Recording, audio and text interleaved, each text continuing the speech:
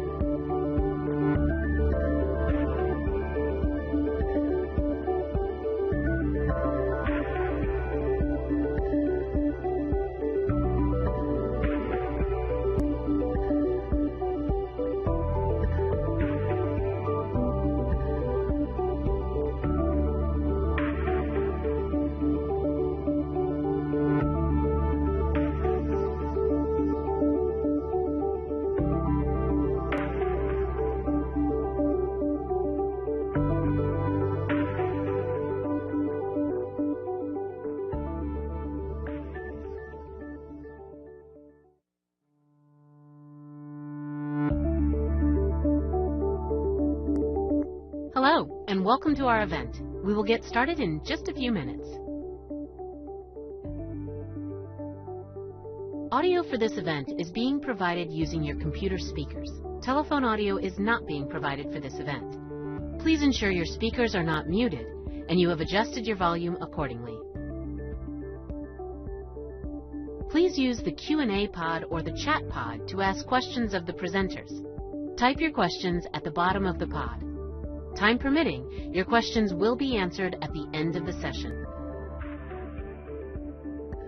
If you would like to make the presentation slides full screen, click the outward 4-arrow button in the upper right corner of the pod containing the slides.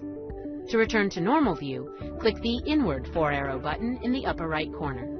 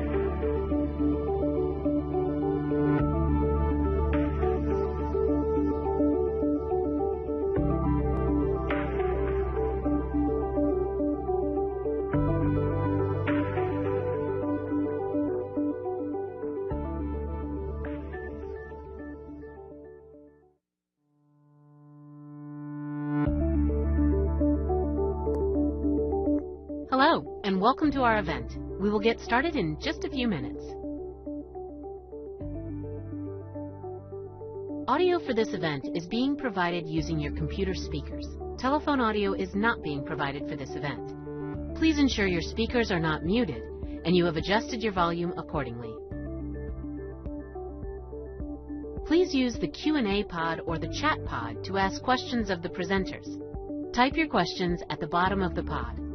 Time permitting, your questions will be answered at the end of the session.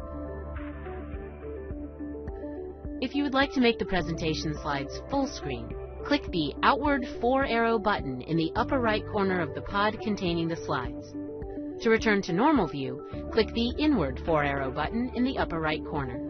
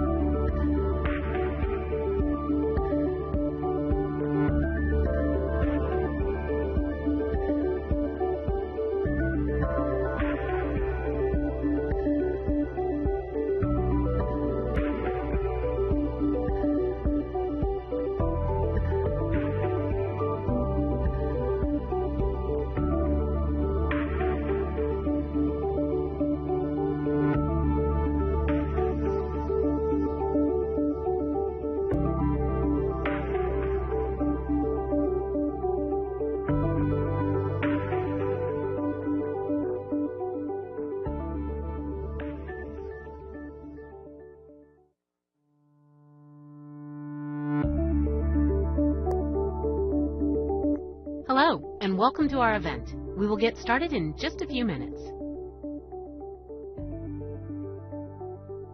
Audio for this event is being provided using your computer speakers. Telephone audio is not being provided for this event. Please ensure your speakers are not muted and you have adjusted your volume accordingly. Please use the Q&A pod or the chat pod to ask questions of the presenters. Type your questions at the bottom of the pod. Time permitting, your questions will be answered at the end of the session. If you would like to make the presentation slides full screen, click the outward 4-arrow button in the upper right corner of the pod containing the slides. To return to normal view, click the inward 4-arrow button in the upper right corner.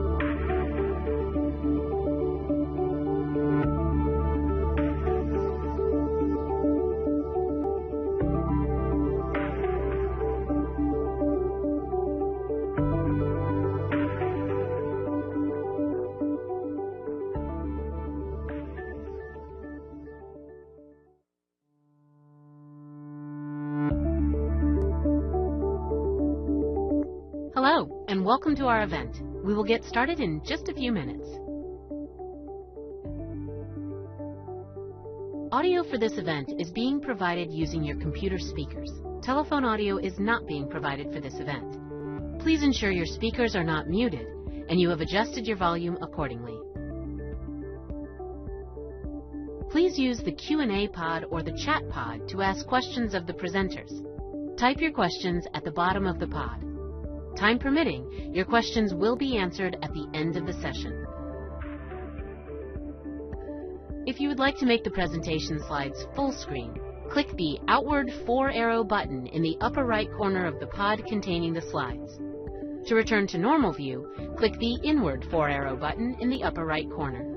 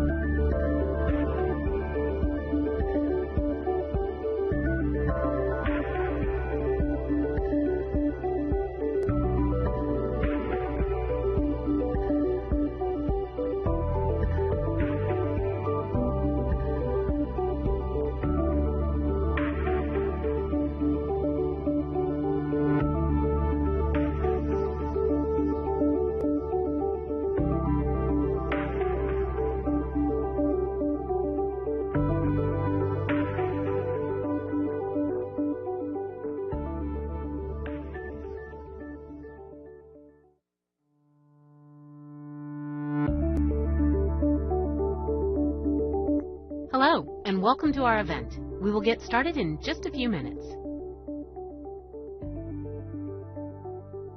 Audio for this event is being provided using your computer speakers.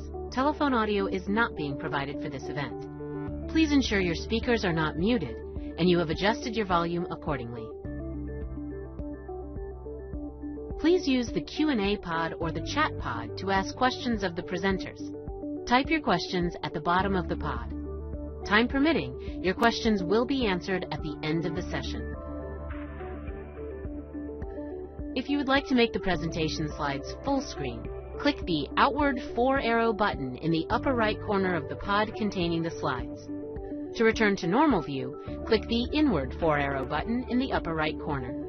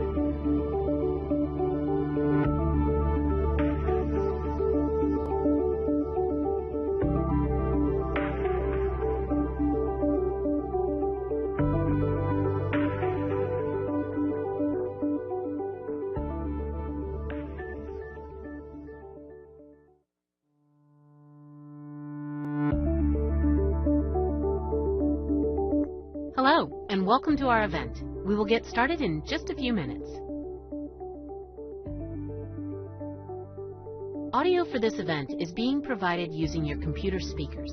Telephone audio is not being provided for this event. Please ensure your speakers are not muted and you have adjusted your volume accordingly. Please use the Q&A pod or the chat pod to ask questions of the presenters. Type your questions at the bottom of the pod. Time permitting, your questions will be answered at the end of the session.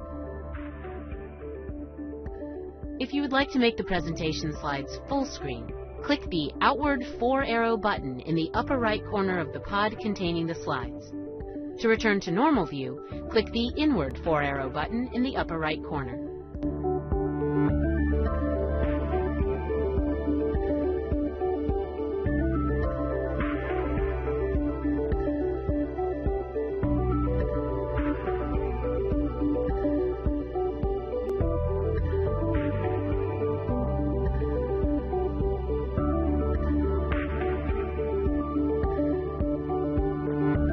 As a speaker.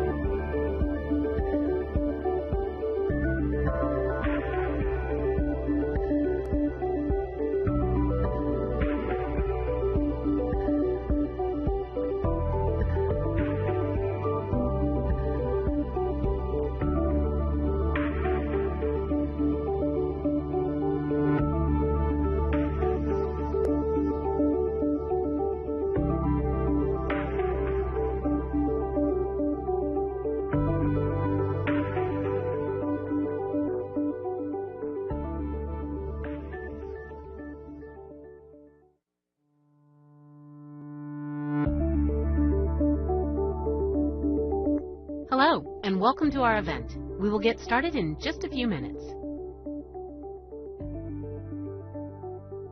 Audio for this event is being provided using your computer speakers.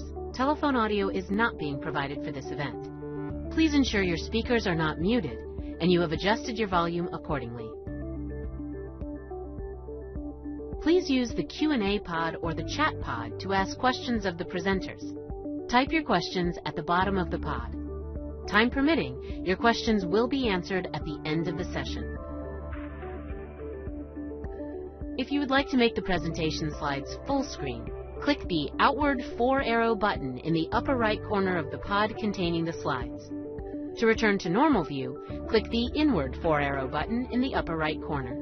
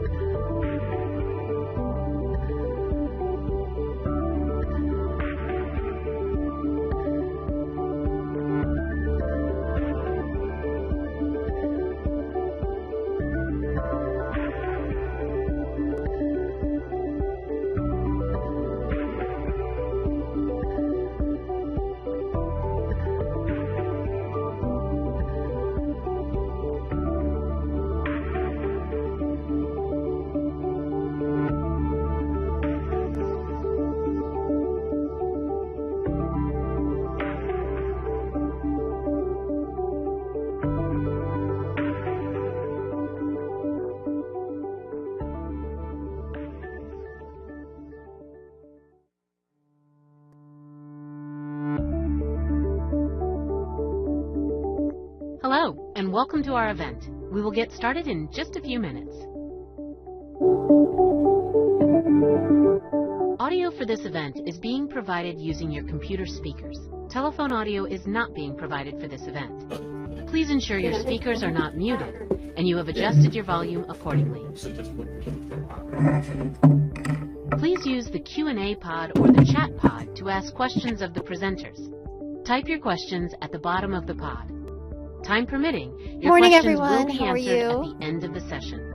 Welcome back. For those of you who If you would like to joined make us the yesterday, presentation thanks for slides coming full back. And for screen, those of you click the outward in person 4-arrow and button online in the upper right that, corner of the pod this is containing your the first slides. day. Thank you for To return joining to us. normal view, The click theme of the this inward conference this year 4-arrow again button in is the upper right innovation corner. in medical product development. Yesterday was a great day full of learning, and I know today will be too, so thank you. First things first.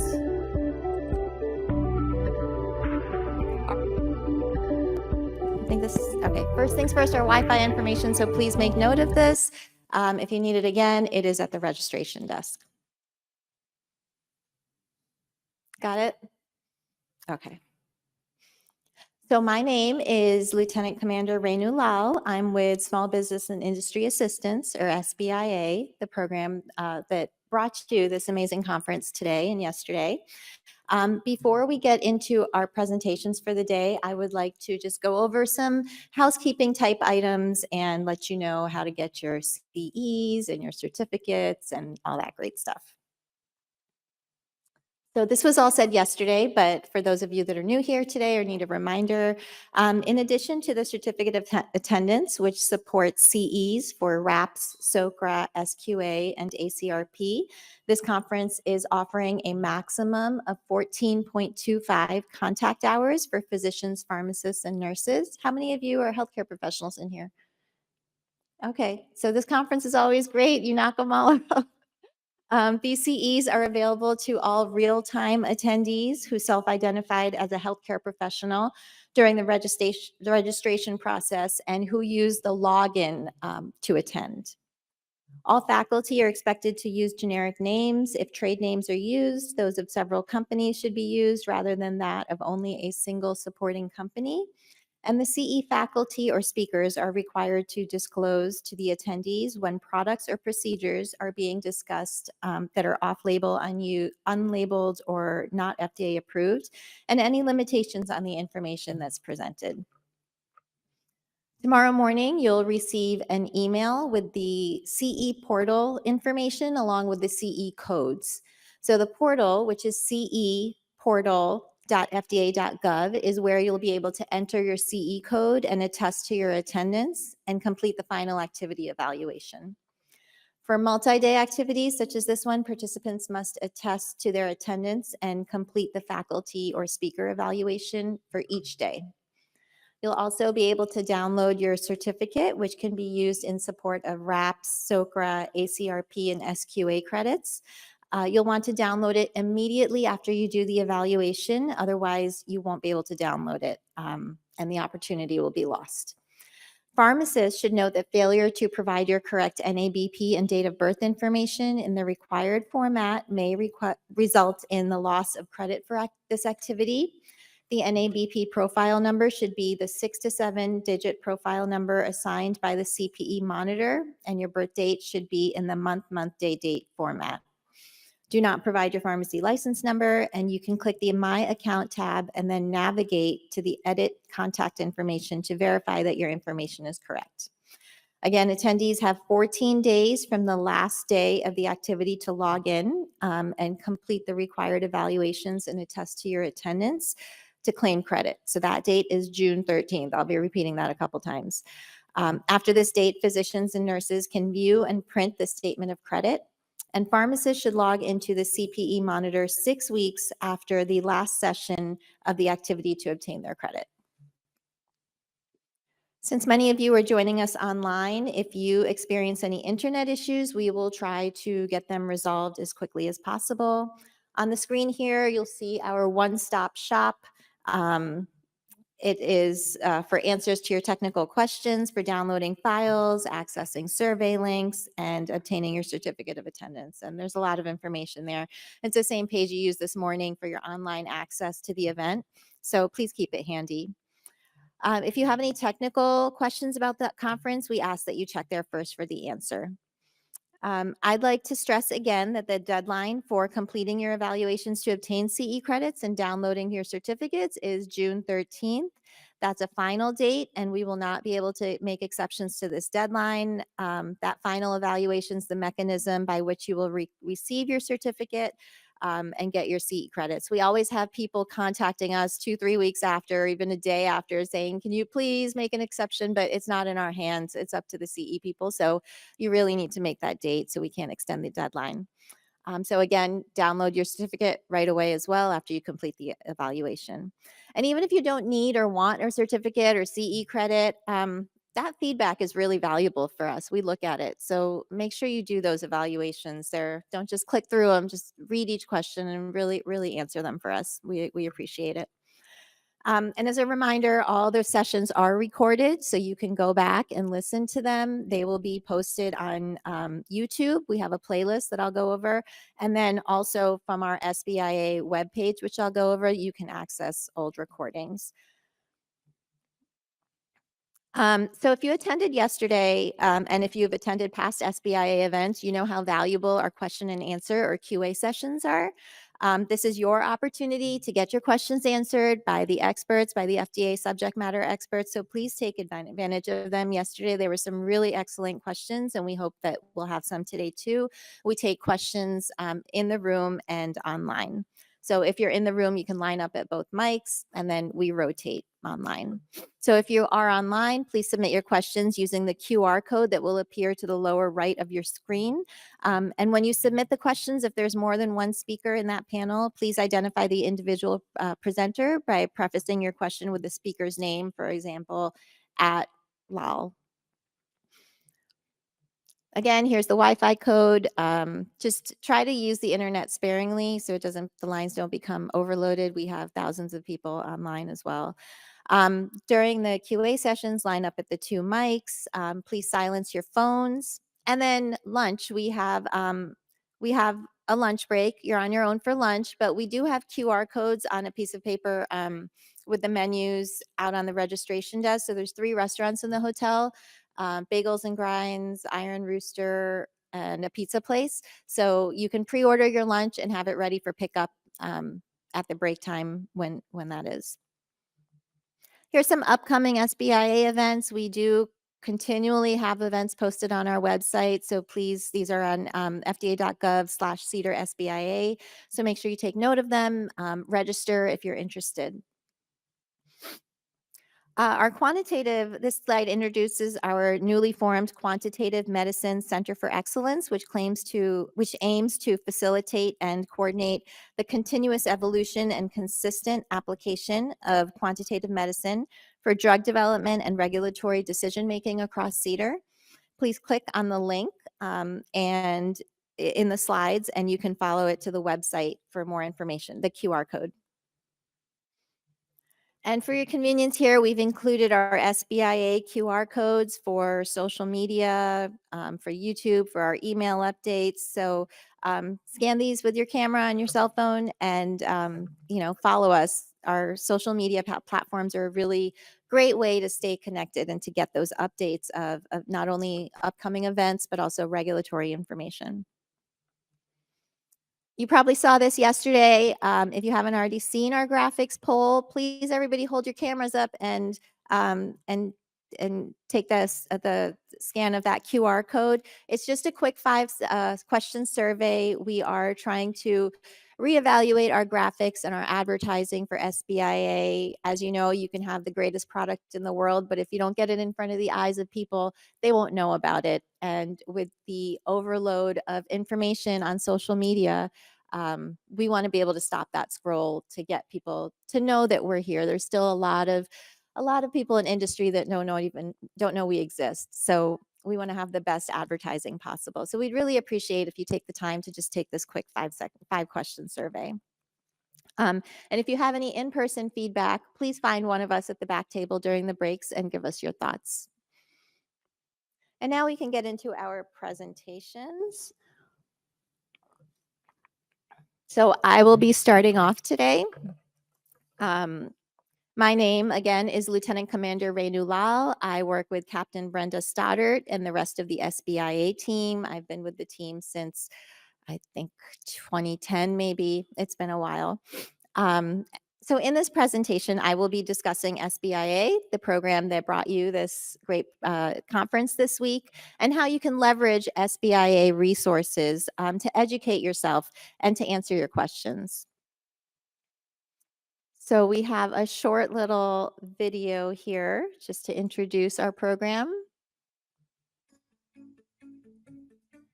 The journey to develop and market a human drug can be long, complex, and filled with regulations. But FDA CDER Small Business and Industry Assistance, or SBIA, is here to help. SBIA provides education and answers to help all regulated pharmaceutical industries, not just small business, all over the world. What do we offer? Web resources for all your questions and training needs, the popular regulatory education for industry, or REdI conferences, free events that offer direct interaction with FDA subject matter experts and provides RAC credits. We offer free webinars to share FDA's knowledge and expertise, featuring live question and answer sessions, video and audio archives, and virtual attendance from anywhere in the world.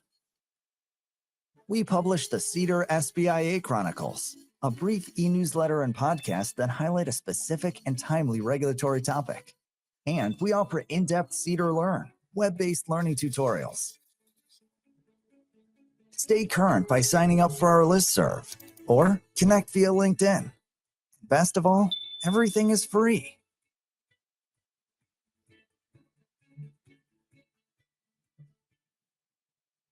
That's just a fun little animation that we use for our promo, just to kind of give you an overview, but we do so much more. So I'm going to go into all the details on what we do and how you can leverage our program. So today's presentation will focus on how SBIA can assist you. After listening to this presentation, you should be able to locate the SBIA web pages and identify 3 resources we provide that can help you. And then also understand how to register for events and find recordings for past events. I know some of you may have had the event forwarded to you or heard through word of mouth, but we want you to be able to go straight to the source and find out what else we offer and what's upcoming.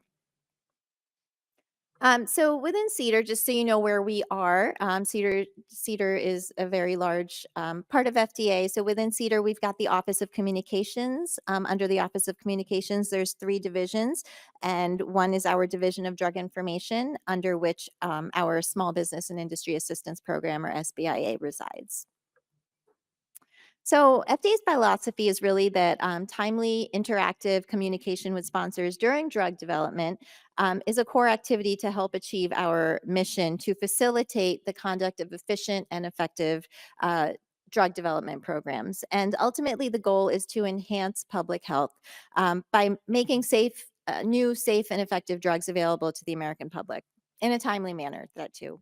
And we know that on industry side, it's not always easy. It's often very difficult to navigate the complex regulations, to navigate our website, just who to contact, how to reach someone.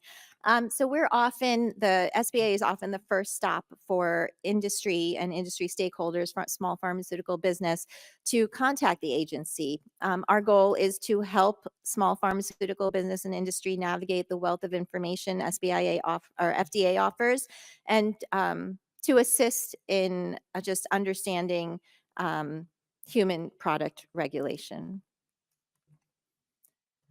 So our mission here is to ensure that industry stakeholders have immediate access to resources, education, and training, allowing for a more clearly informed and efficient drug development process, with the goal of approving safe and effective human drugs and biopharmaceuticals. And our vision is to serve as the premier educational source for industry on human drug and biopharmaceutical development and regulation. So we don't want industry to go and pay all this money for someone somewhere else to get. We want you guys to come to us. We offer it for free. You get it straight from the source. We have Q&A sessions with the experts. So we really want people to come to us. That's our overarching vision. And we really believe that with real-time support that for industry, that you can be better informed. And we hope that this really helps you. And that you'll have more constructive interactions with FDA. So we often get the question, do I need to qualify to be a small business? Our name is Small Business and Industry Assistance. Can I see a show of hands? How many of you feel that you need to meet certain criteria to contact us to take advantage of our program? So the answer is no, actually. We started off tailoring to small business, and we still do, but we don't turn large pharma away. A lot of you are from large pharma. So, we know the small business needs that more hand holding. They don't have as much people, they don't have as much resources, but our program is open to everyone. We define small business as having 500 employees, including employees of affiliates, but we're really open to everyone. So you don't need to qualify by size. We help all of industry, but we do focus on small business. But the majority of people, actually over 50% that take advantage of our services, are from large pharma, but that means that just under 50% are small pharma. So, and again, we want to reach people's eyes and ears. So that's why we want to kind of boost our advertising and find new ways to get in front of small pharma. So we really appreciate your feedback. So this map here represents one of our conferences from last year, and just the attendees to all the conferences. To the conference, you can see people were awake, as they are now, all over the world. A lot of people from Asia, Europe, Africa, US, Canada. So this is real-time attendance here on this map. So it just shows you where our reach is. It's about 30% global. So we really appreciate everybody that's online, all of you that are in the room, because we do reach a pretty wide range of audience. So I'm now going to review the various resources we offer, including direct communication services, our web pages, our training resources, and news and updates. So let's take a look at our direct communication services. This is one feature that I feel like a lot of people don't quite know about. You hear about the events, but you can call us, you can email us anytime. And if we're at work, we will respond. So we have a staff of over 40 pharmacists and healthcare professionals that answer direct inquiries from industry over the phone and over email. Last year alone, we responded to 5,000 inquiries. Here's our information. And so we receive a wide variety of questions and we respond pretty quickly. Within a couple days, you'll hear from us. We are live people on the other end of the phone, on the other end of email. We have two of our staff joining us here that answer the phones. I respond to emails. So, if you have a question, please don't hesitate. Don't feel intimidated to contact us just because we're FDA. We're here to help you. And if we can't provide an answer right away, we will let you know that we're consulting a different group or direct you to the right place, but we will respond. You will always receive a response from us. And this service, again, is available to everyone. You don't have to qualify.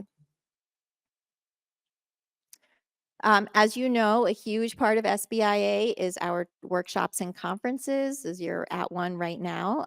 And we call all of these conferences collectively our Regulatory Education for Industry, or REdI conferences. This just happens to be the REdI annual conference, kind of like the first one we started out with years ago.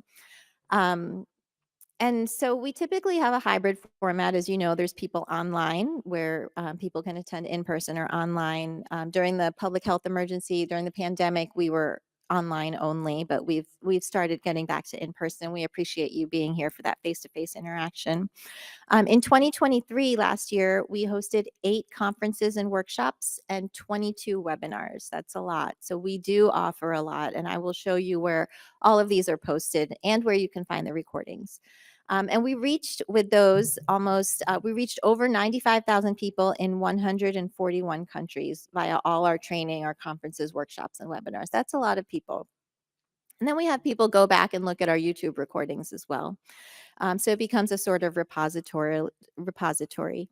And last year, so to highlight some of these conferences, last year we held our 3rd annual collaboration with CDER's Office of Medical Policy for CITSI, our clinical investigator training course, which is always a huge success.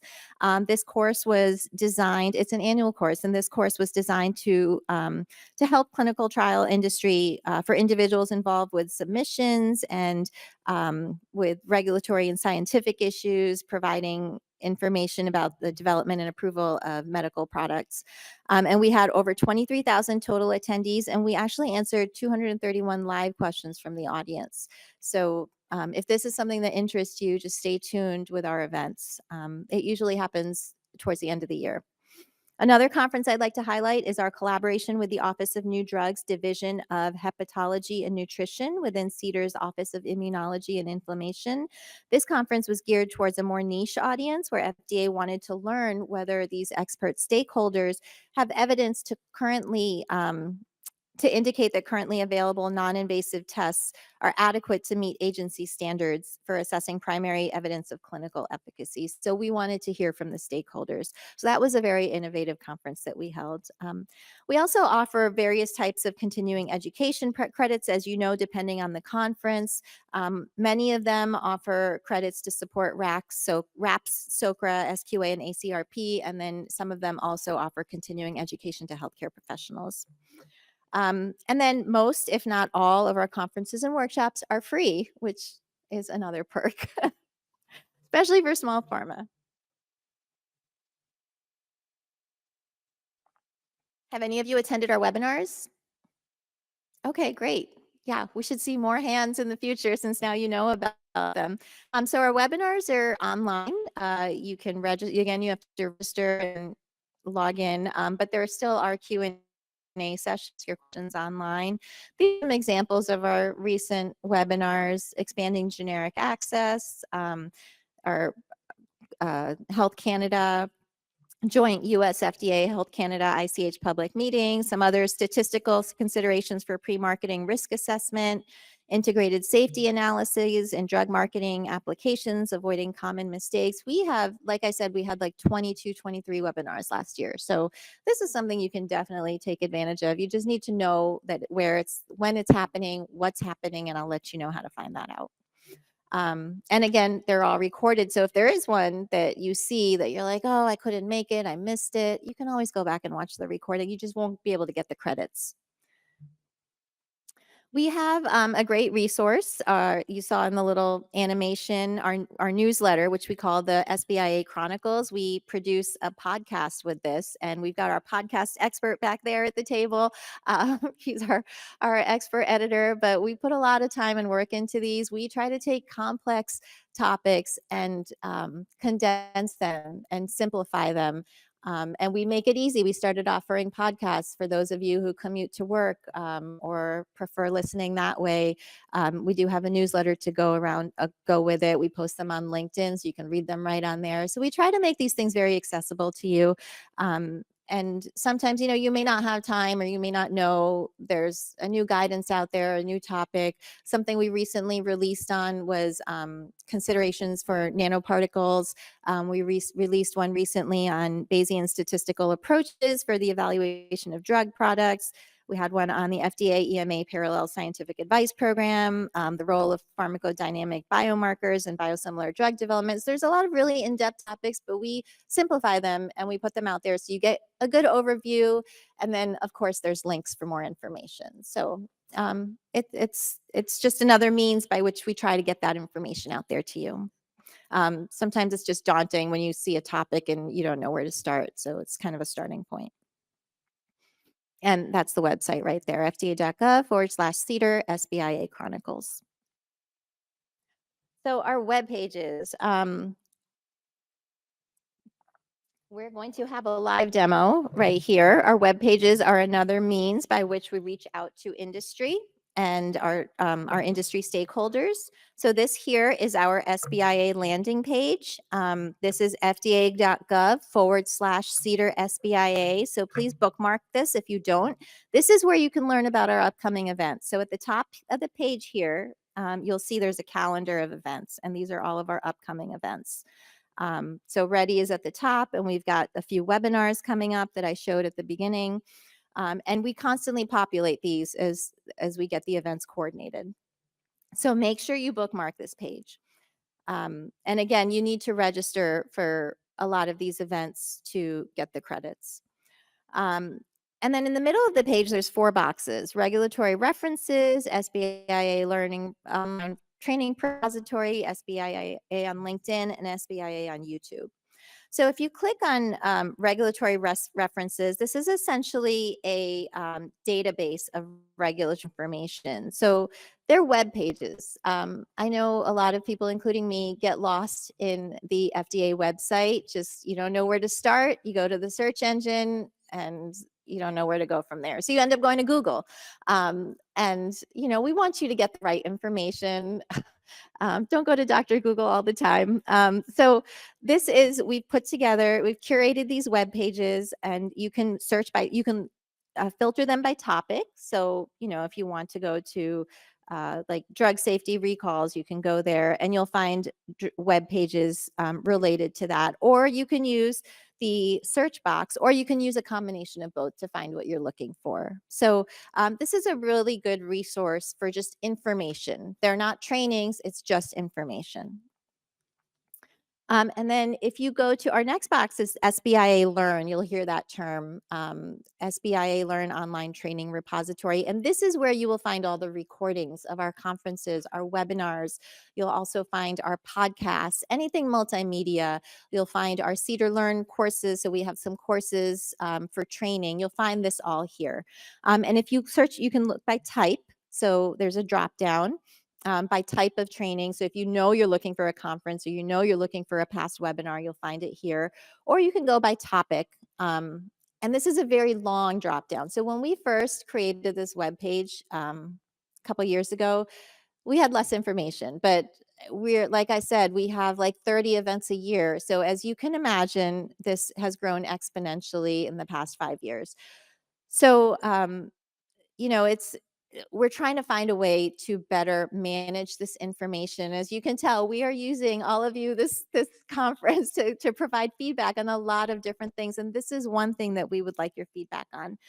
So we're thinking of revising this web page and how to best revise it. So one thought we had was to maybe turn it into a sort of curriculum, so you could choose, like, if you're a beginner in the field, or if you are, you know, intermediate or an expert, depending on what your level of competency is, start by choosing that. Because if you're an expert, you don't want that basic information. If you're just starting off, the complicated information, you'll be lost, right? So maybe starting off with that, and then having different tiers of filters. So right now, if you scroll down, if you wanted to find something on clinical trials, so click clear filters, and then under topic, go down to clinical trials and research.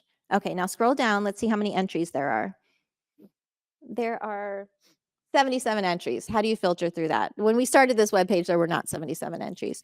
So we're thinking maybe to make some tiers, like first you choose new drug development, then you choose clinical trials, then you could choose like something like adaptive trials, or you know, something specific. So different tiers to kind of get you to where you want, in addition to your level of expertise.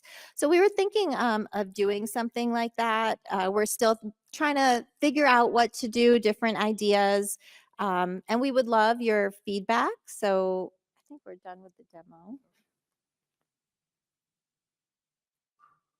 So we have another poll for you. And so for those of you that are online, please take this poll. And those of you in the room, I'd like to see a show of hands. So the question is, would CDER SBIA Learn be more helpful? And again, this is the repository of trainings, multimedia information. Would it be helpful if there was an option to A, filter by multiple tiers of topics, like I just suggested, by competency level, and by topics broad to specific, maybe 3 different buckets? Would it be helpful to filter by, and then would it be helpful to filter by competency level, like basic, intermediate, advanced? And then finally, C, would it be helpful to have both? So please, online, take a minute to do this poll, and we're going to look at this feedback. How about in the room? How many of you feel A, just by the multiple tiers of topics? 1, 2, 4. Okay. And how about B, by competency level? Okay, and how about both?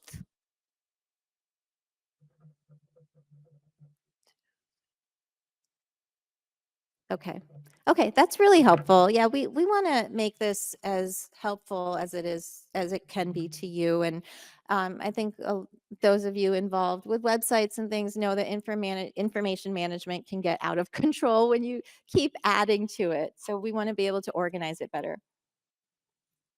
But I appreciate your feedback. And if anybody has additional ideas that you want to talk to us about this, about our graphics, we have prizes. We have SBIA prizes. So the first person to find me during a break will get the prize if you can provide me with some feedback.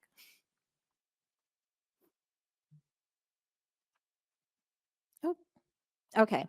So going back to if you had gone back to our landing page, fda.gov/SBIA, we also have a box for YouTube. So this is our YouTube playlist. And after this conference, if you want to go back and, and look at another recording or share it, even share it on your social media feed with your company or your colleagues, you can do that. We have, since I think it was 2019, we started posting everything on YouTube. So it's been great because you can share, which is the best thing. We can track to see who's viewing it, what people are interested in.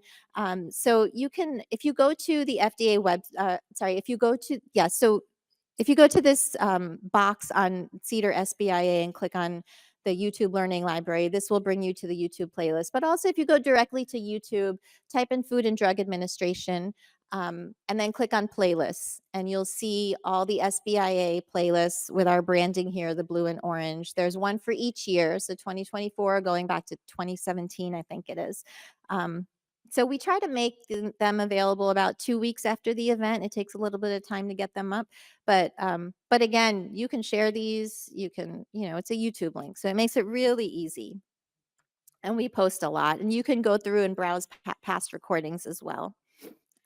Again, if you go through the past YouTube links, you won't get the credits like the CEs and the certificates, but it's great information, even to use as training for your members of your companies, to filter that out and find the appropriate trainings if you went to a really good course and there's a new employee that can help them, take advantage of this.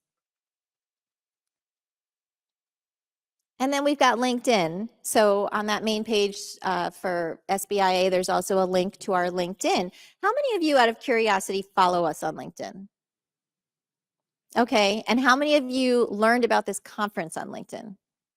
Oh, wow. Okay, great. Yeah, we do a lot of advertising on LinkedIn as well. We try to go outside of our followers. We started off obviously with 0 followers. I don't remember when, but it was probably about 10 years ago. And now we're up to over 38,000, 40,000, something like that. And we use LinkedIn to push out information about our events. We use LinkedIn to push out information about new guidances, regulatory initiatives. We post these fun little polls before events, and that actually gives us information. The speakers get information about, what do people know? What do they not know? So please join us on LinkedIn, follow us, and you won't be sorry. You'll get a lot of information, and share it with your colleagues if they are not on as well. We also send out email updates via our listserv, I guess. How many of you are on our listserv? Okay, so you guys should all sign up for that. It's another way. If you're a more traditional email, I know this nowadays people want all the social media, but if you're more traditional email, you'll get everything right to your inbox. Same types of things: conference updates, news, industry updates, webinars. You get everything right to your inbox. So it's a great resource to have. So that brings us to our challenge question. Challenge question number 1. In which of the SBIA resources can you find a database of searchable FDA web pages relating to drug development? A, regulatory references. This is referring to the boxes on our webpage. B, SBIA Learn online repository. C, calendar of upcoming events. Or D, SBIA Learning on YouTube. And again, this is searchable FDA web pages relating to drug development. Oh, I guess in the room we need a show of hands. A. Okay. B. C. And D. Okay, well, the answer is A, regulatory references. The SBIA Learn online training repository is those recordings and those multimedia resources. But regulatory references is the web pages that can give you information. And which of the following statements is not true? You can stay connected with the latest regulatory information and offerings by subscribing to the SBIA listserv and following SBIA on LinkedIn. Industry stakeholders may call or email SBIA directly. SBIA services are only available to companies with less than 500 employees.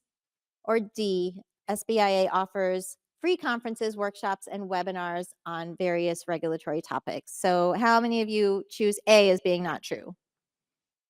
B? C? Yay. D. Okay. Yeah, like I said, we're available to everybody. These are just some of our QR codes. We also have little exhibit postcards out on our exhibit table right outside the door that have all these QR codes. Again, this is to our webpage, our SBIA Learn, YouTube, LinkedIn, and our email updates, so you can get all of those. And if you just go to our fda.gov/CDER SBIA, you'll get links to all of these right there. So I hope that I've enlightened you with some new information. I think I have, because just by the show of hands and the poll questions. I hope you'll be able to leverage us better as a resource. All of our programs, again, are geared towards educating industry across the entire spectrum of drug development. So here I'm going to leave you with some action items. When you leave here today, I know you're going to have an onslaught of information and it's going to be hard, but please make it a point to try to follow through and do these. So email or call SBIA with your regulatory questions. Don't be hesitant. We're real live people on the other end. You're not going to go on some blacklist or record for contacting FDA. We will help you as best as we can. And again, there's our email and our phone numbers. Bookmark our websites. They're very useful. Browse our playlists on YouTube, share them on your social media channels, share them with your colleagues, incorporate them into your training curriculum for your employees, and follow us on LinkedIn. And again, share it with your colleagues. And then subscribe to the SBI listserv, which is the email updates.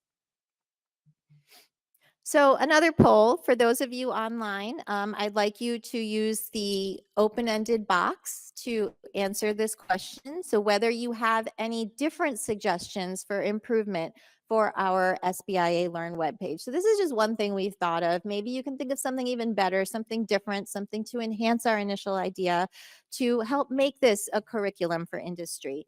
We won't be able to project the responses, but we will be looking at this feedback, so we really appreciate it. And for those of you in person, please share it with me sometime today. I'm around during all the breaks. I'm just back there. I'll be moderating all day. So please find me or find Captain Brenda Stoddard. She's right there. So find her, any of us at the SBIA table, you can share your feedback. And the first person to do so gets a prize. So play around with our SBIA Learn website during your breaks and just let us know your feedback. So with that, I can take any questions. Mm-hmm.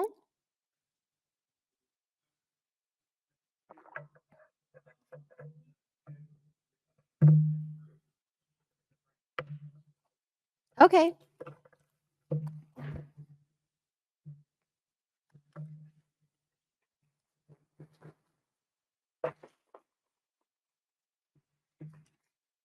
So let me find our speaker information for our next two speakers. Okay, so our first two speakers after me are Dr. Allison Karish and Susan Patty, and they will provide a brief background on FDA's informed consent requirements and discuss proposed revisions to make informed consent more understandable for potential participants with reference to the new draft guidance on key information and facilitating understanding in informed consent. Dr. Allison Koresh is currently Director in the Division of Clinical Trial Quality within CDER's Office of Medical Policy.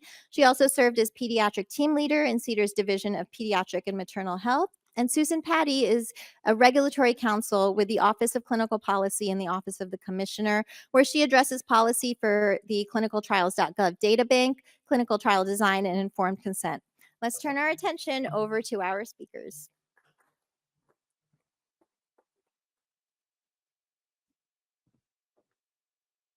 Good morning. Thanks, Rainu. Hope everyone has their coffee and ready to go. I'm Allison Karish. I am a senior clinical advisor in the Office of Medical Policy at FDA. And with me today is Suzanne Patty, regulatory counsel in the Office of the Commissioner, also at the FDA. And we're going to talk to you about key information in informed consent. So, there we go. So standard disclaimers, these views are our own and we have nothing to disclose.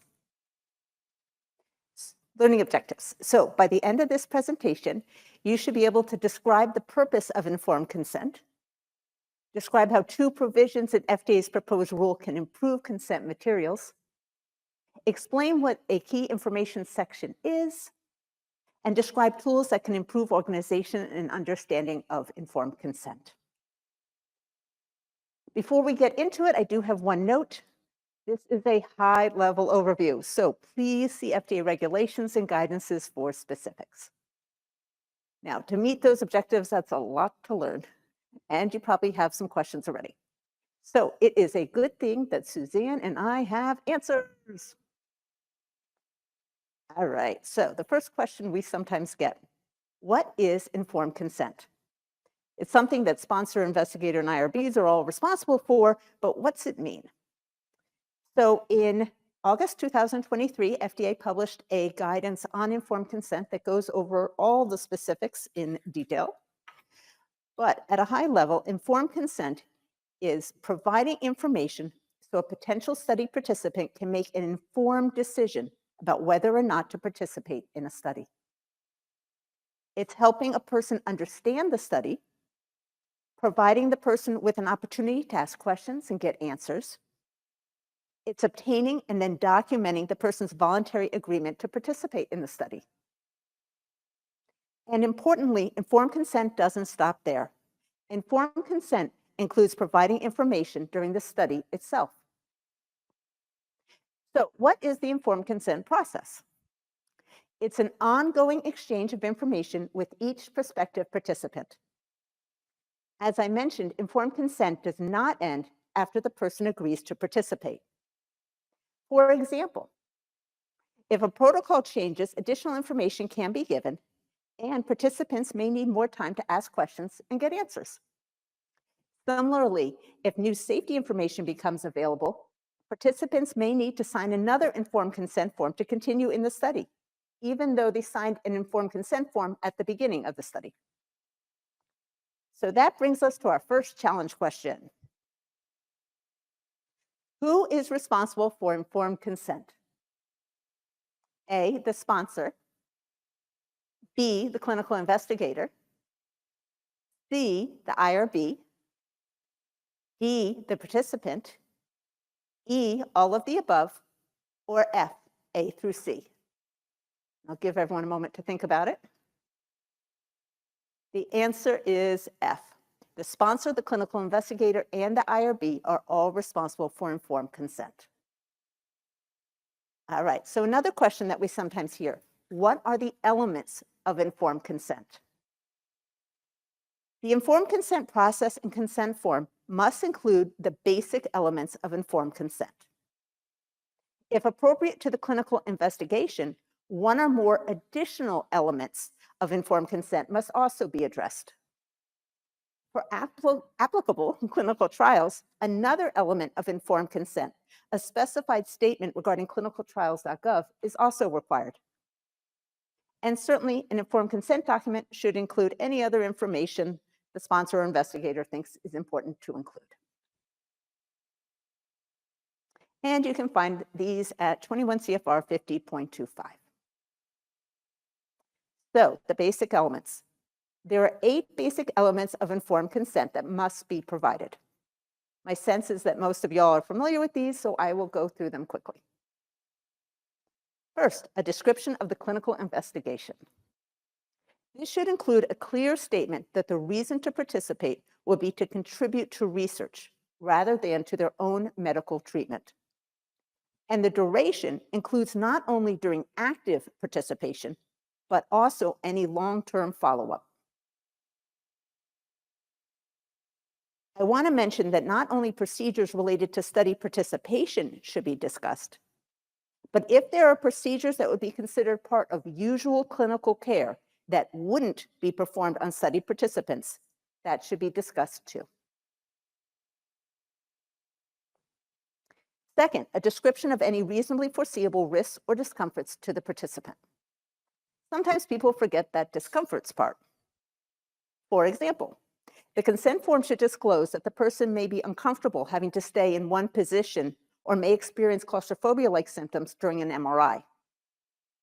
I want to also mention that if unanticipated risks are reported during the investigation, the informed consent discussion and documents may need to be updated with this additional information.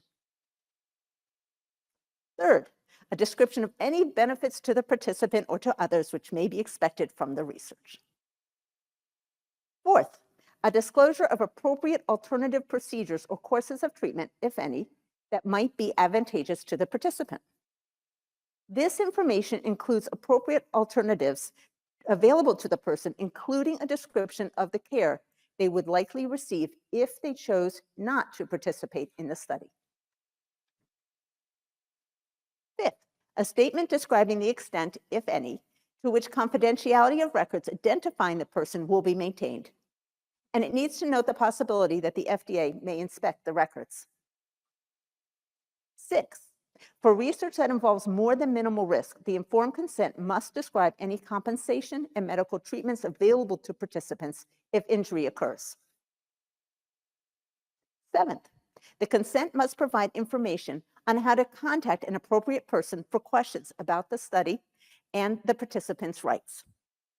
And also, the contact information must include if a research-related injury to the participant were to occur. The last basic element requires that people be informed that they may decline to take part in the study or may stop participating at any time without penalty or loss of benefits to which participants are entitled. Please keep in mind that states or local institutions can provide more protections and may have other rules. As I mentioned earlier, in addition to the basic elements, there are additional elements which are listed here that need to be included when applicable. I again encourage you to read the FDA guidance on informed consent as it discusses all the elements, basic and additional, in detail. Now, that would definitely be a lot of information to put in a consent form. So please try to not write a book and bear in mind that longer consent forms can really limit understanding. Try to avoid making the informed consent seem like a complex legalistic form and avoid high reading levels that can hinder comprehension. These suggestions are to help prospective participants make informed decisions and prevent them from becoming overwhelmed. So that brings us to the third question we sometimes hear. How does informed consent relate to the conference title, Innovation in Medical Product Development? And for that answer, I'm going to turn it over to Suzanne. Thank you, Suzanne.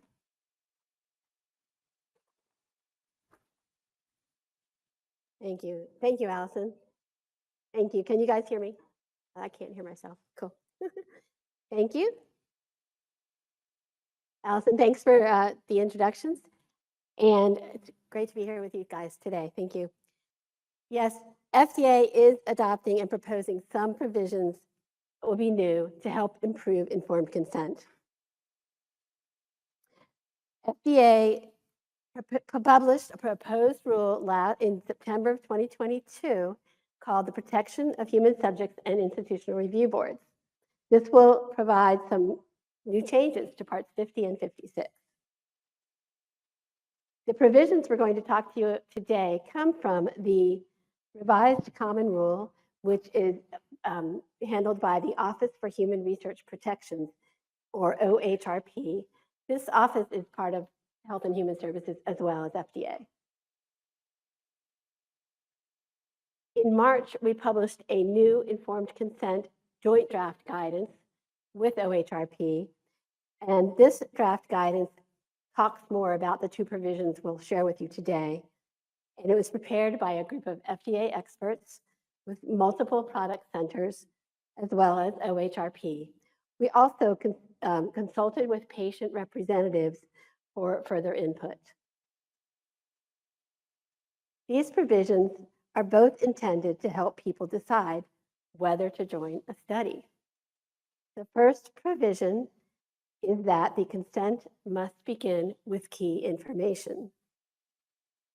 The second provision is that the whole consent must be organized and presented to help facilitate understanding.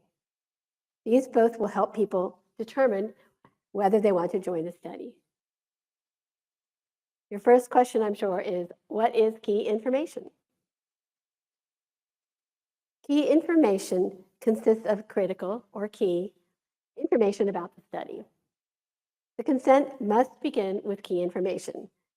This includes written, electronic, or the oral consent process. The information in this provision will explain the study and the reasons why someone may wish to join the study. It also should be concise and focused. It also must be organized to facilitate comprehension. This is actual regulatory language. And if the FDA's proposed rule is finalized as we've proposed it, these will become part of FDA's regulations. Let's turn to the content of the key information. The draft guidance we mentioned examines what type of information from the informed consent elements that Allison just shared with you. We looked first at these required basic elements. We also considered the additional elements, and we looked at what information may be appropriate beyond the elements of consent. For example, what information is collected about participants as part of research if they're in a research registry study? That's an example that might be better for a registry study than a clinical trial. All right. Now let's turn to a key information example. In the guidance at the very end, we included a 2-page example, and I'm going to walk you through the concepts first, and then we'll share with you the visual. So we think it's helpful, since this is new, to put in a statement about key information. This would help the participants know what they're now looking at. Secondly, we think it's really important that you remind participants up front that the request for them to participate is voluntary. And third, a nice crisp description of the research and its purpose is good for starters as well. We also believe that the key information should include both some information about risks and discomforts, as well as potential benefits. For example, critical information about risks and discomforts could state that the researchers do not know if the study drug will have side effects. The study drug also may not help the participant. Note that the key information should only include the main concepts about risks, not all risk information, because that could be quite lengthy. More information about the risks could be included in the body of the consent form. The key information also should include information about potential benefits. These should be clear, straightforward, and balanced as well.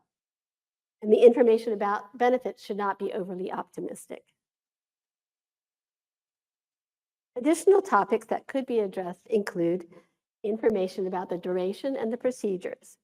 For example, this could include a brief statement about the length of the trial and procedures that may be performed, such as blood draws or an MRI.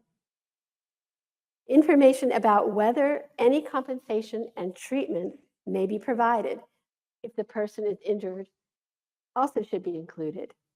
This statement could address whether the trial will cover treatments as well.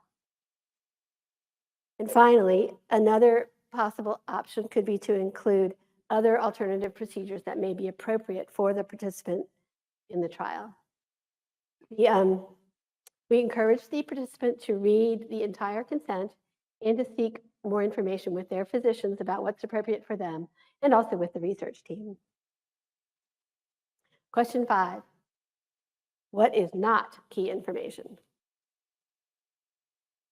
Key information is not intended to be used in place of the consent process. Rather, it can be used to help guide the discussion about consent. It is not a change in the responsibilities for preparing or administering the consent. And it also is not a one-size-fits-all approach for every single study. Rather, we encourage you to look at different considerations for the different types of trials that are being done. We also strongly encourage you to consult with patient groups and communities for their input as well into what might be appropriate from their perspective for the key information section. Question 6, how can consent materials be prepared to help people better understand a study? This brings us to the second new provision in the regulations, proposed provision. This provision addresses facilitating understanding of consent. And in this provision, it states that the whole consent must present research information in sufficient detail, must be organized to help facilitate the participants' understanding of why they may want to participate or not participate. And the consent, I think I did that one already, hold on. Here is an example that we put into the guidance. I recognize that you can't read the words, so this is more to introduce you to the concepts that we embraced here. We did include the boxes we just shared on the other slides, like key information and voluntary participation. However, there are many ways that this key information section can be designed to help people understand the study. The working group prepared recommendations for designing the study using tools and tips that can aid with understanding. In this slide, we show you an example from the guidance. Rather than, again, you can use this way or we can talk about other ways. The main thing here is it's a relatively simple approach and it's a relatively simple trial that we used for the example. So we didn't want to get bogged down in the details. One of the key things that the working group looked at was an article conducted by some FDA staff and a third party that talked about how presentation of information may affect the ability of consumers to understand labeling for prescription drugs. In this research study, FDA found that consumers understood key information better, understood the prescription labeling better when it was provided in a simple format with information grouped together within a defined border. The working group, the article folks called this bubbles. And the bottom line is that the bubble format actually really worked and it improved comprehension. It was compared to an OTC labeling document and the med guide document. So now I'll talk through the example that I just shared and talk about the design tips that we took from this article, but also from plain language guidance that the government often encourages people to use. Here you see that we have used the bubble format, and that is having information grouped together in distinct chunks, which are easier to digest or easier to understand. We've limited the example to a few pages. We placed the risks and benefits side by side on the first page. We also used bullet points to help use simpler phrasing. We have encouraged the use of hyperlinks to the rest of the document or page numbers.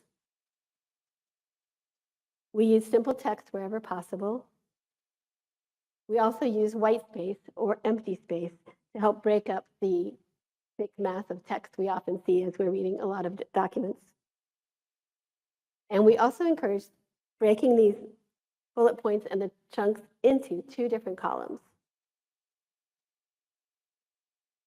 Question 7, is there only one way to prepare a key information section? No, of course. Please consider multiple approaches. We really want you to be creative and innovative to prepare this, and when you're organizing the whole consent. We encourage the use of video, graphics, as well as electronic consent. And again, we really encourage you to consult with patient groups and communities when you're developing this key information section. And after you've prepared the whole consent, it's also a good idea to consult with them to make sure it actually does what we're hoping it will do, which is improve comprehension. I also wanted to remind you that FDA published a joint draft guidance in 2016 for electronic consent. This was published as well with OHRP. And the document talks about the use of technology to improve participants' understanding, including diagrams and images. Like the written consent materials, we encourage you to target the information to the audience you have in mind, taking into consideration their age, their comprehension level, and perhaps their English proficiency or their health literacy is also critical. Why are these new consent provisions important?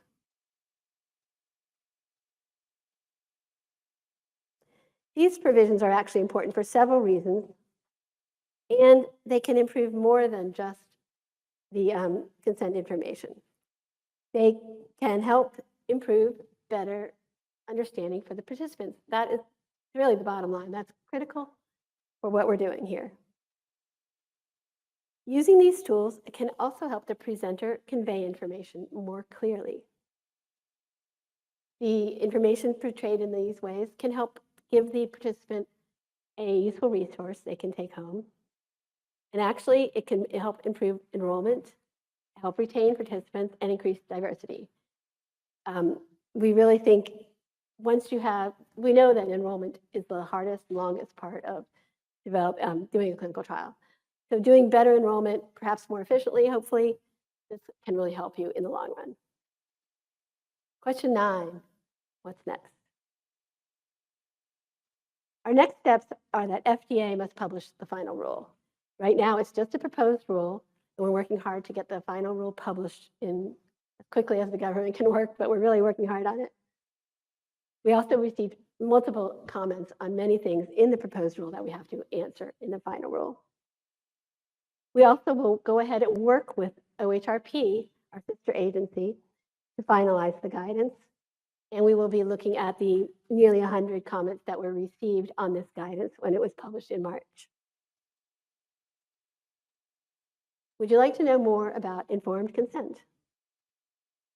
Here's a list on the slide with hyperlinks for the FDA resources. Today, we talked to you about the FDA's informed consent guidance that was issued last August, and this is the main consent information document. We also encourage you to look at our key information and facilitating understanding in consent, which was the draft guidance we just published in March. We also have a link here for the electronic consent guidance for more information there. Here is a link for FDA's regulations about informed consent, which are in 21 CFR Part 50. And here's a link for the FDA's proposed rule on protection of human subjects. Again, it was issued in 2022 and has a great information in it. Challenge question B. Which of the following statements about key information is true? A, the consent form must begin with key information. B, key information must include all basic and additional consent elements. C, key information must use bubbles, 2 columns, and white space. D, key information must be limited to 2 pages. Or E, nothing specific is required. I'll go ahead with the room. Does anyone in the room think A, the consent form must begin with key information, is the true statement? Okay. How about B, key information must include all basic and informed, basic and additional consent elements? Okay. Key information must use bubbles, columns, and white space. Key information must be limited to 2 pages. Or key information, there are no specific regulatory requirements on key information. The right answer is A, the regulations say that key information must be at the beginning of informed consent. Thank you. We have a bonus question. Who is responsible for key information? A, the sponsor. B, the clinical investigator. C, the IRB. D, the participant. E, all of the above. Or F, A through C. All right, I'm going to go ahead to the answer. It's F, A through C. And the bottom line here is that the responsibilities for preparing consent, including the key information, has not changed. The regulatory requirements have not changed about who is responsible. The sponsor, the clinical investigator, and the IRB are all involved and responsible for preparing the key information section. Our main takeaways today are, again, key information must be presented first. The key information and the whole consent must be organized. We also, again, want you to be clear and concise. We don't want to read books when patients are coming to talk to you about consent. We also encourage innovation about the content and the approaches. Finally, we really suggest acting now.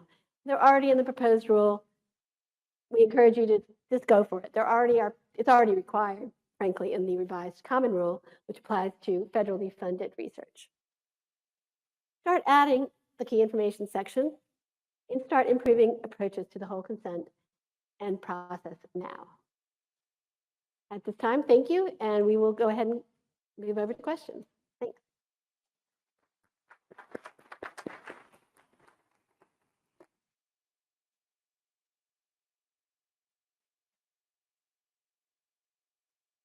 If you guys can line up at the mics for your questions in the room, and then we'll alternate with questions online. Does anybody have any questions for our presenters? Nothing? Oh, we've got one.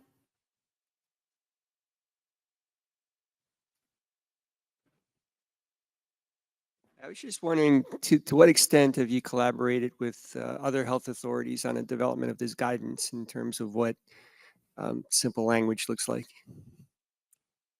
Thank you. So we have received comments from other regulatory authorities, but this guidance was done primarily from FDA and OHRP's perspective. But when we were looking at the ICH E6, which is the Good Clinical Practice Guidance, that was an international project, and we do have some language in there about the importance of clear and concise information about informed consent, as well as consulting with the participants and stakeholders. Thank you for that question. Satya Ganeshan from UCB. Is there any requirement for putting information for access for their own data by the participants should they need it, or how do you inform them of that if they need that information? Thank you for that question. You asked about whether the consent could include information about how participants themselves may access their data. This would be an example of what may be appropriate additional information. And it's not addressed in the regs, but it is something that may be appropriate to include, and it could go into the key information section as well as the main consent. Thank you. Do we have any online questions? A question directed to Dr. Koresh. How do we approach consenting subjects for research that use an app that requires subjects another consent to collect sensitive info like geolocation or attitudes? I'm sorry. So the question was, how do we get in consent when you're using another app? Yes. How do we approach consenting subjects for research that use an app which requires subjects to consent to collect sensitive information like geolocation? Collecting sensitive information. So if the sensitive information is being collected, that's part of the consent. And it doesn't matter if it's being collected because they self-report where they are or because they have holding a device in their pocket when they travel, right? So sensitive information is consent information that has to be included no matter how that, in this case, geolocation data is going to be collected. Do we have any more online questions? Sure.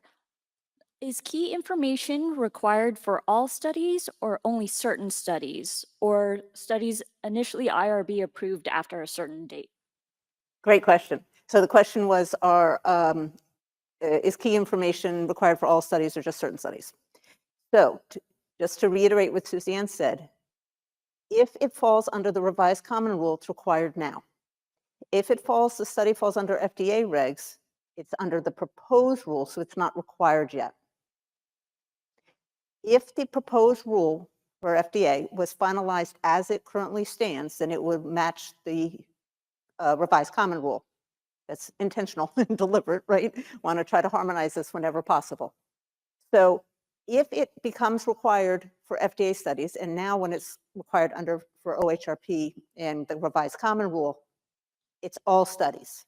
There is no caveat where if you're only enrolling a small number of patients or participants, or you're only having a limited number of sites or something, no, there won't be carve-out exceptions as is currently proposed. Anything you would add? No, good. Go ahead, Nora. Thank Do you. we have Another any more? question. This was addressed to Suzanne. Is the same type of approach expected for other types of consent form? For example, pregnancy consent or optional testing consents? Thank you for the question. I believe you asked if this type of approach is appropriate for other types of consent, like for pregnant people. And the answer is the key information section must be included and the consent must begin with that. But we want you to be creative about the approaches. So how you do it is really open and up to you guys. What's most appropriate for pediatrics may be different than a geriatric community. Thanks. And with pregnant people in particular, the known teratogenicity, the known side effects or harm of the drug could impact whether or not it rises to the level of key information or not. Thank you. Great. It looks like we have a question in the room. Hello, my name is Sherry Lee. I'm from Premier Regulatory Consulting. I had a question about implementation. So when you have a final rule, how long do you expect clinical trials to start implementing it? Thank you for the question. The question is, how long will it take for the information to be required once the proposed rule is, once it's finalized and published? Usually there is a certain date within the final rule for proposing for the actual finalization. I'm not sure. It will depend. It might be 90 days, 60 days or 90 days. That's part of why we're getting the word out now and why Suzanne stressed start now, right? The idea is that this is a good thing, right? And so there shouldn't be delay. People, this audience and everybody else should think, gosh, if this might help study participants, let's do it now, right? So that's the impetus, even though it may not be required yet. It also has been out there now since 2017 when the revised common rule was finalized. I realize that's for federally funded research, but the word's been getting out and we're pleased to issue this guidance now so that you can help prepare your consent forms in the way that will be appropriate once the final rule comes out. Thank you. Do we have any more online questions? Yes. Can you please provide or let us know where to find a Microsoft Word template for the bubble form of the informed consent? So thanks for the question about the template and the bubble formats. You don't have to follow that exact format, but if you do, there are ways you can prepare the bubbles. I found them in the shapes section as well, and you can put the text within those shapes, so it'll automatically shuffle the size of the bubble. I want to reiterate what you just said. It's not intended to be a template. What's in the draft guidance is an example. And we really strongly encourage industry and sponsors and investigators to innovate and to think of other ways that it could be presented that might be even better. But it's an example. It doesn't have to be followed by any means. Thanks. Any more questions? Dr. Crash again. Does a consent form which is less than 5 pages require key elements? Thank you for that question. Does the consent form that is less than 5 pages require the key elements? Yes. As Allison mentioned, those required elements are in the regulations now and have been for many years. And whatever the length of the consent form is, it has to have all of those elements. That said, maybe for a simple study, you could do a shorter key information section. And if the key information section includes all of those required elements, that could be sufficient for the consent form. So it could be as short as a couple pages. I know that's not realistic all the time, especially for FDA regulated products, but brevity does help with comprehension. Thank you. I think that's all the time we have for questions. Thank you. Thank you. Thank you. Okay, our next two speakers, Jonathan Resnick and Sayom Sine, will be providing us with an FDA ECTD v4 implementation update and a CDER Next Gen portal update. Jonathan Resnick is a project management officer in the Division of Data Management and Services and Solutions within the Office of Business Informatics in CDER's Office of Strategic Programs. And Sayom Sine also works in the same office as Mr. Resnick in Supervisory Operations Research. I'd like to give a welcome to our speakers.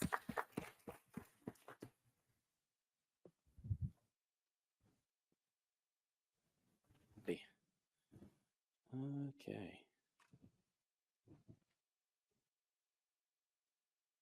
So this morning I'll be talking about our FDA ECTD version 4.0 implementation update. We are busy getting ready to start accepting this 4.0 standard. So the learning objectives for this morning's presentation are: number one, understand the fundamental ECTD 4.0 concepts, be able to discuss FDA's ECTD 4.0 implementation strategy, and know how to prepare for ECTD 4.0 in your organization. So I start with the goals for ECTD 4.0. Looking at ICH's ECTD 4.0 implementation guide, it talks about some of the key business drivers. And this is not an exhaustive list, just some of them, but document reuse, the ability to do more with document and metadata lifecycle, the ability to use management of context groups. And I'm going to get into each of these in the following slides. So let's start with the concepts. So first of all, in ECTD 4.0, there's a backbone file, just like there is in today's version 3.2.2. But in 4.0, it's just a single backbone file for the submission. And it's called submissionunit.xml. And it contains the ECTD metadata for all the modules. The harmonized modules, which are modules 2 through 5, as well as the regional module, which is module 1. Now, in addition to that, FDA has been using what's called study tagging files, stf.xml files, to capture metadata around studies as well. That information is going to be rolled up into the submissionunit.xml file as well. Now, on to document reuse. Once a document is submitted, the document can be reused by referencing its unique identifier from the same or different submission unit or sequence. So what is this all about?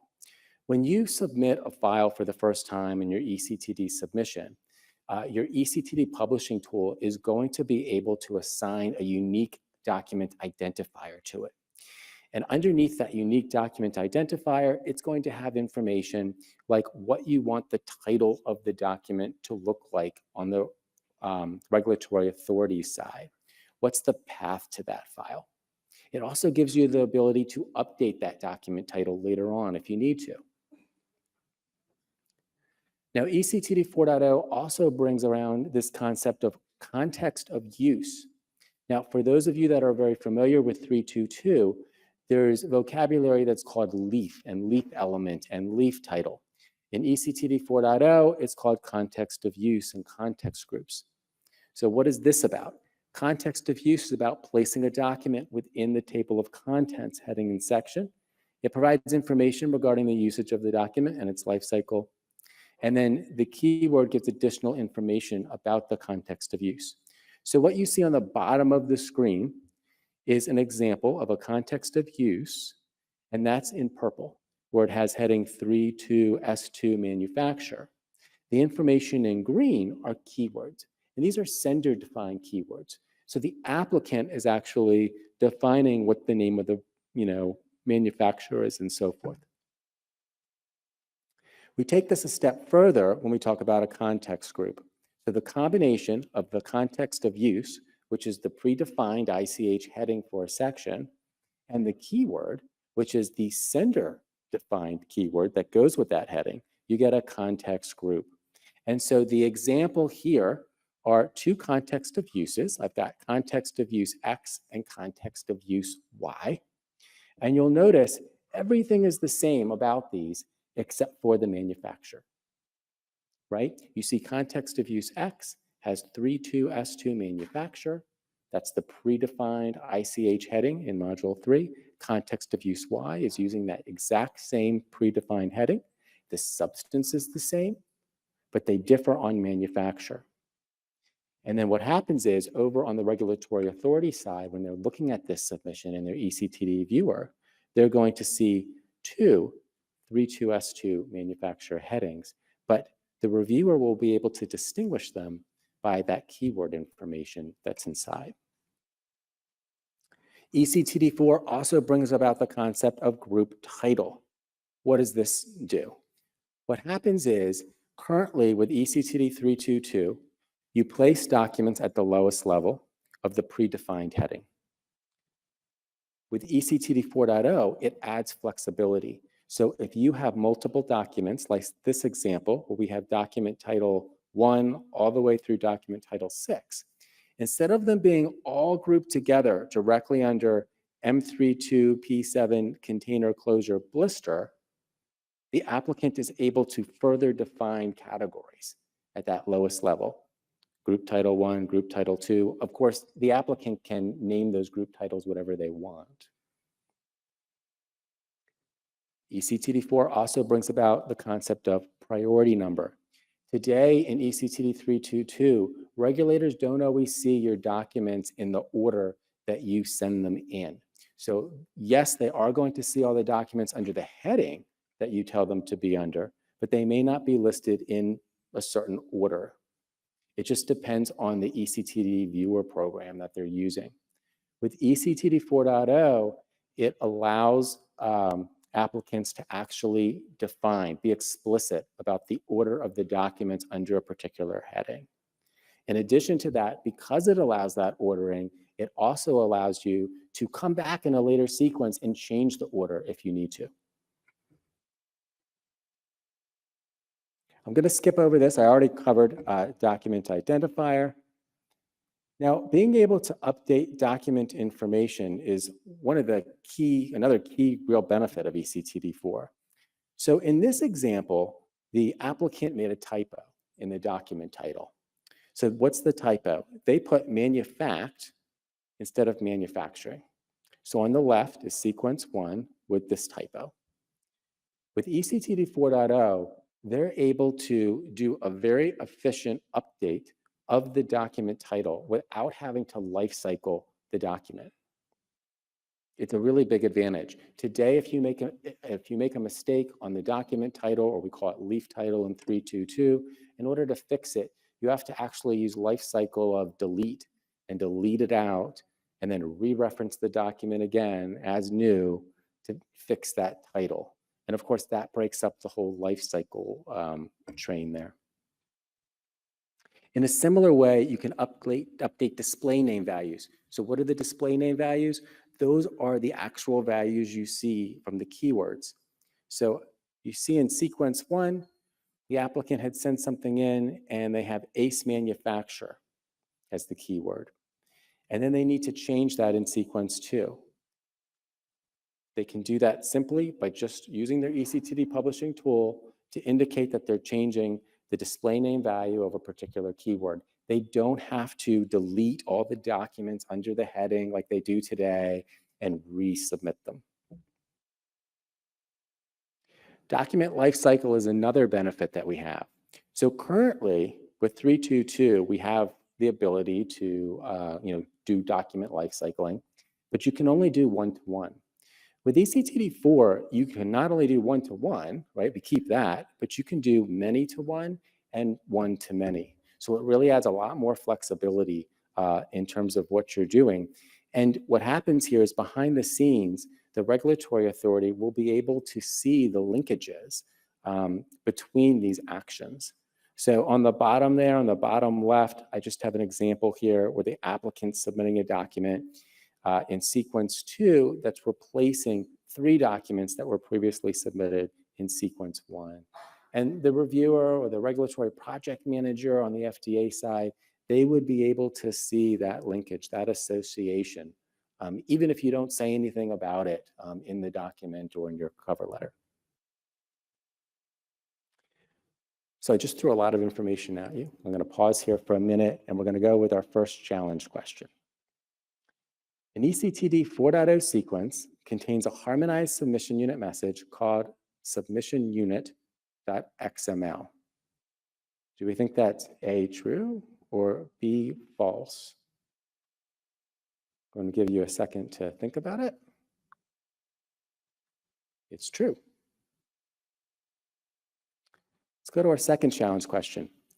eCTD4 document lifecycle functionality allows A, one-to-one, B, one-to-many, C, many-to-one, or D, all of the above. If you're thinking D, you are absolutely correct. All right, so now let's shift gears directly into our FDA implementation strategy for being able to accept these eCTD4 based submissions. It begins at the ICH level, right? FDA is implementing something that was developed at ICH. So obviously the ICH materials need to be ready to go. And they are. And they have been actually for a few years.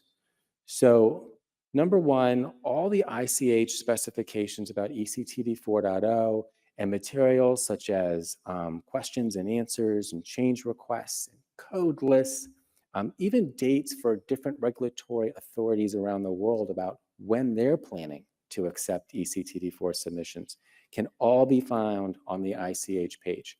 Now, I have a QR code on the top of this slide to make it easy, but also at the end of this slide deck, I actually have the URL to the ICH page where you can get this information.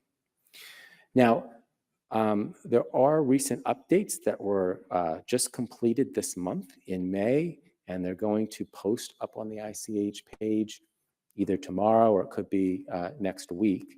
And that's version 1.6 of the implementation guide and version 1.6 of the code list and the latest version of the Q&A change request document.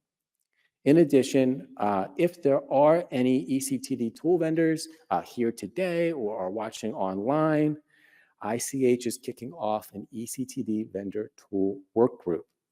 This is going to be a great opportunity for the eCTD tool vendors to actually get to have some live discussions with the ICH experts on eCTD 4.0 to talk about any questions they have around updating their tools and anything else that's coming down the road.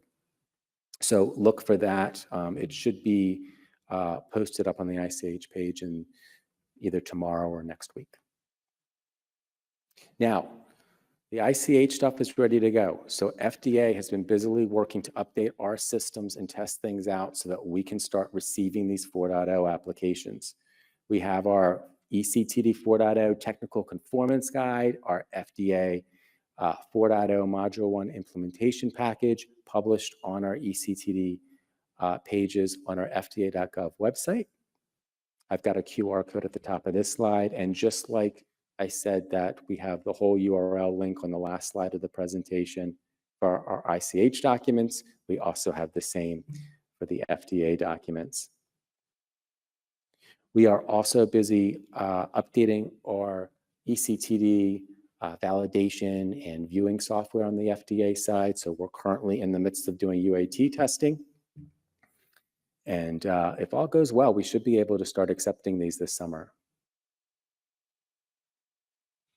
Continuing on with our implementation strategy, what we're going to do is we're going to initially support eCTD4 based submissions of new applications only, and then subsequent submissions to those new applications.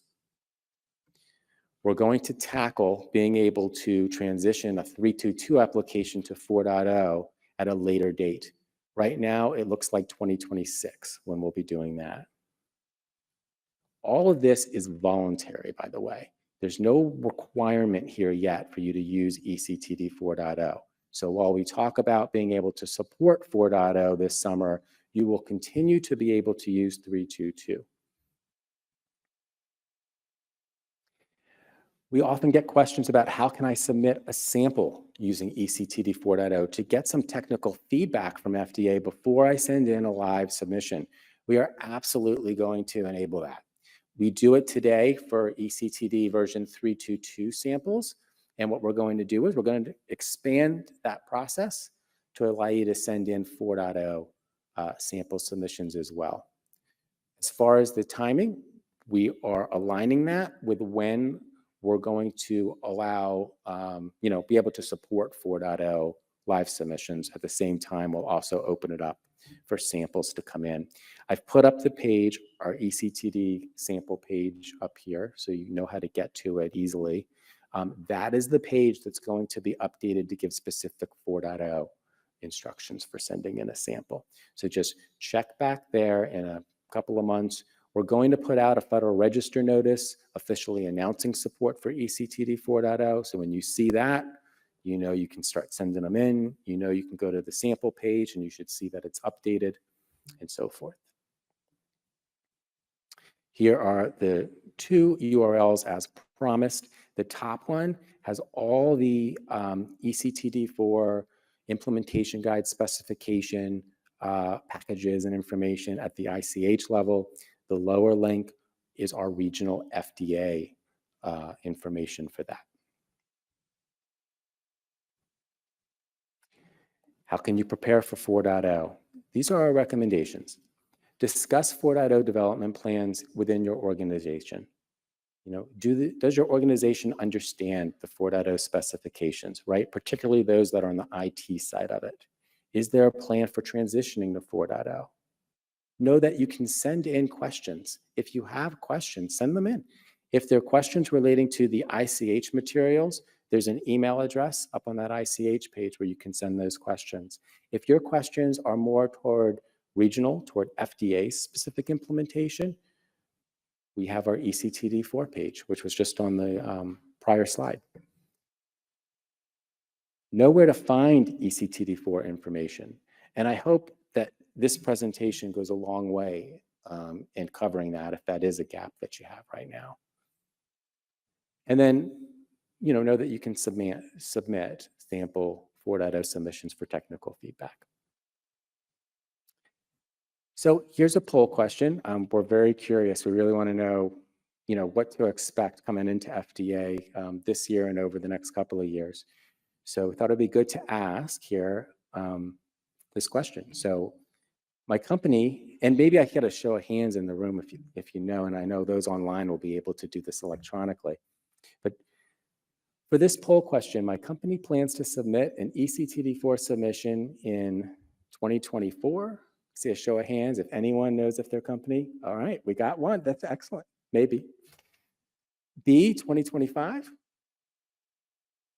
Okay. C, 2026. All right. Or D, you just, you don't know yet. Right? Yeah. All right.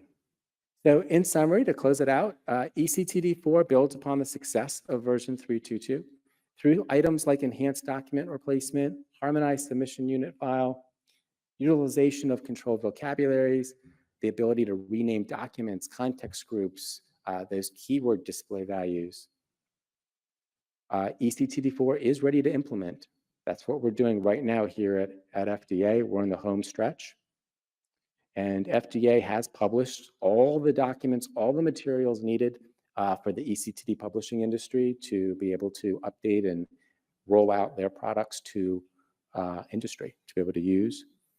And we have our ECTD website there at the bottom, which not only has information about the current version 3.2.2, but also the links to 4.0. All right. Thank you for your time, everybody.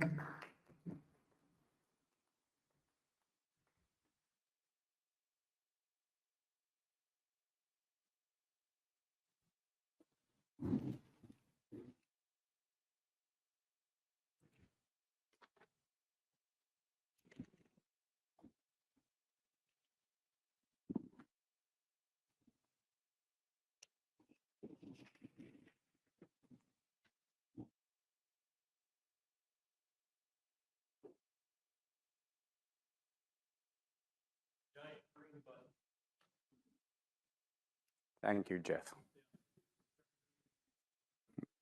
No problem.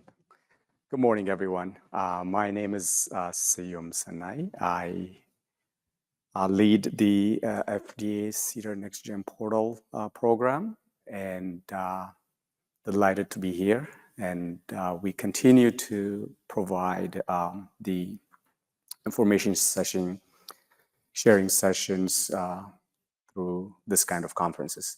So with that, how many of you are familiar with the CDER Next Gen Portal? Okay, great. Yeah, you are, one of, or the few of the 14,000 users leveraging CDER Next Gen Portal to submit your drug application, as well as congressional reports, and then now we are revamping our capability to have that two-way capability to improve our data and exchange and communication protocols. So with that, I will provide a quick overview of what CDER Next Gen Portal is, and with that, and then just a quick background, why we started CDER Next Gen Portal program, and what are the portal product and services we have to enable our key stakeholders like yourself to continue leverage this state-of-the-art capability to accelerate the drug review and approval process. And then we'll share the adoption metrics we see in our end, but we continue to collaborate with users like yourself to gain that feedback and continuously improving the service. So Jonathan presented about ECTD. I will be presenting more about non-ECTD. In this case, the portal platform continuously providing that reducing overhead for sponsors, academia, research institutes, and small business like yourself. So, when I speak in this event, it's been a few years again, continuously gaining that what else can we do to improve that, communication, collaboration, taking advantage of the latest and the greatest technology out there.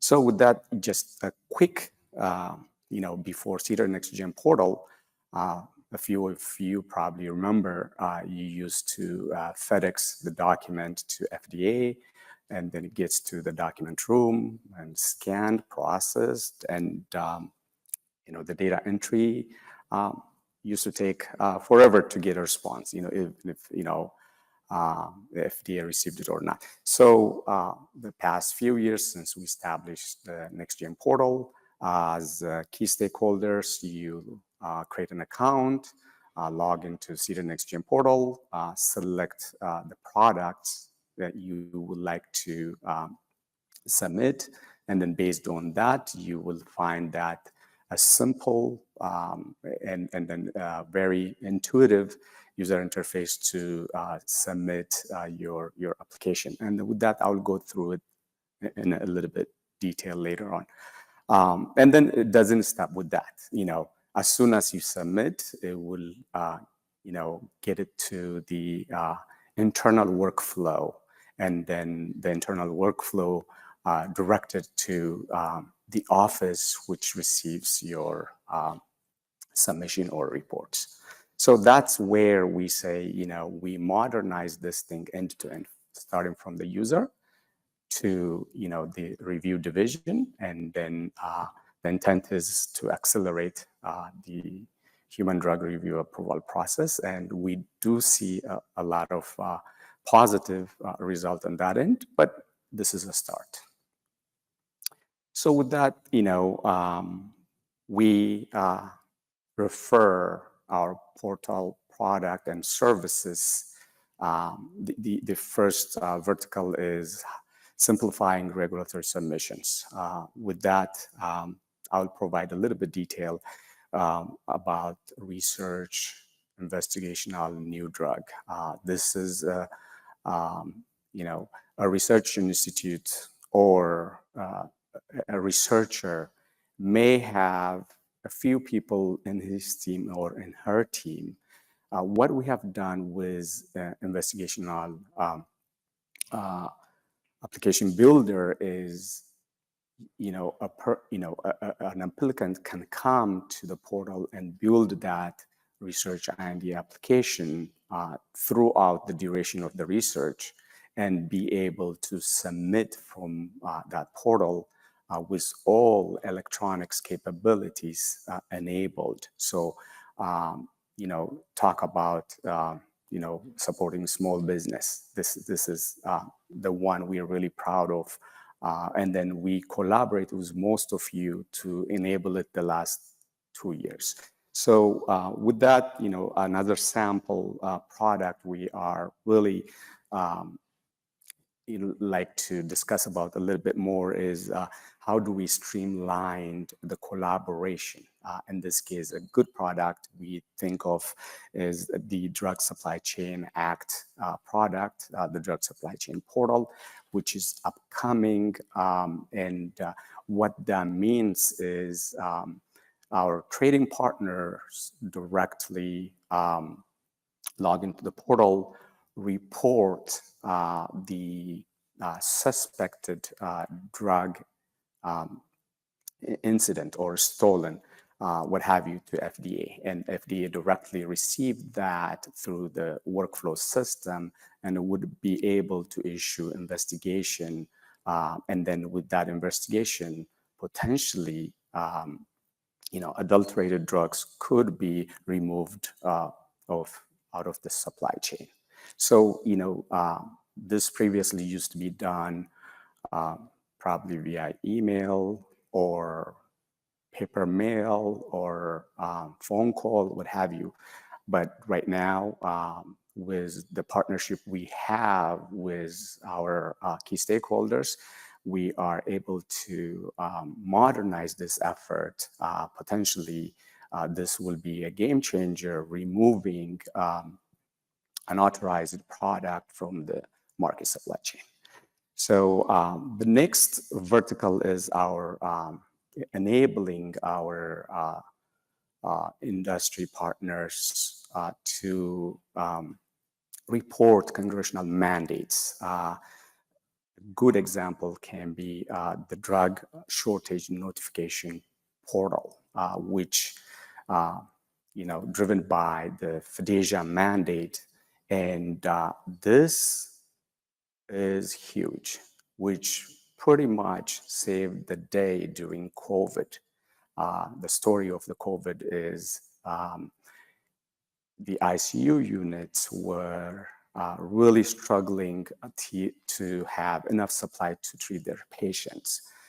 With this notification, the FDA gets the early notifications and then combine that notification with internal analytics, we're able to make those key life-saving decisions every day. So, that healthcare provider can be supplied from different areas, including the national stockpile. So that's, in a nutshell, that's what CDER Next Gen portal is becoming, a one-stop shop for, FDA partners to provide that intake and data exchange capabilities. So, as I said, the research investigational new drug is our, the flagship product we are really proud of with few required data elements. The research IND applicant can submit their application fewer than 10 steps. And then this portal is integrated with the clinical.gov system as well to validate. The key here is getting clean, complete, and validated data upfront from upstream to the downstream. So that way, the FDA or the review division would not struggle, cleaning that or cleansing those data sets. So the other area where continue to build our capability is how can we make the communication near real-time interaction. So we are making headway in that area. If some of you are leveraging the controlled correspondence capability, which is already enabled, and our feedback showing us how pleased you are, and let us know your feedback again. We are, our intent is to enable you with that, communication capability to continuously communicate with your review division, so that way, you can achieve a common goal. So the story is, we've been measuring how we are progressing. When we start the research IND submission, about 50% of the submission used to come via, paper submission or media submission. Fast forward, we are now, the paper submission is falling below 20%, and the portal submission above 80%. So these are the simple metrics we see, but we see there's, again, less than 20 is a good number, but we want to really, put it in a single digit in the next year or so. So that way we can really completely digitalize our solution so the adoption can take over. So the other portal product I mentioned earlier, the upcoming, the Drug Supply Chain Security Act portal, which is really enabling, both FDA and the trading partner to communicate in a two-way fashion. So that way information flow continues. So the intent is, how can we mitigate the risk of supply chain? This is the first step, but it will continue again. So the last, product, we call it in CDER Next-Gen portal, the drug shortage modernization or the drug shortage portal. We're approaching it in two angles here. The first angle is the industry drug shortage notification, which has been part of the FDA's mandate. It's been going on for a while. And the other part will be now, we just recently implemented the public drug shortage portal, which anyone from the public, a caregiver or a citizen or healthcare provider now can go ahead, submit that drug shortage they can think of whenever they don't find those drugs in their nearby healthcare provider or, other sources. So, we are approaching it now. This information used to come via phone call or email or paper mail. Now it's becoming more readily available to submit. You don't really have to register to the portal, but you should be able to submit that shortage information. So in a nutshell, what we see here, the progress is we are continue improving our capability, how to receive clean, complete, validated data. And then that's being the sole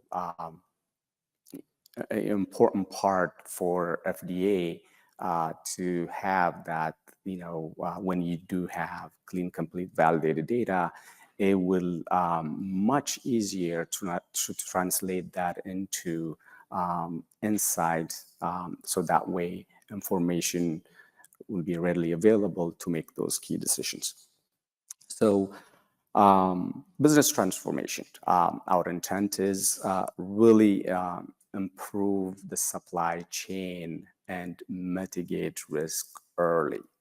So we do see a lot of improvement in that area, and we continue to share that information with the drug shortage website, and then citizens can have that accurate information so they can be a part of that mitigation strategy. So what you see the last 5 years or so, how the adoption is going. It's continued to grow. We are right now reaching about 14,000 users, active users in the portal space. And then that's very encouraging. We feel like there's more to come. And then what else we measure? We do measure, the submission year by year. We are getting close to the 100 submission per year now. So there are, key metrics here showing us this is a value add to you as well as for FDA. So in conclusion, if you need any help, we do have available digital help in CDER Next Gen portal, FAQs, and other benefits, how to register, and each product has a help video as well as materials to refer and then continue to leverage this portal. So we always need your help because you are the key partner. Whenever we come to this kind of conferences, we continue to really get that positive feedback, take it, and then we make it as a part of our journey. And then I would like to acknowledge the audience as well as the key people in FDA and our integrators. And thank you. If you have any question, I'll be with Jonathan later on, and appreciate it.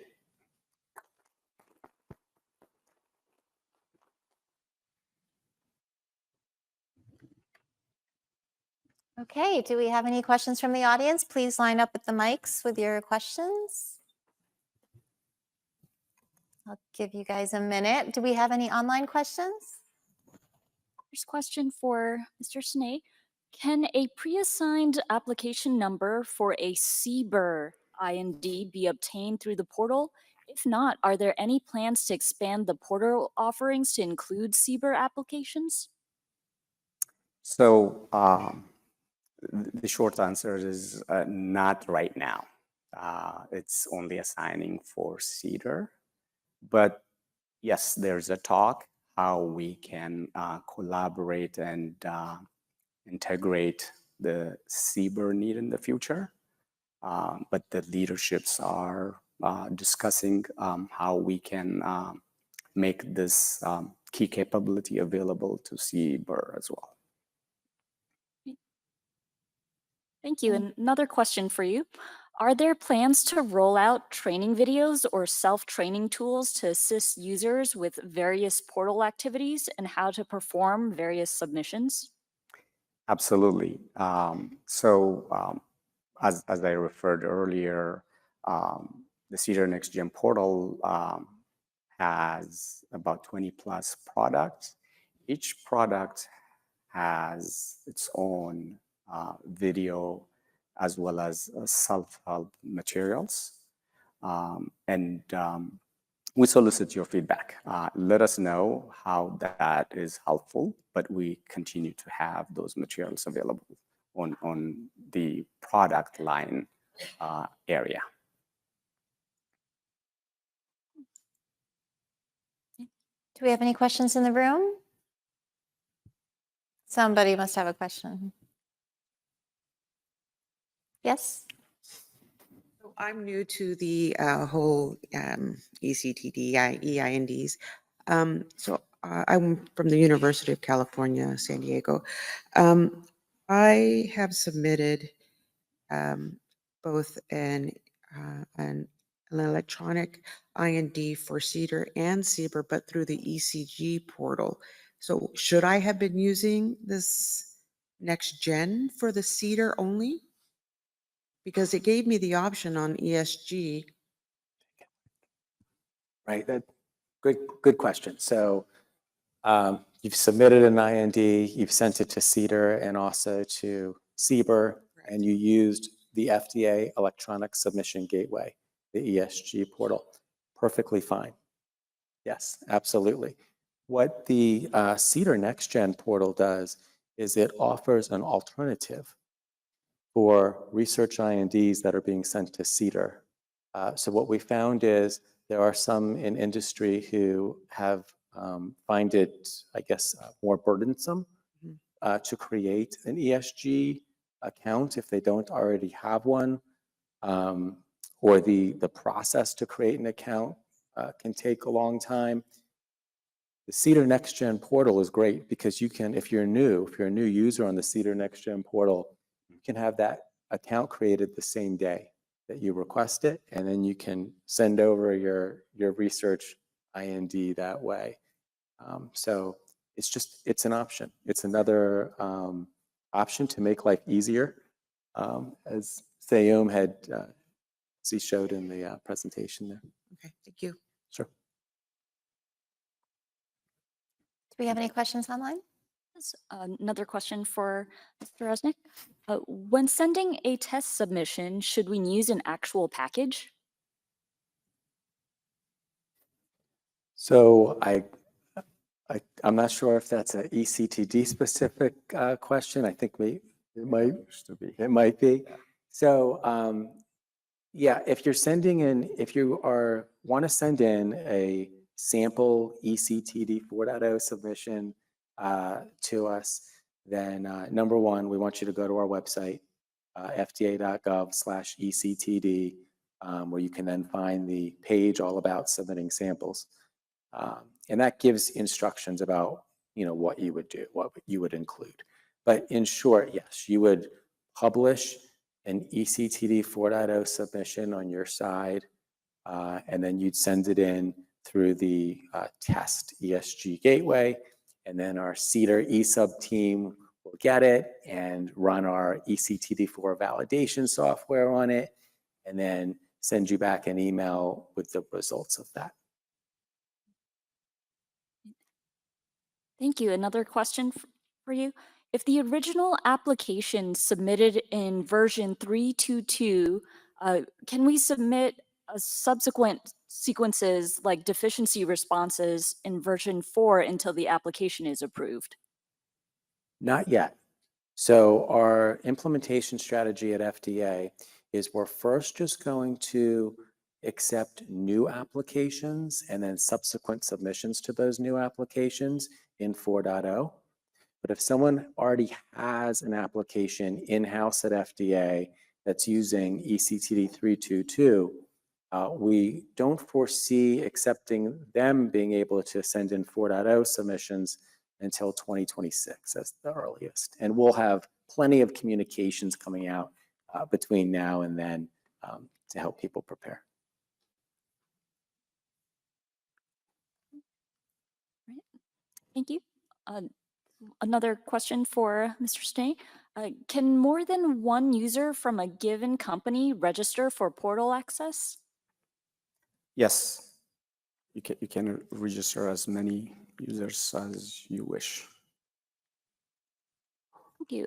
And you mentioned there are training tools for the portal activities. Where are the training tools located, or how can they be accessed? So the training tools are once you logged into the CDER NextGen portal, there are product sections. For example, if you chose to build the investigational research IND application, you should be able to see it, all the trainings under the training and support module. Are there any thoughts to bring that outside before you log in, just by any curiosity? Not at this point, because part of it is we need to know who is logging to the portal to submit application, because it's one of the security rules out there. We need to know who we are communicating with. So with that, the logging capability is the key essential part of taking advantage of the available technology. Any other questions in the room? Okay, it looks like we are out of time. So we will take a 10-minute break and it's 10:42. Come back at 10:52. Thank you.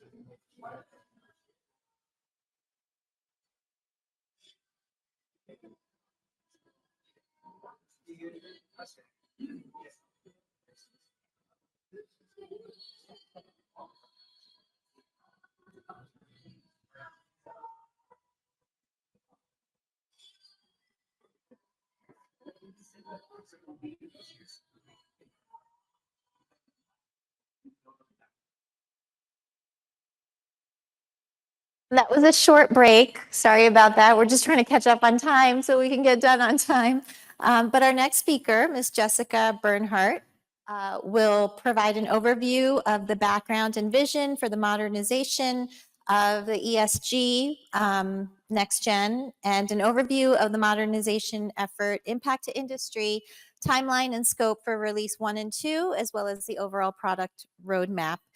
Ms. Bernhardt works in the Division of Application Services in FDA's Office of Information Management and Technology and is the program manager for the ESG and admin apps programs at FDA. And then joining us for the Q&A session afterwards will be Bin Dwan, who is an ESG Next Gen lead architect at CTO Precise Software Solutions and an FDA contractor, also within the Division of Application Services. Welcome, Jessica. Thank you. Good morning, everyone. I'm very happy to be here with you all in person. Last year, we presented the Electronic Submission Gateway, so I'm excited to share the next generation of the Electronic Submission Gateway. Just out of curiosity, how many of you are familiar with the Electronic Submission Gateway, the ESG? Okay, great. So today I plan on covering what is ESG Next Gen, the ESG Next Gen background and vision, the industry engagement and collaboration. We're going to provide a little sneak peek demo for you all of ESG Next Gen, and then we'll cover the key takeaways and have a Q&A session. So what is ESG Next Gen? So ESG Next Gen is the replacement of the current ESG, which we now are referring to as legacy ESG. So the Electronic Submission Gateway is the solution for accepting electronic submissions, and it enables the secure submission of pre-market and post-market regulatory information for review. The FDA ESG Next Gen will be the central transmission point for sending information electronically to the FDA. So how will the ESG Next Gen submission process work? So if you're familiar with legacy ESG, most of you are probably submitting through WebTrader. We probably have a few AS2 submission users, but if you are a WebTrader submission user, you will now submit through a modernized unified submission portal. I think you heard during the last session that the current legacy ESG has some challenges with the ease of submissions, so I think you'll find that the ESG Next Generation is a lot more user-friendly. So after the one-time registration, a user authenticates using multi-factor authentication. This is an enterprise solution for multi-factor authentication. So eventually, if you are using other FDA-wide products, you may be able to just have a one-time login in the future. So then you would upload your submission package through the unified submission portal, which is again the replacement of WebTrader, and that submits to the FDA. The ESG NextGen receives the submission and it assigns a unique ID. The FDA ESG NextGen then sends receipt to the submitter upon successful submission. If for some reason your submission was not successful, you would receive a notification of that. The submission is then automatically transferred to the center's inbox that you're submitting through, which is decided based on the submission type selection and the center submission. A center acknowledgement is then automatically generated and sent to the submitter via the FDA ESG Next Generation. The center then validates and processes the submission by accessing their center inbox, and then submission history and status is available in the USP. So it's a really nice feature that within the Unified Submission Portal, you're able to view the status of historical submissions. So for the submission, for FDA submissions and our international partner submissions, Health Canada, CBER, CDER, CIFSAN, CDRH, CTP, CVM, Health Canada, Office of the Commissioner, and ORA all receive submissions through the electronic submission gateway. So the background and vision for the ESG NextGen. So the FDA works with PDUFA and BSUFA to make industry commitments. And as part of that, the FDA is committed to modernizing the architecture, the data submission bandwidth, as well as implementing an identity and access management solution. So that is where the idea came from for the ESG NextGen. So for the vision, protecting proprietary data is very important to the FDA. So as part of that, we are implementing multi-factor authentication and zero trust. Cybersecurity is imperative to the FDA in protecting your data. So the multi-factor authentication and zero trust is really important. Usability from, as you heard, there's some challenges with legacy ESG for usability. So the modernized user interface will be very user-friendly, make the submission process very smooth for industry partners. We're also going to increase the the file submission size up to 1 terabyte in release 1. Release 2 will be able to receive submissions larger than 1 terabyte. And then we'll also provide an improved user tracking status, so that way you can log into the Unified Submission Portal and view your submission tracking status. Additionally, scalability and availability is very important. During COVID, we received a large influx of submissions that we didn't usually receive. So it was a process to be able to scale up.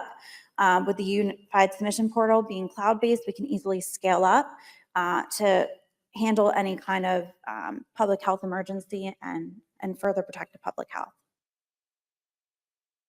So improving user experience. So as you heard before, there's obviously some challenges. The legacy ESG is over 15 years old, and while it has served us well, obviously technology has significantly changed over the last 15 years. So our goal is to improve the user experience. So we've taken the feedback from both industry as well as the centers into consideration as we've worked to modernize. Our future state is going to improve the user account management. So it's going to make it a lot easier to create your user account. The workflow will be a lot more user-friendly as well. We'll have the identity and access management solution. For package preparation, you'll be able to submit your package through an easy step-by-step process through the Unified Submission Portal. We're also going to maintain the current AS2 submission process, and then we'll also provide the ability to submit through API as well. For file submission, we are replacing the digital signature with e-signature. Again, we're increasing the file size capabilities up to 1 terabyte as part of release 1, and then release 2 will be able to have larger file submissions over 1 terabyte. And then for communication, our MVP release 1 and 2 will have one-way communication, but our future state, our goal is to eventually provide intelligent chatbot as well as two-way communication.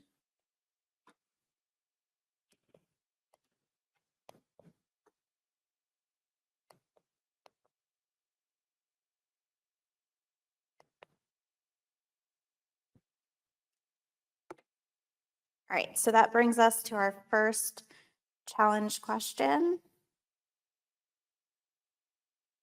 In what way is ESG NextGen improving customer experience?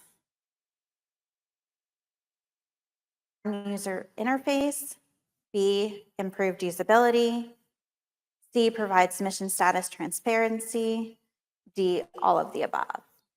Give you 1 second to think about that.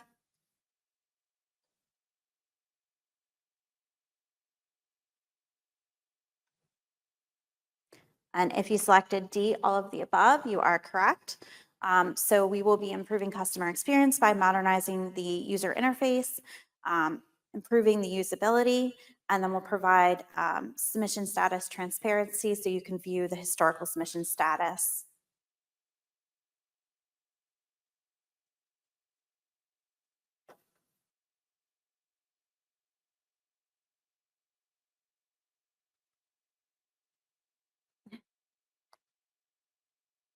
Seems we are having a little bit of technical challenges.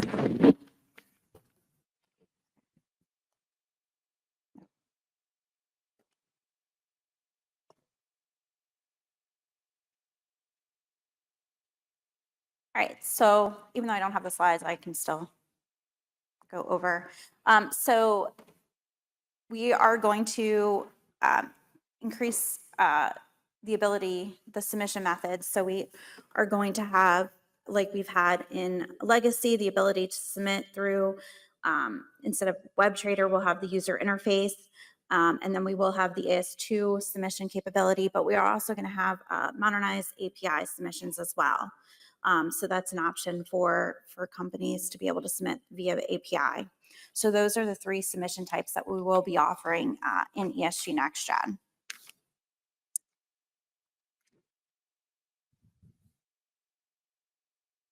So I have a slide with our roadmap, but I can cover that. Currently we are in Q3 of FY24, and we are gearing up for our user acceptance testing. Our user acceptance testing will take place between Q3 and Q4 of FY24. And then our planned implementation date for release 1 is between FY24 Q4 and FY25 Q1. And then we are planning release 2, which will include the large file submissions, which will take place in 2025. Yeah, next one. So this, yep. All right. So that was our roadmap that I covered. So challenge question. How many different submission methods are available in ESG NextGen? A, 5, B, 3, C, 2, D, 4. I'll give you a second to think about that. All right, and if you selected 3, you are correct. You'll have the capability of submitting through the Unified Submission Portal. We'll have the AS2 submission capability as well as API submission capability. So our release high-level timeline, so this is for release 1. We are in FY24 Q3, so we are preparing for our user acceptance testing right now. We will kick off our user acceptance testing towards the end of FY24 Q3. That will span into FY24 Q4. And then our plan go live is between FY24 Q4 and FY25 Q1. So we are at another challenge question. When is the planned go live date for ESG NextGen? A, 2026, B, FY25 Q3, C, FY24 Q4 to FY25 Q1, or D, none of the above? I'll give you a second to think about that. All right, if you selected C, you are correct. Our planned go live is between FY24 Q4 and FY25 Q1. So our ESG Next Gen industry testing phases. So as I mentioned, we are planning to move into our UAT testing. So we will have 2 waves of our UAT testing. The first wave will include the unified submission portal. This will include new registration and management. And then we will also have testing of the API submission capability. In wave 2, we'll test submissions via AS2. We'll test migrating the ESG user accounts. And then we will have additional testing for wave 1 improvements that we made based on any feedback we received during wave 1 testing. So both centers and industry will engage in testing at the same time. It is a coordinated effort. We've had several industry demos over the last 8 or 9 months. During those industry demos, we did ask for industry testing volunteers. We have over 175 volunteers that will be participating in our UAT testing, as well as our centers. Industry engagement and collaboration. So as I mentioned, we've done a lot of collaboration with industry as well as within the FDA with the centers. As part of that, we took into consideration feedback from industry as well as the center. So our goal was to minimize the impact to centers and industry as much as possible. So for current WebTrader users, you will use our unified submission portal when we modernize to ESG Next Gen. So what will change for you? You'll have a modernized UI, so it should improve your user experience significantly. It'll make submissions much easier. You'll be able to upload files, manage users, and then access submission history. So to minimize any risk, as well as to make the process as seamless as possible, we are going to migrate current user accounts from ESG to ESG Next Gen. We are going to perform, obviously, user acceptance testing. We'll have detailed training sessions. Any current registered ESG user will be starting a campaign in the next couple of months.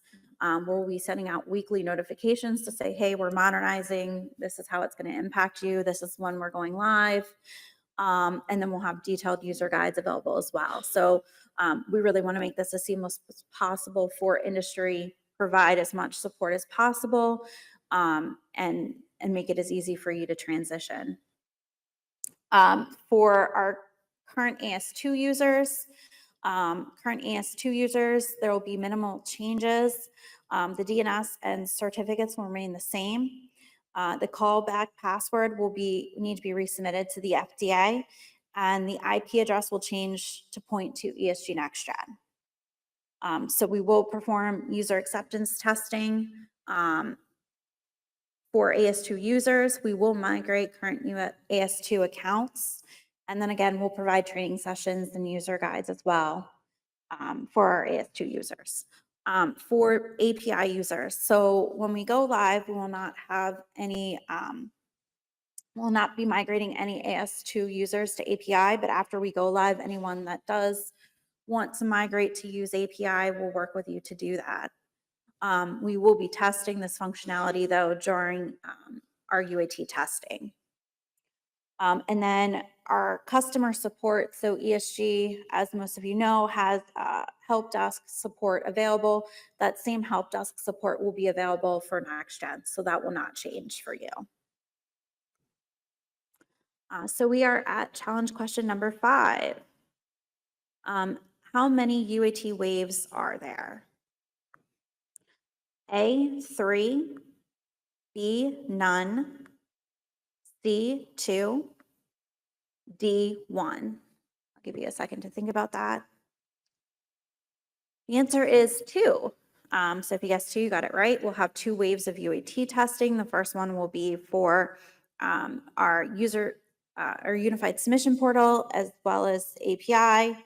Wave 2 will include AS2 users. So our ESG Next Gen rollout plan. So like I mentioned, we'll have a campaign where we start sending out weekly emails to our current registered ESG users to notify them of what's coming. About 2 months before the rollout, we'll provide the specific rollout date and let you know how that will impact you, what the downtime will be. And then we'll explain what will take place during the rollout. Everyone will move to ESG Next Gen. We will be retiring legacy ESG when we migrate to ESG Next Gen. We will maintain legacy ESG in the event we got into production and had any major issues, which obviously we don't foresee given the extensive testing that we'll do prior to that. But if we did have an issue, we'd always have the ability to cut back over to legacy ESG. And then once we get into ESG Next Gen, of course, we'll have the user guides and support available. So FDA engagement. So we have a number of ways that we've been engaging with industry and centers to make them aware of what's to come. So if you currently have our ESG FDA webpage bookmarked, you can access information about ESG Next Gen by clicking on the ESG Next Gen what's new for ESG Next Gen on the electronic submission gateway page. We also have an FDA ESG Next Gen website that provides information for you on what's coming, and we update that regularly with information. We provide we have industry demos on there for you to view. It has our roadmap, so lots of useful information. If you have questions, you can also reach us at esgngsupport@fda.hhs.gov. We have a team of people that monitor that email inbox regularly. So if you send us a question, we will be happy to respond to you. So I mentioned that, we've been working with FDA centers as well as industry, as well as our international partners, Health Canada. So just to give you a little bit of information, statistics on our engagements, we've had 37 engagements with the centers over the past 8 months to discuss ESG Next Gen and get their feedback. During the engagements, we've had over 520 participants, and we have responded to over 150 questions. For industry engagements, we've had 12 different engagements with industry to provide them demos, get their feedback, and engage with industry. And during those industry engagements, we've had over 2,000 participants with over 500 questions. We've received over 175 industry UAT volunteers. When we do send out communication to centers, there's over 100 recipients between the FDA centers. And then when we send out communication to industry, our list of recipients is over 12,000. So we are definitely engaging with industry and the centers. This is a collaborative effort. We greatly appreciate all of the feedback from all of our industry partners. It's been very educating for us, and it's imperative to the success of ESG Next Gen. So we look forward to the continued partnership with industry. So we are at our next challenge question. Will ESG Next Gen replace the current ESG? A, yes, legacy ESG will retire when ESG Next Gen goes live. B, no, only certain submission types will use ESG Next Gen. C, it will be industry's choice to use ESG Next Gen. D, using ESG Next Gen will depend on the center receiving the submission. I'll give you a second to think about that. If you selected A, yes, ESG will be retired when ESG Next Gen goes live. You're correct. So we are going to be retiring legacy ESG, and everyone will be migrated to ESG Next Gen all at once. All right, so we have a special sneak peek demo for you of ESG Next Gen. We will step through registration before we can begin creating packages for our company.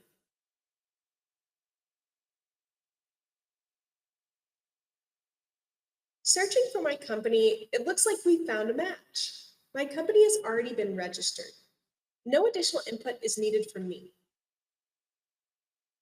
When an existing company is selected, the system will check for company-wide non-repudiation letters. And it looks like my company already has a letter on file. So I can skip past uploading a non-repudiation letter today. As you can see, the registration process changes to fit the user's needs. Past the initial company registration, this form can be simplified for many users. Now I just need to select a role, review my details, and submit.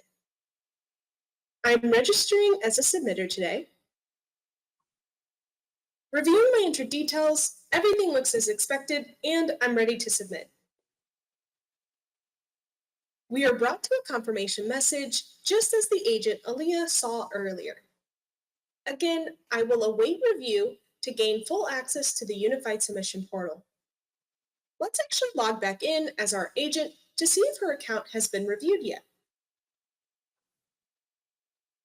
Upon logging in, I can see the full Unified Submission Portal in place of the message we saw previously.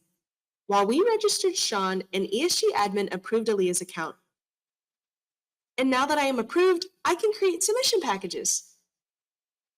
Because I'm an agent, I will first select the company I will submit for. As you can see here, each company we uploaded an authorization letter for during Aaliyah's registration is displayed here.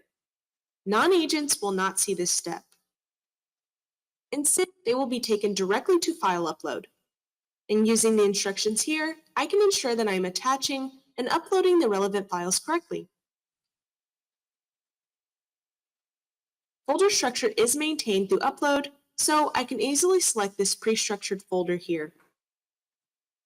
Because file upload occurs in parallel, I can upload my files and continue through the form without being delayed by lengthy upload times. Lastly, I will enter my package details. I will select a center and a type, as well as provide my name and additional notes. I'm utilizing our simple e-signature functionality to quickly provide my acknowledgement that this package is complete. After submitting, I am shown confirmation of my submission. And finally, acknowledgement emails complete our process. I can view the acknowledgements in my inbox, as seen here. All acknowledgements will be sent to the submitter via email. For AS2 submissions, acknowledgements will be sent back via AS2. For API submissions, submitters can utilize our API to electronically retrieve their acknowledgements. At this time, only the submitter will receive the email. However, ESG NG users will be able to view acknowledgements for submissions through the Unified Submission Portal on the submission history. Back on my dashboard, I can see a quick glimpse of all submissions created in the past 30 days through the status tracker. I can navigate through submission history to view and filter submission data. On this view, submitters can see all of their created submissions. Power users can see all submissions created for their company, and agents, like myself, can see all submissions created for each of the companies they represent. These filters will help me to refine this list of submissions as necessary. I can search on name or core ID. I can also filter by FDA center, submission type, submission status, and creation date. As an agent, I can filter on the company the submission was created for. This filter and the company column are hidden for non-agents. When I am ready to apply my filters, I'll click Search. And if I'd like to reset my filters to their default, I'll click Reset. The grid is filtered by creation date to show recent submissions higher in the list. But I can sort on any of these fields in ascending or descending order as I see fit. All submissions, including API and AS2 submissions, can be seen here. If I need to grab a snapshot of this grid, I will click Export to Excel. An Excel file will be generated for me, and upon clicking download, the file will be saved to my computer. Any applied filters at the time of generation will be reflected in this file. To view additional details, I will click on the submission core ID. Name, file count, and creation details are highlighted here. On status history, I can see the acknowledgments sent for this submission. We took a glimpse at the emails received earlier. Now we can view that same acknowledgement information neatly organized in our unified submission portal. A list of acknowledgments is displayed along with file status and receipt date. I can view and download acknowledgement attachments. You've probably also noticed this bar to the left. This is our navigational bar. This bar displays everywhere necessary in our system. Users can collapse and expand this bar as needed. I can utilize this feature to jump around the unified submission portal with ease. I can also take actions from this bar, such as creating a new submission or managing my API credentials. Invisibility applies here just as it does on the dashboard. For instance, only power users, like myself, can see the API management action here.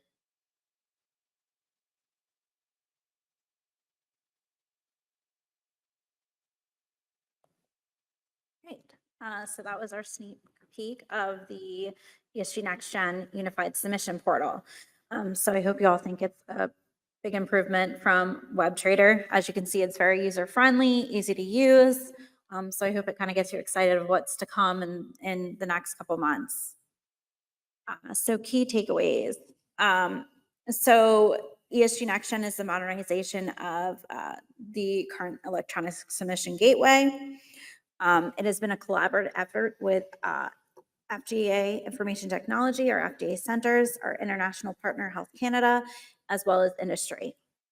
ESG Next Gen will be a modern cloud-based solution that will improve user experience. It will increase usability and scalability, and it will implement an identity and access management solution, which will improve cybersecurity. The plan go live for ESG Next Gen is between Q4 of FY24 and Q1 of FY25.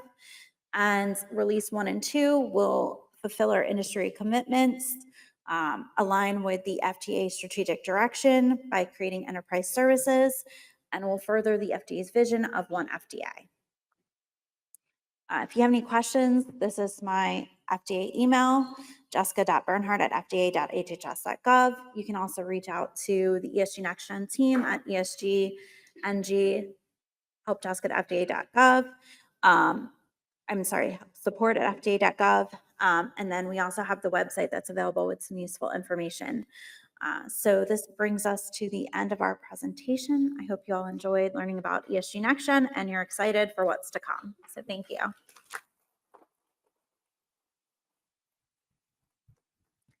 Thank you for that great presentation. You two can have a seat over here and we will start with our questions. Feel free to line up at the mics if you have any questions. Excuse me. So will I be able to use Apple with this? Because I know I couldn't use it with the WebTrader. Will that be a change? Because Yes. So I'm excited to share that you can use Apple, you can use any kind of iOS. awesome. Thank you. That's huge. Sure. Okay, any online questions? Is there a fee for an institution to create an ESG account? How many users can access the account? So unlimited amount of users can access the account. And there's no fee to create a user account. Thank you. Can you expand on the two-way communication for ESG Next Gen capability? Does it mean we can receive dossier questions through the ESG? So two-way communication is a future enhancement. So I can't really give any information on what that enhancement will look like, but it is a planned future enhancement. Thank you. When will WebTrader be discontinued? Can we transition now? Unfortunately, no, you can't transition until ESG Next Gen goes live, which is between FY24 Q4 and FY25 Q1. Once we implement ESG NextGen, WebTrader will be retired and everyone will submit via the unified submission portal. On top of that is we're going to do a one-time migration of all the user accounts currently in the WebTrader over to the new ESG-NG. So you are receiving welcome emails for you to continue. There's some, we're implementing multi-factor authentication so that you are receiving an email and so and then you can log in and then provide additional information of that to finish the multi-factor authentication sign up process. But all the existing accounts will be migrated over. Are there any other questions from inside the room? Okay, any more online questions? Our university currently has a single ESG account. Do you recommend each relevant faculty member have their own ESG account? We recommend that anyone that will be submitting should have their own submission account. Right, thank you for that response. And related to that, if there are several submitters in one company, can they all see the submissions made within their company? So there'll be different roles within the ESG NextGen portal. So there'll be a power user as well as a regular submitter. Power users can see all submissions and regular submitters will only be able to see their submissions.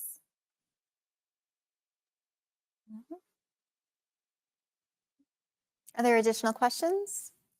Okay. I have a question from online. How will ESG NextGen affect CDER Direct, if anything?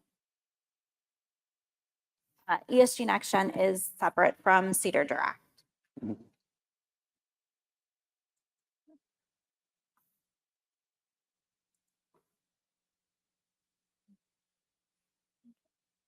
Can continue with online questions? Yes, please go ahead. Okay.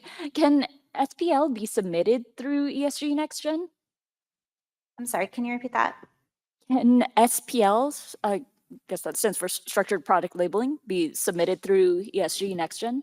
Yes, any of the current submissions available in Legacy ESG will be available in ESG NextGen. Okay. And is there a limited amount of power users within the company? We don't have a limit on power users. We recommend more than one power user though. So that way, if a power user leaves, you have another power user. Thank you. So the first, I just add to that, the first power user will be approved by the ESG admin team. And then once the first power user established, then that power user can promote other users to power user role as well. So we don't have a limitation of how many power users for a company. Right. Thank you for that. Related to that or a different approach, can you use a group email address for individuals who set up an ESG NextGen account so that if an employee leaves the company, the information won't be lost? Or do you recommend the different accounts still? You can use a group email address. We recommend not doing that though for security reasons. We'll have multi-factor authentication in ESG NextGen. So for security reasons, we recommend not doing that. Okay, and how much time will we have to make the transition once it goes live? Everyone will be converted to ESG NextGen at once. We will migrate all of the user accounts.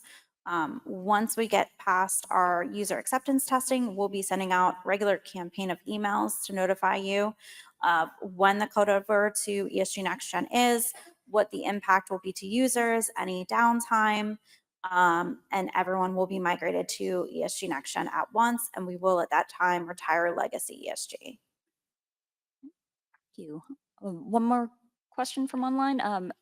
How is Health Canada included in the use of ESG NextGen? Health Canada currently receives submissions through Legacy ESG, and they will continue to receive submissions through ESG NextGen. We have been working regularly with our Health Canada partner on ESG NextGen. They will be involved in our user acceptance testing, and we have Health Canada submitters involved in our user acceptance testing as well. Are we done with the online questions? Are there, okay. Are there additional online questions? We still have a few more coming in, yes. Okay. Does that mean that only the power user will be acknowledged by FDA and submissions only by power users? No, a power user will be approved by the FDA admin just because there's not a power user that currently exists. Anyone can submit through the submission portal. And then once you have one power user established for your company, you'll have the ability to approve additional power users. And then you can also have submitters as well. Okay. And how do we request for that power user account in the ESG portal? There will be a process. We'll provide training on how that process will work. But when you log in, you'll establish yourself as a power user. The FDA admin will approve the initial power user, and then from there you can assign additional power users for that role. But we will provide information leading up to the ESG Next Gen Go Live. We'll have demos available. We'll have training sessions. So we'll cover all of that during the training session with specific information. Thank you. One other online question. Do we still need to use an ECTD vendor?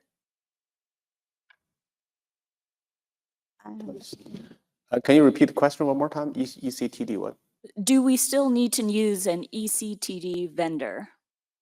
Oh, we do not plan to replace ECTD software. So whatever the current, what the ESG can accept, or what formats can accept, will be, pretty much captured by ESG. So we don't change that process at all.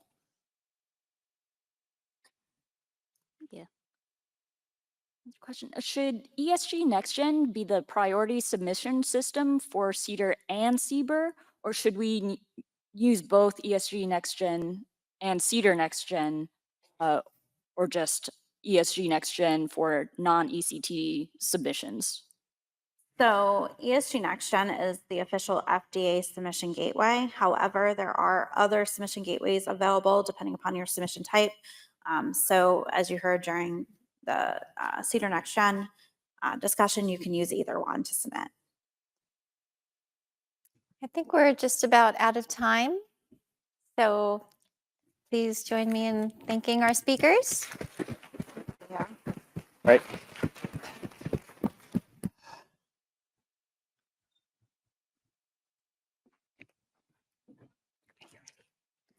Okay.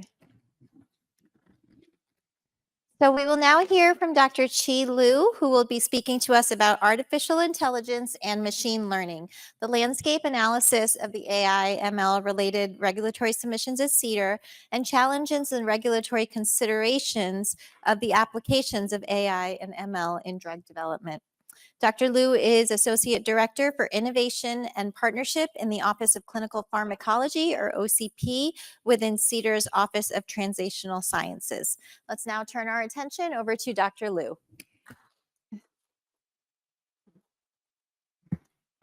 Thank you, Reno, and good morning, everyone. It's my great pleasure to be here today and to talk about one of my favorite topics, artificial intelligence and machine learning. In my mind, this represents a very exciting new frontier in drug development and regulation. Let's kick things off with a discussion on why do we need to talk about AI and machine learning in drug development today. This is because the application of AI and machine learning in drug development is expanding very rapidly in recent years. And they can be very powerful tools that has the great potential to improve both the efficiency and probability of success of drug development. And it can also be used to advance precision medicine. However, with great power come with great responsibilities and unique challenges. So I think it will be very helpful if all of us can have some understanding of what they are, what they can do, where they can add value, and what we need to consider when using them. So here are the learning objectives of this session. By the end of this talk, I hope everyone will have an understanding of the background knowledge of AI and machine learning and understand the landscape of the AI machine learning related regulatory submissions for drug development at CDER FDA. And I also hope you have some appreciation of the challenges associated with the application of AI and the machine learning, and also the regulatory considerations for the use of AI/ML in drug development. Lastly, I also hope you get to know some of the AI/ML related activities in my office, which is the Office of Clinical Pharmacology. So one of the main focus for our office is on precision. It's centered around precision medicine, which means to find the right drug and the right dose at right time for each patient. And another focus of our office is to try to use innovative tools such as modeling simulation to facilitate drug development. And we believe AI and machine learning can have great potential in these areas. So let's start with some definitions. So what exactly is artificial intelligence? AI is a very expensive field, and this term was coined by John McCarthy in 1955 as the science and engineering of making intelligent machines. And HHS has further defined this as the development of computer systems that can perform tasks which normally require human intelligence. Machine learning is a subfield of artificial intelligence, and in fact, nowadays in drug development, most of the AI applications are in fact machine learning applications. And a computer is said to be learning from experience with respect to some class of task if the performance of this task is improved with experience. And if you think about experience as data, this definition simply means the performance of the algorithm will improve when trained with more data. And in fact, machine learning has a lot of overlap with statistical learning and pharmacometric modeling. And within the machine learning field, there are many different algorithms. And one of the most popular algorithms is called artificial intelligence. And many of the recent AI breakthroughs are in fact powered by this algorithm. And the artificial neural network is a mathematical model that is inspired under the inspiration of the network of neurons that make up our brains. And it uses layers of mathematical units, the so-called neurons, to analyze the data. Today, I'm going to introduce 3 common types of neural networks that has been very important for modern AI. I will start with convolutional neural network. And this kind of neural network is very powerful in medical imaging analysis. In fact, many people says the era of modern AI started in 2012 when a convolutional neural network called ANNEXLET significantly outperformed other algorithms in the famous ImageNet competition. And nowadays, CNN has become very popular in imaging-related tasks. And FDA's Center for Drug Evaluation, FDA's CDRH, has approved many software as medical devices that are powered by CNNs. And another common type of neural network is called recurrent neural network. It's very good at analyzing sequential data, such as natural languaging. And this type of network in medical field can be used to analyze sequential data, such as pharmacokinetic and pharmacodynamic data. Another breakthrough in the modern AI is the introduction of transformer neural network. In 2017, researchers at Google published a landmark paper called "Attention is All You Need," which introduced the transformer neural network. And this type of neural network is very powerful. And initially, it was used for language translation. And unlike RNN, which analyze the data sequentially, transformer neural network has an inherent advantage of being able to process various parts of the input data in parallel rather than sequentially, therefore allowing for more efficient training and unparalleled model performance. And transformer neural network has led to a lot of breakthroughs in natural language processing, for example, led to the birth of the so-called large language models. In 2022, OpenAI unveiled ChatGPT, where GPT stands for Generative Pre-trained Transformers. And this has become a cultural phenomenon. Chances are you have either interacted with it directly or have heard discussion about its capabilities. And the technology breakthroughs like this will keep transforming our lives in ways that were previously unimaginable. In the drug development domain, the AI and machine learning can be very powerful too. They can be used to aggregate data, synthesize information, identify patterns, and optimize decision-making. They can be used in drug discovery, drug development, and patient care. For example, they can be used to help us understand the disease and targets and come up with like new compound screening or combination selection. And in the drug development phase, they can be used to help with clinical trial design and clinical trial conduct. And also they can be used to help precision medicine by help improve disease diagnosis, treatment selection, and monitoring. And also they can be used to facilitate drug manufacturing and post-marketing surveillance. In 2022, my colleagues and I published a paper on a landscape analysis for the AI and machine learning related submissions at CDER FDA. And today I'm going to show you an updated analysis which included submission data in year 2022. And from this slide, you can see before 2018, the regulatory submissions with AI machine learning components in CDER was very few. And then between 2018 to 2020, we can see like a 2 to 3-fold increase yearly.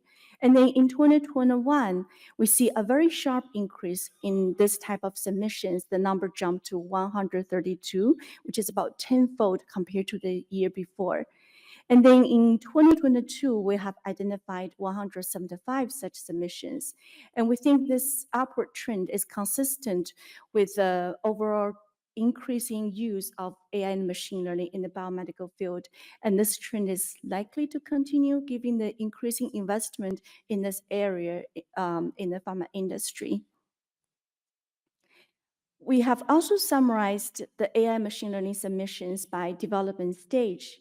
From the figure on the left, you can see AI and machine learning has been used throughout the drug development lifecycle, including drug discovery, non-clinical development, clinical development, and post-marketing. And based on the submissions, we see most of the applications happen at the clinical development stage. However, we need to keep in mind the cases for drug discovery we see will probably only represent a very small percentage of its actual use in drug discovery because generally speaking, FDA does not regulate drug discovery, so the sponsor don't have to tell us if they use AI in drug discovery. And on the right of the slide, you can see the distribution of those applications across different therapeutic areas. And you can see they have been used in many different therapeutic areas, while oncology, psychiatry, gastroenterology, and neurology has the highest number of such submissions. We have also summarized the type of analysis for the AI models that have been proposed to use for outcome prediction, covariate selection, confounding adjustment, pharmacometric modeling, anomaly detection, the analysis of imaging, video, or voice data, and they have also been proposed for real-world data phenotyping and natural language processing. We've also summarized the objectives of the AI machine learning application. As we talked earlier, that have been used for drug discovery and drug repurposing. And we see applications where AI and machine learning has been used for drug toxicity prediction. And we have also seen many applications that AI and machine learning were used for enrichment trial design. Generally speaking, enrichment trial design has three strategies: reduced variability, prognostic enrichment, and predictive enrichment. And we have seen AI and machine learning being proposed for all three kinds of enrichment strategies. And we have also seen AI and machine learning being proposed for patient risk stratification and management. They have also been proposed to use for dose selection and dose optimization. AI systems has been proposed to use for monitoring and sometimes even enhancement of adherence to dosing regimens in clinical trials. It have also been proposed for synthetic control, digital twin generation, and they have also been proposed for endpoint and biomarker assessment and post-marketing surveillance. Now I'm going to talk briefly about regulatory considerations for AI and machine learning in drug development. A little bit disclaimer, these are my personal opinion and it's still evolving. So when we develop or evaluate or implement AI models, we always need to clearly define the context of use. And the model selection and development will need to be fit for purpose, depends on the context of use. And we've been using a risk-based credibility assessment framework. And in this framework, the model risk is determined by two factors, model influence and decision consequence. Model influence here means the influence of the model on the decision making, which means like will you have other data to help support this decision in addition to the AI model, and what are the weights when you compare the different data or information to support the decision. And the decision consequence means the consequences of an incorrect decision, and an increase in either the decision consequence or model influence will increase the model risk.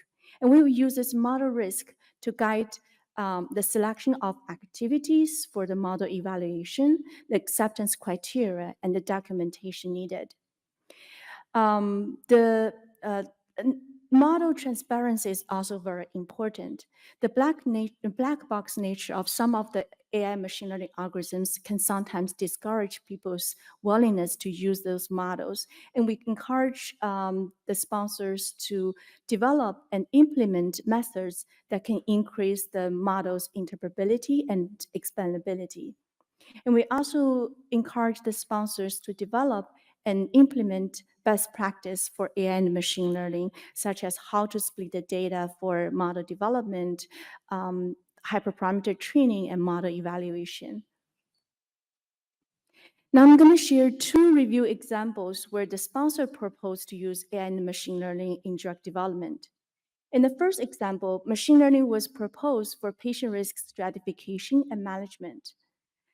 Drug A is under development for a life-threatening disease. In the previous trials of drug A, all patients went through inpatient monitoring after dosing due to the concern of a potentially life-threatening drug-related adverse event. The sponsor proposed to use a machine learning model to predict the patient's risk for this adverse event based on baseline characteristics and lab values. If a patient is predicted to be of low risk, then the patient will have outpatient monitoring instead of inpatient monitoring. And initially, the sponsor was not very clear on some components of the context of use. For example, will this patient stratification strategy used in clinical trial only, or will it be used in both the clinical trials and real-world applications? And we sent them relevant comments seeking clarification. The sponsor also mentioned that this model could also be used for dosing regimen optimization. If so, it will need a different model risk analysis. And here's FDA's model risk analysis for this review case. Here we rank the model influence to be high because the model prediction will be the sole factor to determine whether a patient will go through inpatient or outpatient monitoring after dosing. And we ranked the decision consequences to be high because the model prediction will determine whether a patient will go through inpatient or outpatient monitoring after dosing. And if the model erroneously predicts a low-risk patient to be of high risk, it may not be of major concern as this patient will go through inpatient monitoring even though it may not be necessary. However, on the other hand, if the model erroneously predicts a high-risk patient to be of low risk, then that will be a major concern as the patient will not have the necessary inpatient monitoring for the potentially life-threatening adverse events. And we find that the model risk analysis can be particularly helpful to help us to find what will be the important model performance matrix. For example, in this case, we find the negative predictive value and the model sensitivity will be the major performance matrix to determine the acceptance of the model from a regulatory perspective. Now let's move to the second example.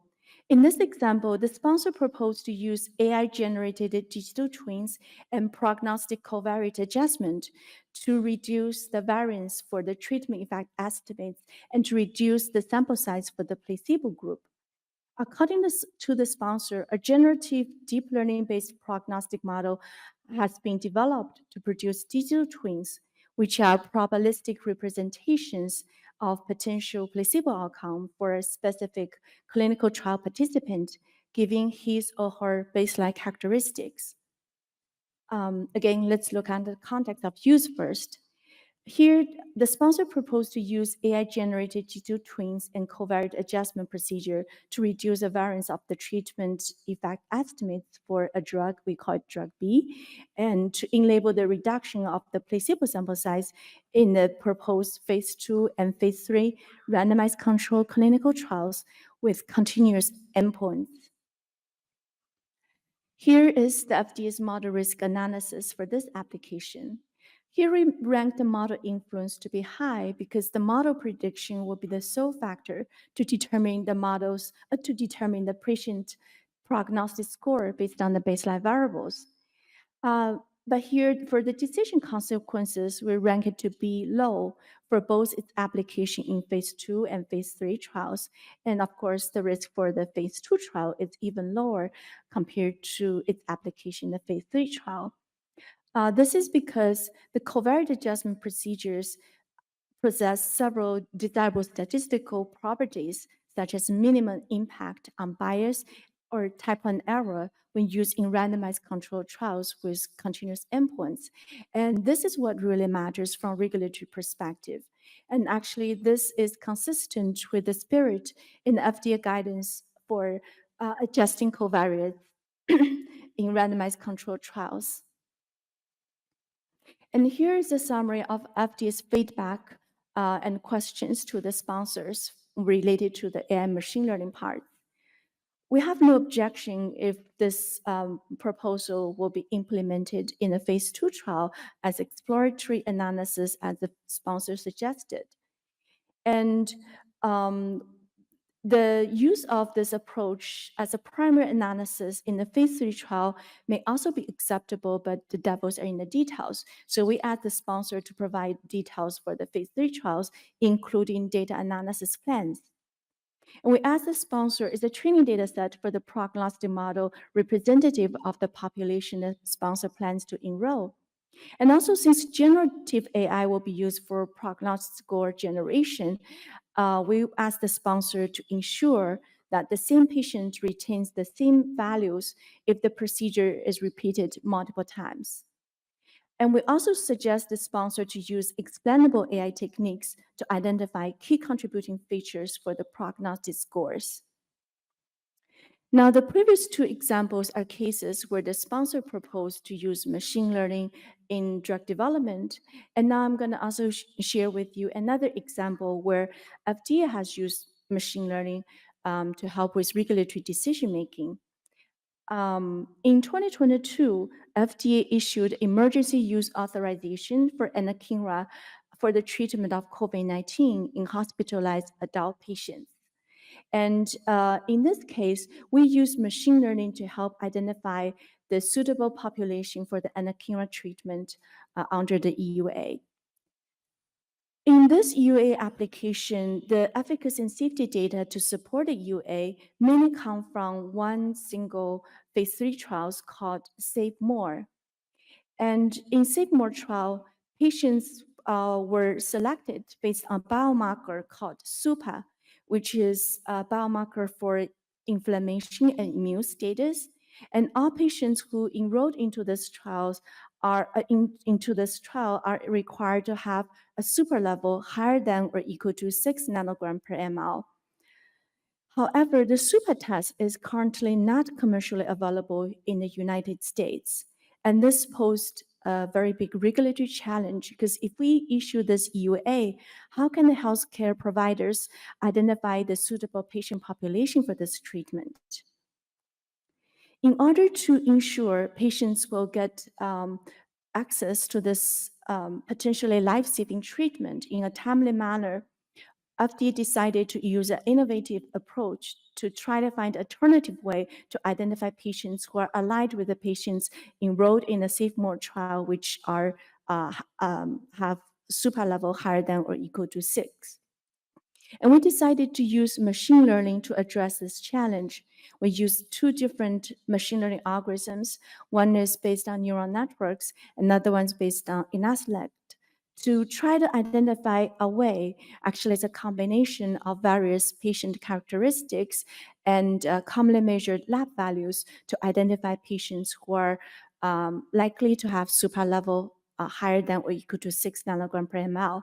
And we use the data from the SafeMore trial to develop this patient identification method, which is a scoring rule system I will tell you about later. And we use data from a separate trial called SAFE to validate the scoring system. Here on the left side of the slide, it's the scoring system that is developed based on the machine learning methods. It's essentially a checklist based on 8 different criteria. And if a patient can meet at least 3 out of the 8 criteria, then we think this patient is very likely to have super level higher than or equal to 6 nanogram per ml, therefore be a suitable patient for the anakinra treatment. And this scoring rule system ultimately was incorporated into the anakinra emergency use authorization fact sheet in section 1.1 patient population identification section. And this is the first time FDA used machine learning to determine a suitable patient population for drug therapy. As we talked earlier, AI and machine learning can be very powerful tools that can impact our lives positively, but they also come with unique challenges. From a technical perspective, there are challenges such as bias, generalizability, opacity, privacy, and security. And if those issues are not addressed appropriately, they can lead to disparity and fairness issues and trustworthiness issues. Last year, FDA released a discussion paper on the use of AI and machine learning in the development of drug and biological products. And the intention of this discussion paper is to spur a discussion for interested parties, and it's also included a call for engagement and collaboration. And as you have probably heard from Dr. Tala Fakhari's talk yesterday, FDA is also planning to release a guidance for industry that will be focusing on the use of AI and machine learning for regulatory decision makings for drug development, which will talk about the risk-based credibility framework that I mentioned earlier. And we look forward to your feedback. Now I'd like to switch gears and talk about some of the AI machine learning activities in Office of Clinical Pharmacology, Office of Translational Sciences at CDER FDA. In 2019, our office launched an innovative data analytics program, which is a forward-thinking program intended to increase our capability related to AI, machine learning, digital health technology, real-world evidence, and other emerging data sciences, and in order to support the advancement in drug development and regulation. And this program has 4 interconnected and synergistic components: education, research, collaboration, and fellowship. And in 2021, when we noticed the surge of regulatory submissions with AI and machine learning components, our office formally established a machine learning review team. And currently, our review mostly focusing on the use of AI and machine learning for precision medicine and clinical trial design. I would also like to briefly mention about AI and machine learning research in our office. We have conducted landscape analysis, methodological explorations, and we also try to apply the technologies for therapeutic optimization and individualization. And I have included some reference articles in case you're interested to know more detail. In March this year, CDER has established a new Center of Excellence called Quantitative Medicine Center of Excellence.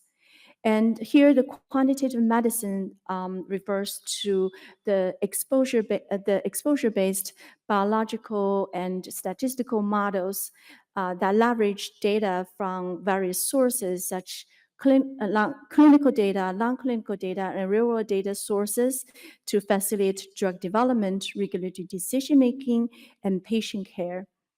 And under the QMCOE, one of the major focus is machine learning and artificial intelligence, especially their usage to support model-informed drug development. Here are the take-home messages of my presentation today. AI and machine learning can play an increasingly impactful role in drug development. They can improve both the efficiency and probability of success of drug development, and they can help to advance precision medicine. Both opportunities and challenges lay ahead, and more education, research, and collaborations are needed to move the field forward. And I hope many of you will join us in this endeavor to push what's possible. And now I have two challenge questions. The first one is a multiple choice question. How can AI enhance drug development? A, by improving the probability of success of drug development. B, by improving the efficiency of drug development. C, by advancing precision medicine to tailor treatment to individuals. D, all the above. And the correct answer is D, all the above. If you achieve that one, then our mission for this session has been achieved. Now this is the second challenge question, true or false. Machine learning is considered a subset of AI. And answer is, this is correct. Last but not least, I would like to thank my colleagues who have contributed to the work that has been presented here, and I want to thank you all for your attention. Thanks.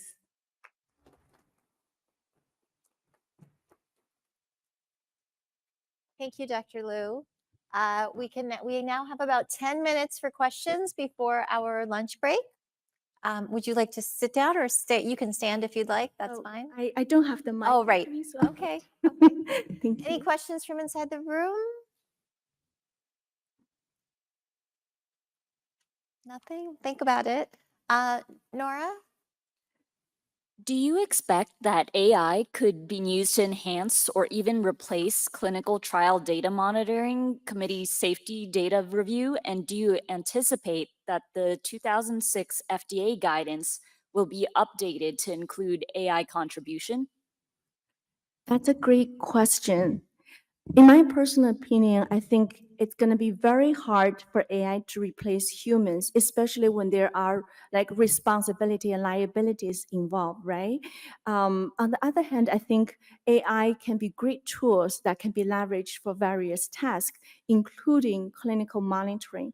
And I think in the future, it's likely to be a combination of AIs and human experts working together to help with clinical trial safety monitoring. Question from in the room? Yes, thank you for your presentation, Dr. Liu. It's very, very involved and very detailed. I appreciate that. So you were saying that from OCP perspective, you guys would be inclined to say accepting something in a phase 3 based upon phase 2, as long as things were equal, right? Thinking purely from a compliance perspective in terms of if I'm auditing my team's work, there's nothing nefarious. They just made a mistake. How would we ensure that there was no, they use apples versus apples? Because we're talking about generative. So if they, in the phase 2, they kept it, as they moved to phase 3, they actually changed a way they scored or leveled. How would we detect that? Is it a validation? How would we say, I'm auditing that or trying to make sure prior to our submission to the FDA? How would we ensure that? May I ask a clarification? So are you referring to use AI for auditing, or are you talking about auditing like AI generated data? Auditing the latter part, the latter. Okay, that's a good question. I think there are ways that we can audit the data, no matter it's generated by AI or human. Um, I think in auditing, I think a lot of the things in the end are gonna be like responsibility and legal considerations, right? Because AI will be able to generate data or text, but AI cannot be the responsible party. So in the end, anything in the report will have a human expert that signs the report, and that that person that signs the report will be the person responsible to ensure the accuracy of the text, no matter it was initially generated by AI or by human. So therefore, I think the burden probably will lie on the sponsor to ensure if you use AI in generating like text or reports in your operations, you will need to make sure things are correct. I reckon I agree. So if we can't assume that their data plan is going to be completely adhered to, like I said, there's nothing nefarious. It's just an accident or error or misperception in terms of application. How do we ensure? How do we assess? Is there something that you would recommend that say, because we want to give you a quality product to make the submission so that there's nothing that stands out that delays our application or anything that we could have detected in-house? That's a great question. First, I want to clarify, like FDA does not regulate everything. There are certain tasks that it's the sponsor's responsibility and risk. And some of the other things, for example, it will impact the safety, efficacy, or quality of the drug. And then FDA will need to review that. We don't review everything. But there are some general principles that can be leveraged by anyone who work with AI for any context. I think for whatever task you want to use AI for, you want to make sure the model performance is good. It's fit for purpose.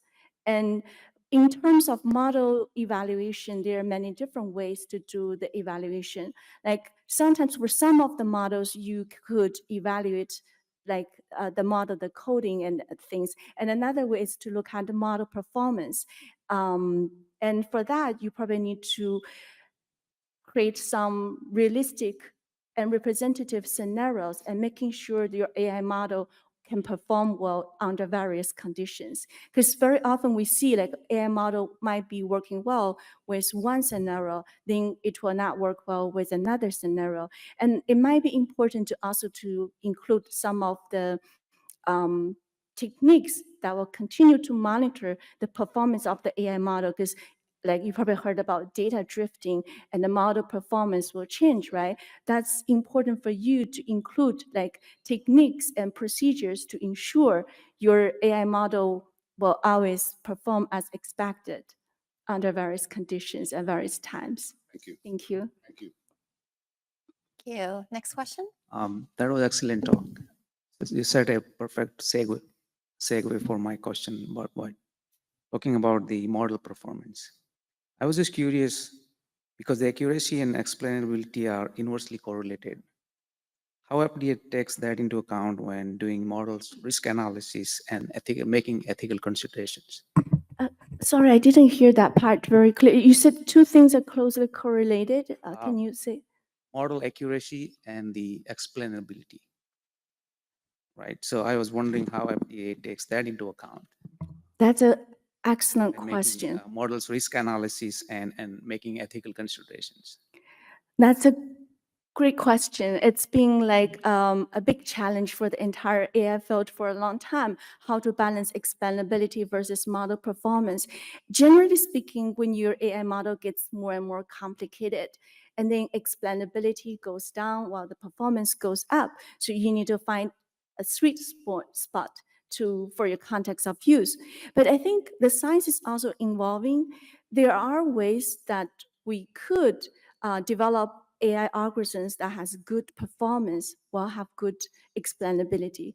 For example, I want to share like the AI technology we use for the anakinra case. Actually, the neural network architecture was something developed by some very talented data scientists in our team. They developed a neural network, actually can generate a scoring rule system or checklist as an end product. So while this algorithm can still achieve really good model performance as compared to the other like AI machine learning algorithms, the final product, the checklist or the scoring rule, it's very easy to understand and explain, right? And that biological plausibility also helped for physicians to feel comfortable using them. So I think science is evolving. We're doing better and better in this area. Thank you for the great question. Hi, I'm Dave Jaworski.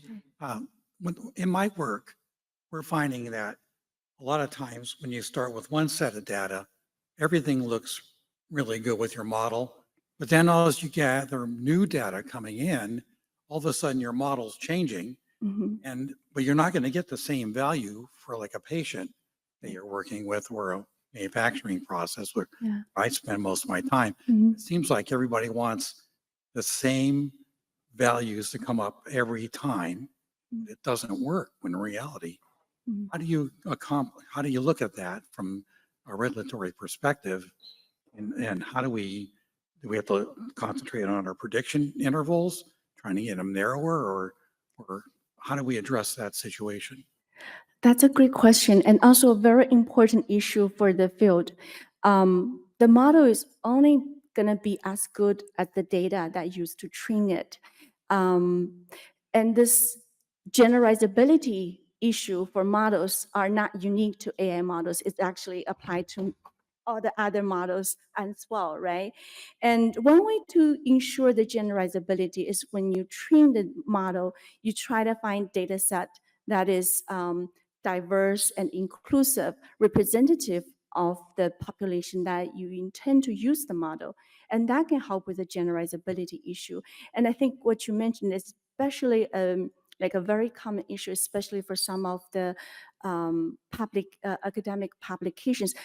No disrespect. I think academic institutions made great contributions to the field, but very often, like the AI model were trained from data from one institution, right? And then when you use the model for another institution, it may not work because another institution may have different patient population or even different like medical practice, and like model performs well in one institute may not work well for the other. And similar things you can see sometimes when people develop AI algorithm like based on data from one clinical site, and it may not work with others. So it's really, really important to consider those issues at the design stage. When you think about the data, like where to look for training data and testing data, consider to have this data set like diverse, unbiased, representative. Thank you. Thank you. So we're actually out of time for questions. Let's try to squeeze this last one in. I saw they just put some time back on the clock. So the FDA is placing great importance on clinical trial diversity. So how is the FDA evaluating and encouraging diversity and equity in the representation of the models and data sets that sponsors are using? Thank you. Thank you. That's a great question. This is also a really important topic to the entire FDA. We have like released a lot of guidance in this areas. Like actually over the past like decades, we have various guidance centered around this issue, encouraging the diversity, encouraging the inclusion of various populations, like older adults, like minorities, into clinical trials to make the clinical trial data representative. And I think in recent years, there's a guidance that focused on to ask the sponsor to have a diversity plan. I I don't know, probably you read that guidance, right? So there are a lot of initiatives. And after you even have office called Office of Minority Health and Health Equity, they're just really centered around this issue of health equity and diversity. I cannot give you a full list of the initiatives they are taking, but there's just so many things going on. Thank you. Thank you, Dr. Liu. So we are going to break for an hour lunch, and we will start at 1:15. Is that right? 1:15. See you back here.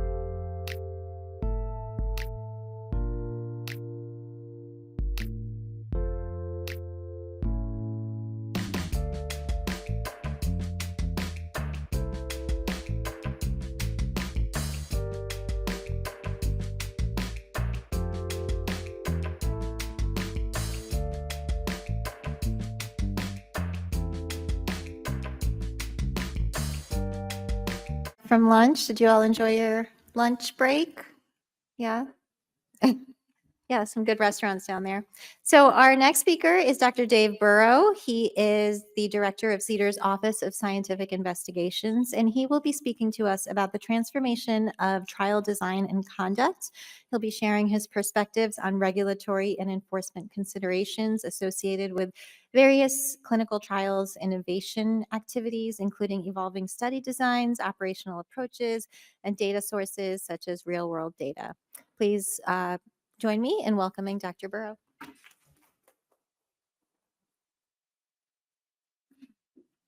Thank you. Thank you. Really pleasure. That's a word, right? Pleasure to be here. So my title, right? Reimagining clinical research, transformation of trial design and conduct.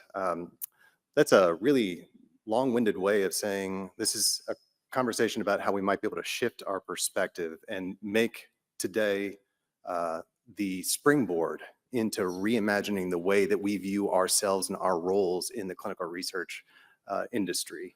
Now, my goal is to really be able to get you some valuable information in a usable format with enough humor to keep you interested, but not so much that makes you think I don't take it seriously, because I certainly do. Now, the real challenge here is in navigating a space of a really highly technical, complex, and global industry, all in real time. It seems like everything's shifting, changing in real time, very fluid and dynamic, and you're going to see that thread kind of woven throughout the course of the presentation today. My name, of course, is David Burrow, and we are in the Office of Scientific Investigations. That's the office that investigates scientifically. What that really means is that we're responsible for clinical trial assessment, compliance, enforcement, but that's also regulations, guidance, legislative development, and things like that. All of the different blends of herbs and spices that go into being a regulator, that all comes down to OSI and the clinical research conversation, and it's a really, really interesting space to be. Side note, you know, if you're ever going to receive a warning letter in clinical research, it's because I signed it, which is terrifying, both for you and for me. But, you know, it is a great space to be able to have this conversation because it means that we have a real life discussion about what really matters in clinical research. Things that are not just administrative in nature, but what the real meat and potatoes are, why it matters in terms of protecting human research subjects and in driving quality in the data that we review as part of an application. So disclosures. I am a government employee, so I have nothing to disclose. Yay. Overview. Now, this is a pretty ambitious agenda for just 40 minutes. Not really sure how long it's going to take here. The central theme is, of course, on innovation, and that applies just as much to me as it does to everybody else. This is a little bit new talk for me, so I haven't run it before, don't really know how long it's going to take. And I'll share a secret with you. And the secret is that last topic, the lightning round, debunking FDA myths. See, the reason I included that was because I can kind of expand or contract that section to be able to fit the time that we have available to us here. And I know that a good magician doesn't reveal his tricks, but I'm not a magician, so I'll reveal my tricks freely here. But you'll see the overarching themes of evolving, dynamic research and the nature that we see in the global ecosystem here come up more and more as we get through these topics. The reason for that is because this is complicated. It's not just in clinical research generally, not just in innovation in a highly regulated space, but also in the ability to be able to get you some really easily consumable information in just 40 minutes. It's a real challenge here. And I'm going to do my very best to keep it interesting. One of the key points that I wanted to make sure that I could raise is that clinical research isn't just about the design and conduct and assessment of studies. There's a big component of that that's about you. It's the clinical research workforce and how we show up in our day-to-day lives across the spectrum of trial sites, trial designs, and all of that. And what you'll see in this picture here is that at every stage where a human is involved, we have the opportunity to muck it up, And that word, again, was muck with an M. It's the human element in clinical research that I think has the real room for us to take that next leap, that next great step in our evolution as a workforce and as an industry. Now, in the evolving clinical trial ecosystem, the reason I like to call it an ecosystem that evolves is because it really is one. That we have different study designs, different study execution strategies, operational approaches, and different data sources. We have different strategies for clinical trial assessment, including inspections and other things. But the reason this is an ecosystem is because it's so fluid and dynamic over the course of time. If you look back in the way that the industry was run, even just like 10 years ago, you have entities that were in place 10 years ago that are no longer with us. You have roles from 10 years ago that are no longer with us. You have roles today that weren't even envisioned back then. And just like evolution in an ecosystem, there are roles, people, skills, technologies, tools that die out. They are deemed unfit for survival. And clinical research is very same. It's a living, breathing, fluid, dynamic industry that evolves over time. And we as a clinical research workforce need to be really mindful of that and the fact that what was true yesterday might not be true tomorrow. Now, even when those entities, the roles, the vendors, the CROs, even when that changes over the course of time, we know that reimagining clinical research isn't about changing clinical research. Clinical research is going to change on its own. This ecosystem is going to continue to evolve. What we're really talking about is that reimagining clinical research is about changing how we think about clinical research and our role within this dynamic ecosystem. You always hear the term baby steps. People like to use the baby step idea because it's like small, tentative steps that you can continue to take over the course of time. But if you've ever seen a baby walk, they don't take small, tentative steps. They have these really unbalanced but super enthusiastic steps forward. They lurch forward. And when we're talking about the baby steps that we get to take in clinical research to make tomorrow a better day, what we're really talking about is those lurches forward that we can take really enthusiastically together as an industry. Baby steps is absolutely the right term, but it's in a different context than you usually use it for. Now, one of the most critical parts in this conversation is about aligning on terminology. And it's an area that we in FDA and across industry tend to mess up all the time. We don't use the right terminology, we don't use it in the right context, and over the course of time in these types of conversations, some of these words that we continue to use cease to carry any meaning because we have overused them. What I've included here are just a couple different examples of things like operational approaches. You might look at decentralized clinical trials as being an operational approach. You could look at data sources like real world evidence, real world data. You could look at EHRs and things like that. And you could look at different types of trial designs like master protocols.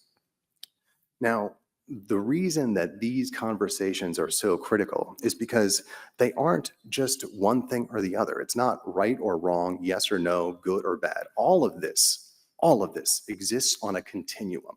So you don't just have a decentralized clinical trial. You have a trial that has decentralized elements in it. You don't just have a pragmatic trial, you have a trial that has pragmatic elements in it. All of these exist on a continuum. And they can show up in very different ways depending on where you are in this ecosystem and the extent of control that you have over what's going on in your day-to-day operations. So even as designs for trials change, even as the operational approaches that are deployed here change, and even as the data sources that we use continue to change, there is a constant. The constant is us. It's the clinical research workforce, which gets us to the idea of how the evolution, the transformation of clinical trial design and conduct, it's not about clinical research as an like vague amorphous entity. It's about us and re-envisioning the way that we engage in this industry. Make your peace with the fact that clinical research is going to change on its own. It is a really dynamic and fluid industry. And our role is to shift the way that we think about innovation in clinical research to appreciate those leverage points, those key points where we have the opportunity to intervene to make tomorrow a better day, to ask ourselves, how do we make this 10% better? That's the crux of the conversation here. We are the constant in this fluid, dynamic ecosystem of clinical research.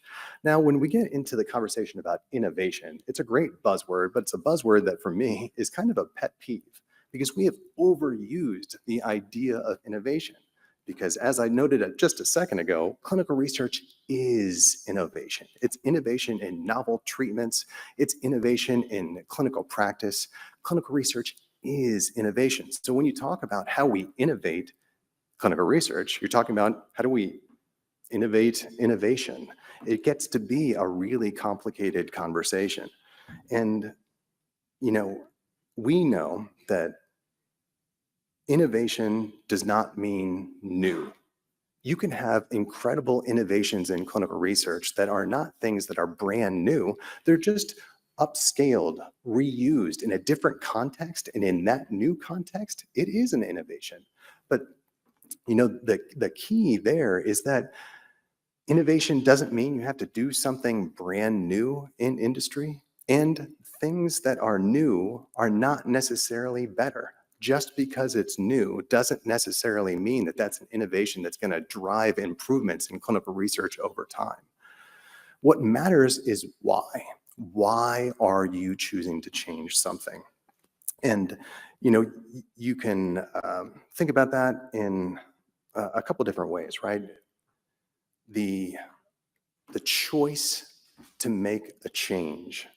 It could be because your boss told you to change something. It could be because innovation is a buzzword. Or it could be because you have recognized that you have a gap in your operational processes and there's a chance to make things just 10% better.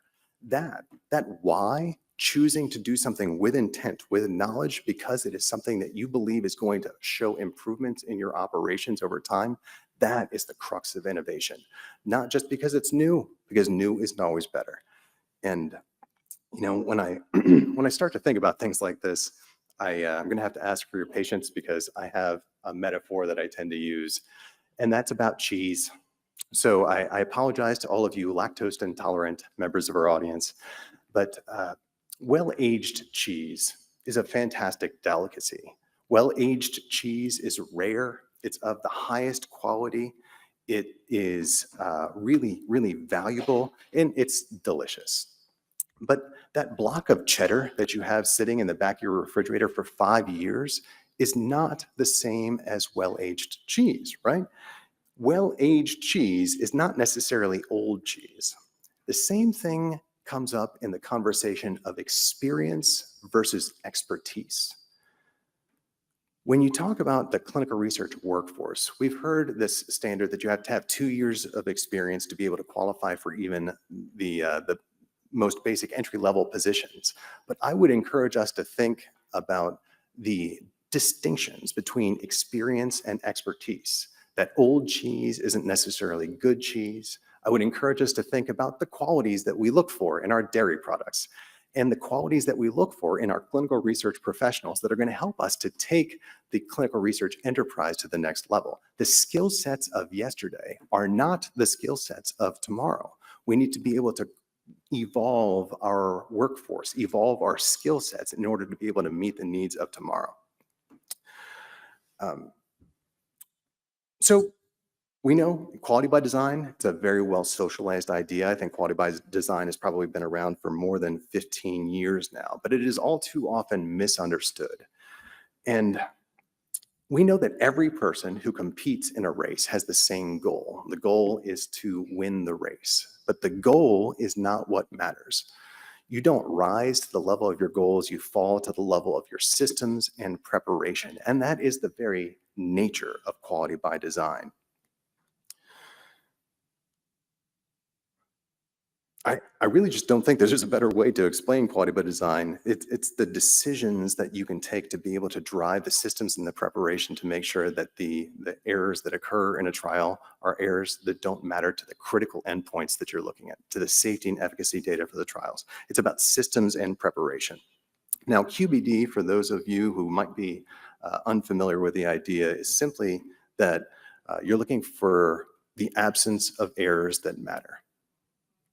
The issue there is that we know that perfection is unattainable, that errors are going to happen in clinical research. Even the very best study design, the best structured operational approaches, even the very best sites are going to have things that just don't go quite right. Quality by design is the systems and preparation that goes into designing a study where you expect to minimize the presence of the errors that truly do matter. Now, again, that's a frame of mind. It's a shift in the way that we view this. We're looking at speed bumps. Speed bumps are acceptable. Errors are going to happen. What you're trying to do is to avoid the roadblocks, the things that represent significant challenges in our ability to have reliable data of safety and efficacy as an outcome for these trials. You know, there's a great boxer back in the day, Mike Tyson. You might have heard of him. He was famous because he could knock out an opponent, a professional boxer, in just seconds.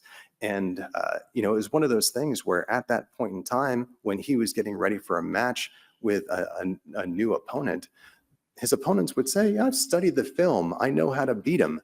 They'd have all of their strategies in place. And Mike's response was, everybody has a plan until they get punched in the face. And it's true. That is clinical research. Everyone has a plan until things start to go sideways. Quality by design is about understanding the ways that things can go wrong and understanding how to mitigate the potential catastrophic impacts of them when they do go wrong. It's about being able to get hit, but not knocked out. That is quality by design. It's the absence of errors that matter in clinical research. Now, this is gritty. It's challenging work. It's not easy. And it's in the execution that I think the challenge lays. That's where we come into play as the clinical research workforce. The one constant in this industry, we, the clinical research workforce, have the opportunity to bring about that true and lasting change. Now, the best thing I can say here is that you're not alone. Quality by Design has a wealth of information out there in the public domain. What I'm showing you here is the CITI, that's the Clinical Trials Transformation Initiative webpage. They have toolkits, resources, information of all kinds, different frameworks and models that you can pull down from the web and use to your benefit. And this is all out there. And this is really scary stuff, for sure. When you're talking about changing the way that you operate in an individual study, for a site, for a company, when you're talking about changes in the way that you operate, you're talking about a great leap into the unknown. And that takes courage. It takes courage to be able to innovate. It takes courage to be able to actively choose to do something different when you don't really know what the outcome is. And that word courage can be defined as knowing something that might hurt, but doing it anyway. But stupidity has the very same definition, knowing that something might hurt, but doing it anyway. And that's why life is hard. But what matters is why you choose to do that. Just like we were talking about before, in Quality by Design, it's about knowing why you're making that change. Is it because you believe that making this change can improve your outcomes by 10%? Or are you making this change because you were told you had to do it, because it's the new and shiny thing, or something like that? The why is really what matters in Quality by Design. So please understand that point, that change for the sake of change serves no purpose. That the key in Quality by Design, the key in innovation is identifying why you're doing what you're doing, not just change for the sake of change. Now, in Quality by Design, if you were looking for a single place to start, I would highly recommend the Principles document. Principles document, absolutely essential resource for you. And I love the idea, or I guess the quote, that a goal without a plan is just a fantasy. Quality by Design and these documents, these resources, give you the information you need in order to be able to take that goal and take it from a fantasy, make it into a reality. It gives you actionable steps that you can put into place in real time at your site, at your company, at your institution to be able to make things just a little bit better. Two things I really wanted to point out here. First is that it's not a checklist. It's not a checklist idea. When you get back to the slides I shared just a minute ago, you see that virtually infinite variability in the way that trial designs, operational approaches, and data sources can come up, different variability in the way that you see clinical research sites positioned to be able to meet the needs of individual trials, given their unique systems and endpoints and the tests that you might need to do in support of that clinical trial. Virtually infinite variability. And that means that a checklist mentality doesn't work. You have to be able to think through what the specific risks of your trial might be and how you might best position yourself and your sites to be able to meet that need. And the last question or the last point here, can't overemphasize or underemphasize, can't say it enough. The emphasis in engaging all stakeholders early on in your trial design conversations, absolutely critical. Because nobody can write a symphony alone. We know that this is something that really takes a conversation.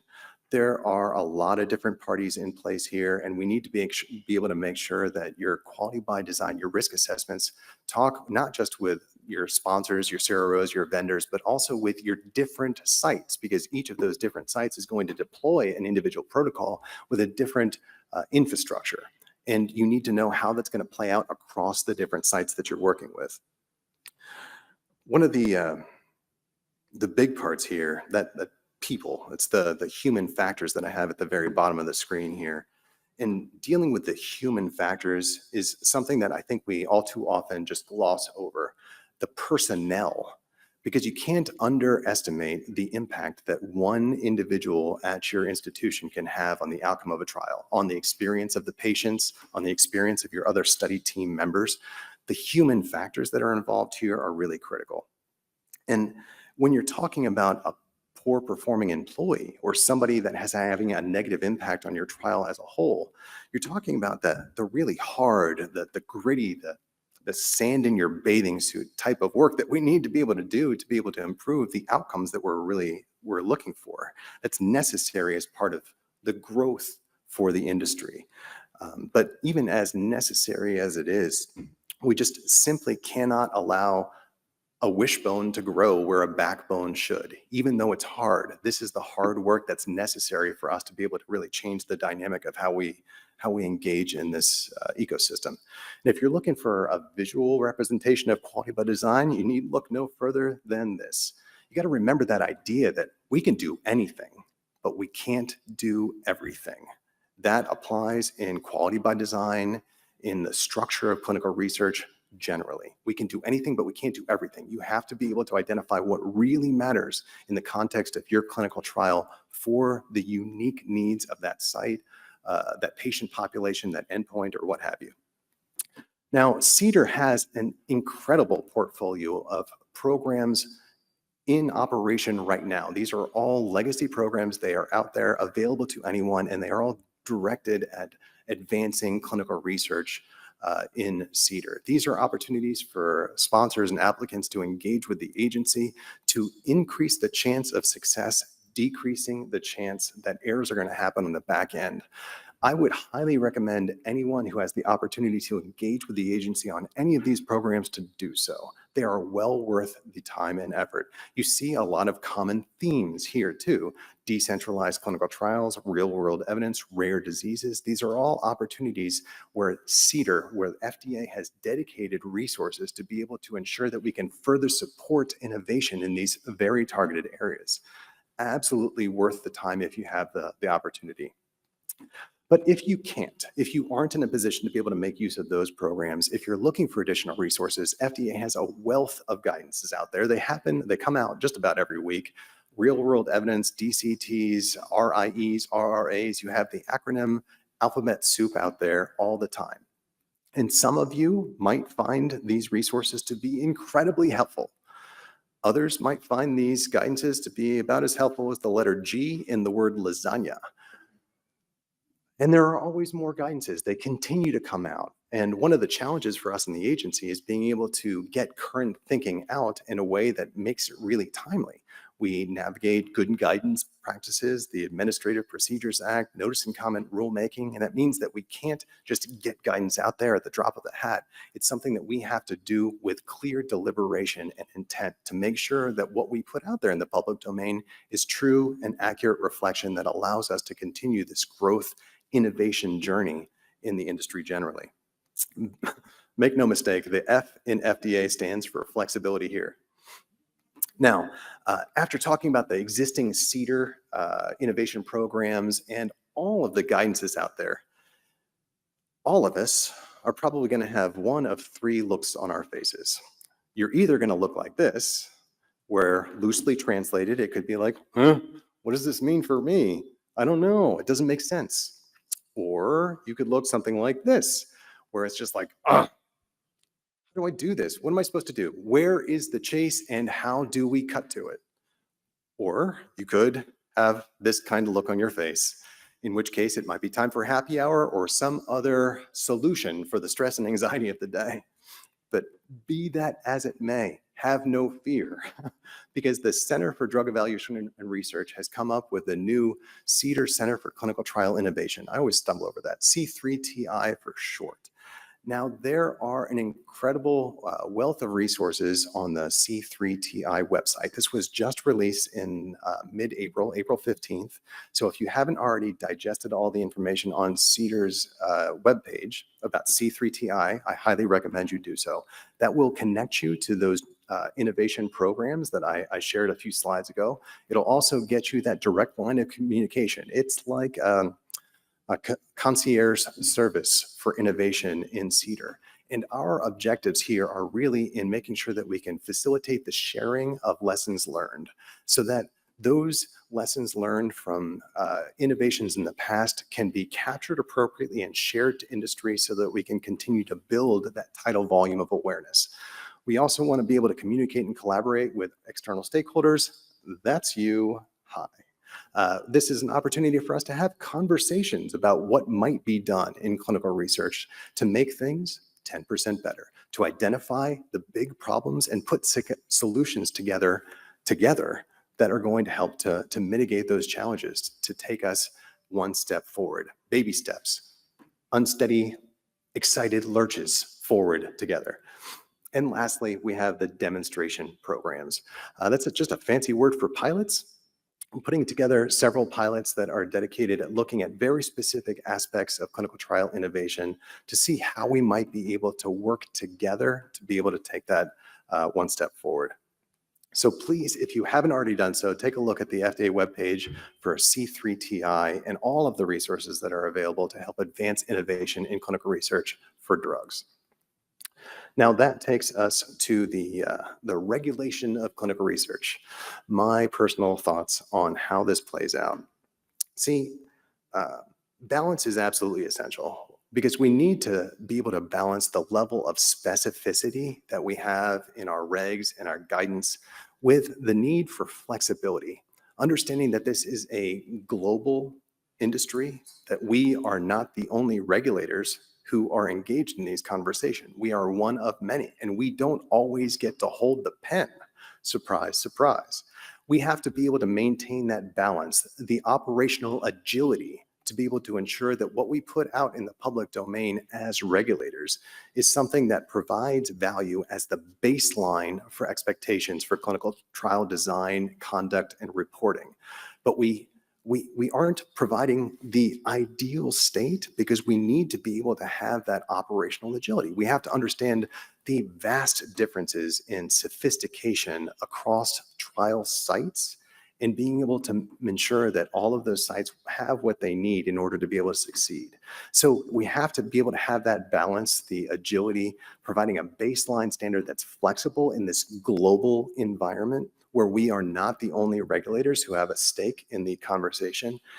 And what that really brings us back down to is this idea that we need to focus on our critical interests just like you do in quality by design. We have to focus on the interests of reliable clinical trial data supporting safety and efficacy.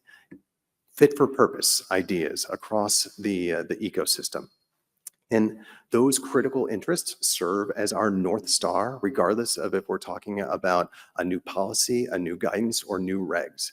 Focusing on those critical interests in the clinical research industry and ecosystem as they exist today, and preparing for what they might look like downstream. And that means that we have to be aware of this time-space continuum. And I use that because the drug development industry isn't something that happens overnight. If you start the development of a clinical trial design right now, you're operating with 2024 information, 2024 guidance, feedback, expectations. But even if you start that trial now, once you get it set up and stood up all of the clinical trial sites, once you run that trial, it might be a trial that takes a year to complete. Then you compile all of the data and you work up the NDA and submit that to the agency. It could be 5 years or more downstream. So what is true today when you start that risk assessment might not be true 5 years from now or more when you submit that application. So we as regulators need to be able to understand the time-space continuum and ask ourselves if those choices were reasonable at the time that you had to make them, not necessarily when that application comes into the agency, because we cannot sacrifice the statistical and scientific rigor of the application review process. We need to know that these drugs are products that work and are safe for their intended purposes. Now, the role of perspective here is a really interesting one because it is a fluid and dynamic environment. There are subtle shifts in the phrases that we use, like I love explanation versus an excuse. When you're talking about the conversations with the agency, provide explanations for what you did, not excuses. Provide responses to the inquiries that we have, not reactions. Make it deliberate, fully considering all the potential impacts of what you're saying, what you're doing, and how that might play out. And understand, of course, that role of people on people. We talked about that before, the human factors that are involved in clinical research and the critical role that the clinical research workforce plays in driving quality at the macro level.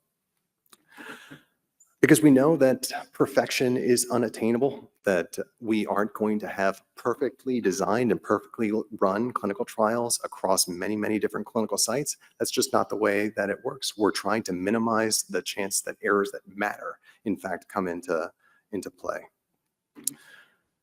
Now, lightning round debunking FDA myths. I included this because I can expand or contract it, right?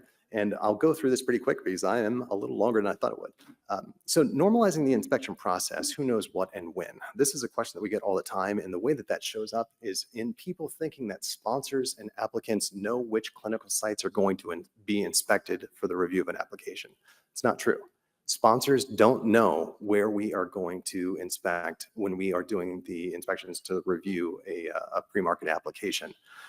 We select sites for inspection based on the use of a clinical investigator site selection tool, CIST for short. It takes into account 26 different factors at the application level, the site level, and the study level, and gives us a risk score. But we don't just go to the sites number 1, 2, and 3 on the risk score. It's a tool and not a rule. And we can determine which sites we want to inspect based on whatever the risk profile is for that product, what we know about the portfolio of sites that are contributing data for that application. So a sponsor doesn't know where we're going to go, but they could suspect it because the sponsor knows their enrollment numbers. They know who the highest enrolling sites are. They know which sites might be driving the efficacy assessments. So they could suspect that we might inspect individual sites, but they're not going to know. That's not information that sponsors have. What does it mean to pass an inspection? Well, this question requires context because for a clinical site, passing an inspection could just mean not getting a 483. But that isn't passing an inspection in every context, because for a sponsor who's really dedicated and interested in knowing that the application that they submit to the agency is going to get approval, we could have findings from inspections that don't have 483s that contribute significant information in the review of the application. So even though the CI doesn't get a 483, that very same inspection could result in throwing out data from a site or series of sites. It could result in getting an information request or running a sensitivity analysis or something like that, just because you don't get a 43 doesn't necessarily mean that you pass, in air quotes, an inspection from every stakeholder's perspective. So what does it mean to get a 43? That is inspection observations. Our ORA colleagues are at your site for just a week or maybe a little more. They don't have access to a ton of information. They just have access to what they can get while they're there. A 43 is the inspection observations. The bioresearch monitoring program is set up so that all of those decisions about the final classification, what is a true violation of significance, all of those come back to the center. The center makes all of those decisions. So a 43 is really just your opportunity to know what you need to respond to the agency about. A 43 could be viewed as a good thing because it gives you the opportunity to frame the issues in the light most favorable to you in your response to the 483. If you didn't get a 43, if those same options or items were just discussion items in an EIR, you wouldn't have the opportunity, or you wouldn't know that you had the option there to just respond to the agency and help to frame those issues in the light that is absolutely most favorable to you. 43, strictly inspection observations, not a reflection of the final agency decision or compliance outcome at all. How do inspections inform the review of an application? Well, I kind of covered this one already, but an inspection could result in findings that require us to throw out the data from that individual site. But it could also impact the review of the study as a whole. It could not just be one site, but a group of sites. Could be information that allows us to do these other things. How does OSI's recommendation impact the review? It could be things that allow us to request or recommend a sensitivity analysis, additional inspections. We could recommend additional inspections. We could do an information request to ask the sponsor or applicant to explain to us how something showed up and what they did about it to help understand the context of whatever that issue is. Or we could request an independent third-party audit. And when I say something like that, it should make those little money hairs on the back of your neck stand up and just go, whoa, whoa, whoa, whoa, whoa, because an independent third-party audit is going to cost both time and money. It could delay the approval of a product, and it could cost a tremendous amount of money. So those independent third-party audits could have a really significant impact on the review of your application, both in terms of time and the outcome, the end result. And how do you avoid a poor outcome? Well, the key there, I kind of covered in response to a 43. Absolutely respond to a 43. Engage in those conversations with the regulators, with the agency. Open, honest conversations, providing explanations, not excuses, responses rather than reactions.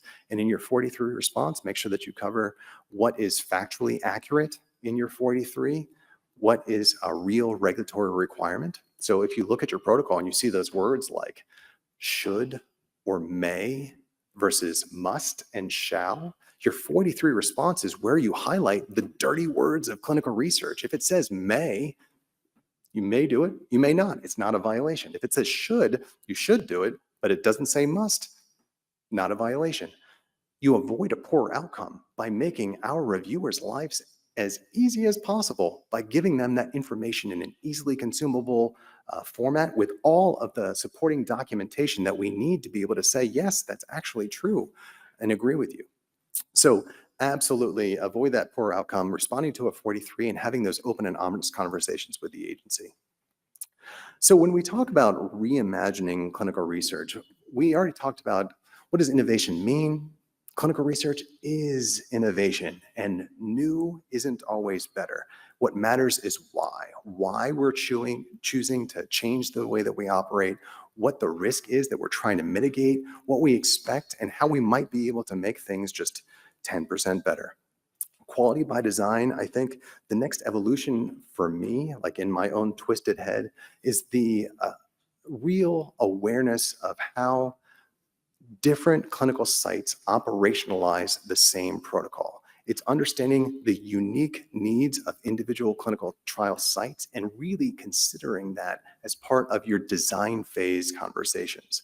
The next evolution is about the operational realities at the vast differences or in the vast differences that you see across trial sites. And there really is no end, right? You can't just innovate and be like, well, we did our job. This is a conversation that continues to move, to evolve. It's very fluid and dynamic. We used to say that, it's a marathon, not a sprint, but this isn't even a race. There's no end to it. You just continue to ask yourself, what might make sense? What is reasonable for us to be able to do? What risks are we trying to mitigate, and how might that show up for us? I love Gallup Strength Finder. Everybody know what that is? In Strength Finder, my number one strength is futuristic. That means I look at everything with a future context. And I don't mean like tomorrow or a week from now. I mean like years down the road. I can't help it. It's a compulsion that I always look at everything with a future context. And that is both a blessing and a curse, but it allows me to know that one day, we are going to have clinical research embedded in our clinical care system. One day, we know that anybody would be able to view clinical research as a care option and have access to that when and where they need. That access is going to be there. I know that one day that's going to be true. I also know that one day the clinical research profession is going to be recognized as a profession, that the skill sets that you deploy day in, day out in this really complicated, fluid, dynamic, global, and highly technical industry, it's going to be something that resonates with the American public as a profession, an opportunity to be able to get involved. And I know that one day we're going to use all of the tools, the technologies, the systems, the data that we have at our disposal to their maximum utility. I know that that is true. But I also know that perspective matters, and small changes can make a big difference. So what if, just what if, we took that one day and we made it that this is day one? How might it look differently if this was day one of knowing that clinical research was a care option to anybody who needed it, that they had access when and where they needed? If this was day one, how might we act as if that is our reality starting today? How might we act as if it is our reality today? If this is day one of clinical research being a profession where we act as though this is the central crux of our identity as an industry, how might we act? What would it look like if we knew that today was day one of using the tools, the technology, the data systems, all the resources that are at our disposal right now? What if this was day one of using all of that to their maximum benefit starting today? Now, if we started to use the resources at our disposal to their maximum use, and if we started to make those changes, if we started to make this day one of those small changes that then compound day after day, it's going to result in our one day becoming our everyday. And that is, I think, a really incredibly powerful message of transforming clinical research, reimagining the way that we operate as an industry, what we might be able to do as a clinical research workforce to really advance innovation in clinical research, because clinical research by itself is innovation. We are the constant, and we have the power to be able to take clinical research to the next level. I feel like that's a really powerful message, empowering us all as an industry to be able to do incredible work for the public health benefit, to be able to improve the quality of the data that is submitted in support of the marketing applications, and in protecting human research subjects who choose to participate in clinical research. Now, I've included a ton of different resources here, more than enough to keep you busy for a hot minute. And I recognize that I'm way over time here, so I will pause for questions if there are any. I'll hang around afterwards if you'd like to talk to.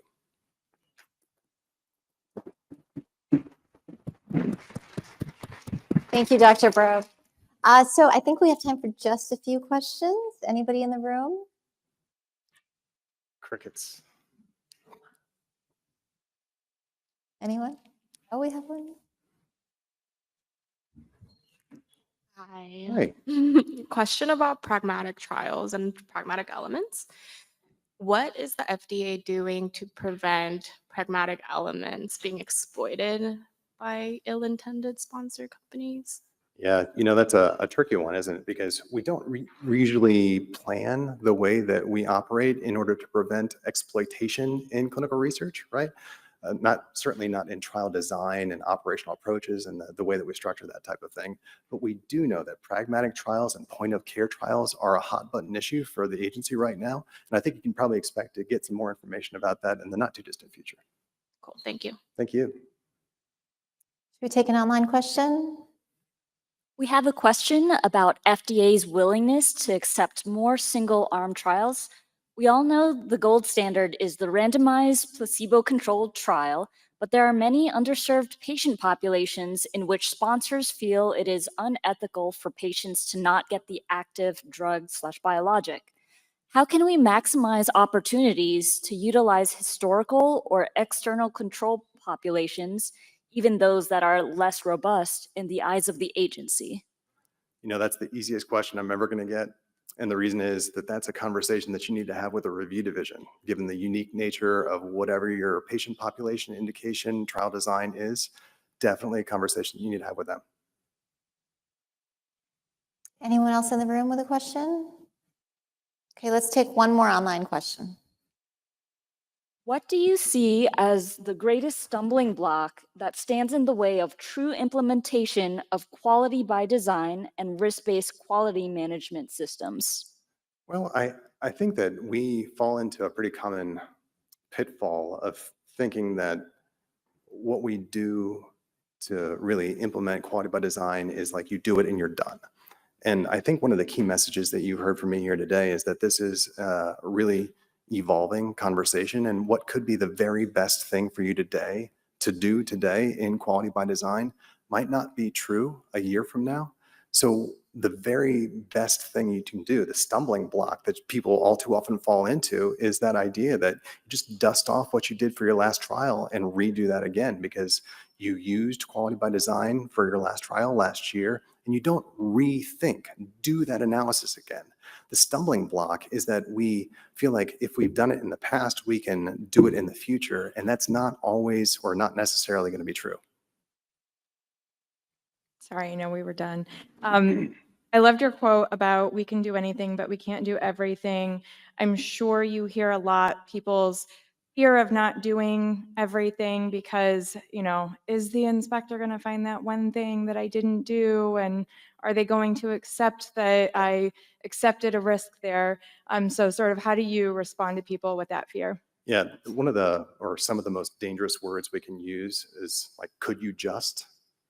And when you're talking about an organization, like a company that's coming up with a new protocol, everybody has their hands in the pot there. Everybody wants their data. They want to add exploratory endpoints or secondary endpoints, tertiary endpoints. They want to add more because they figure if you're investing in the infrastructure to be able to design and operationalize a trial, they want to be able to get everything that they can for it, which is directly contrary to the core interests of lean trials. Quality by design, cutting out the extraneous tasks, data, information like that, and focusing on truly what matters. So the conversation always comes back to what really matters here and balancing those operational realities of how anything extra might play out in real time across the spectrum of the different trial sites.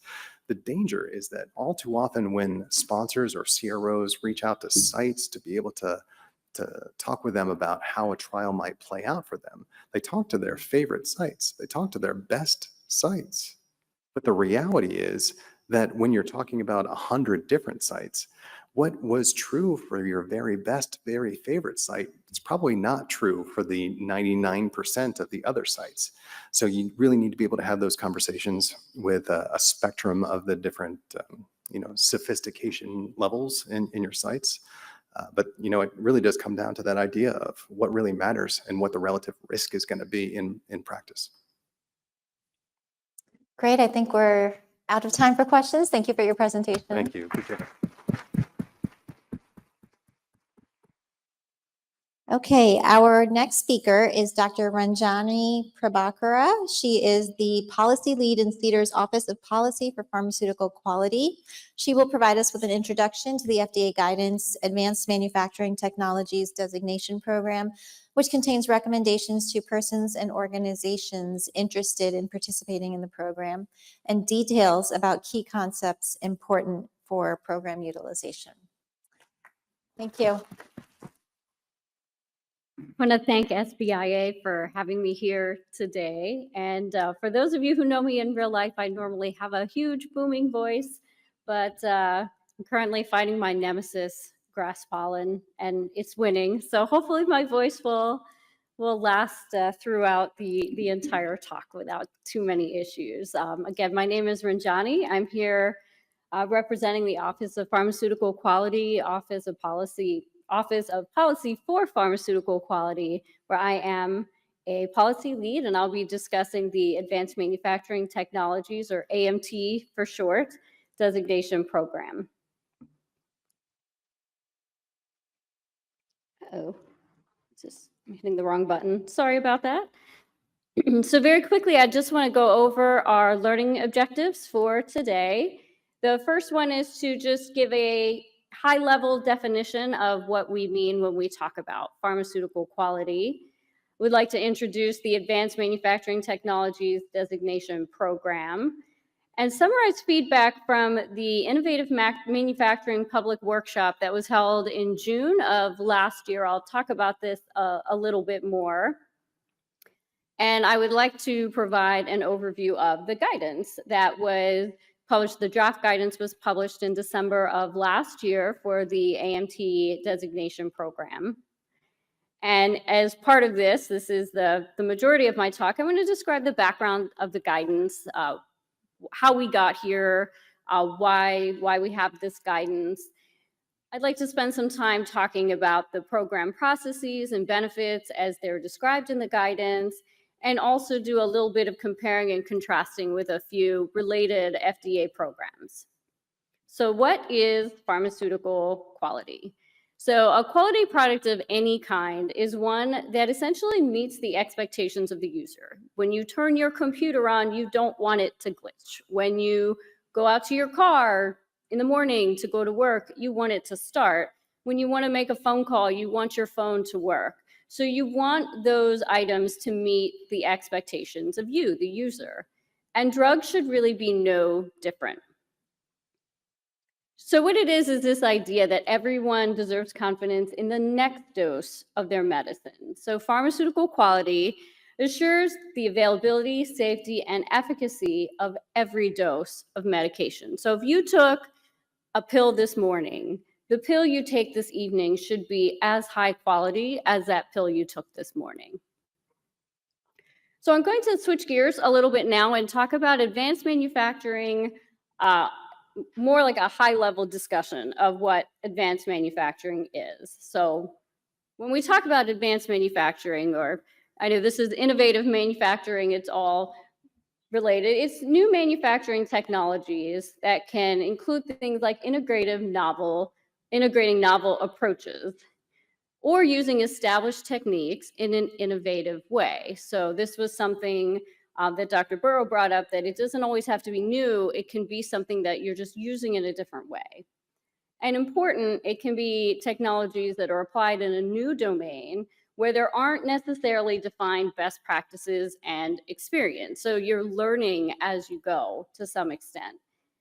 And I also want to point out that in every field, there are different production techniques that are considered advanced. So we're in here today for the CDER track.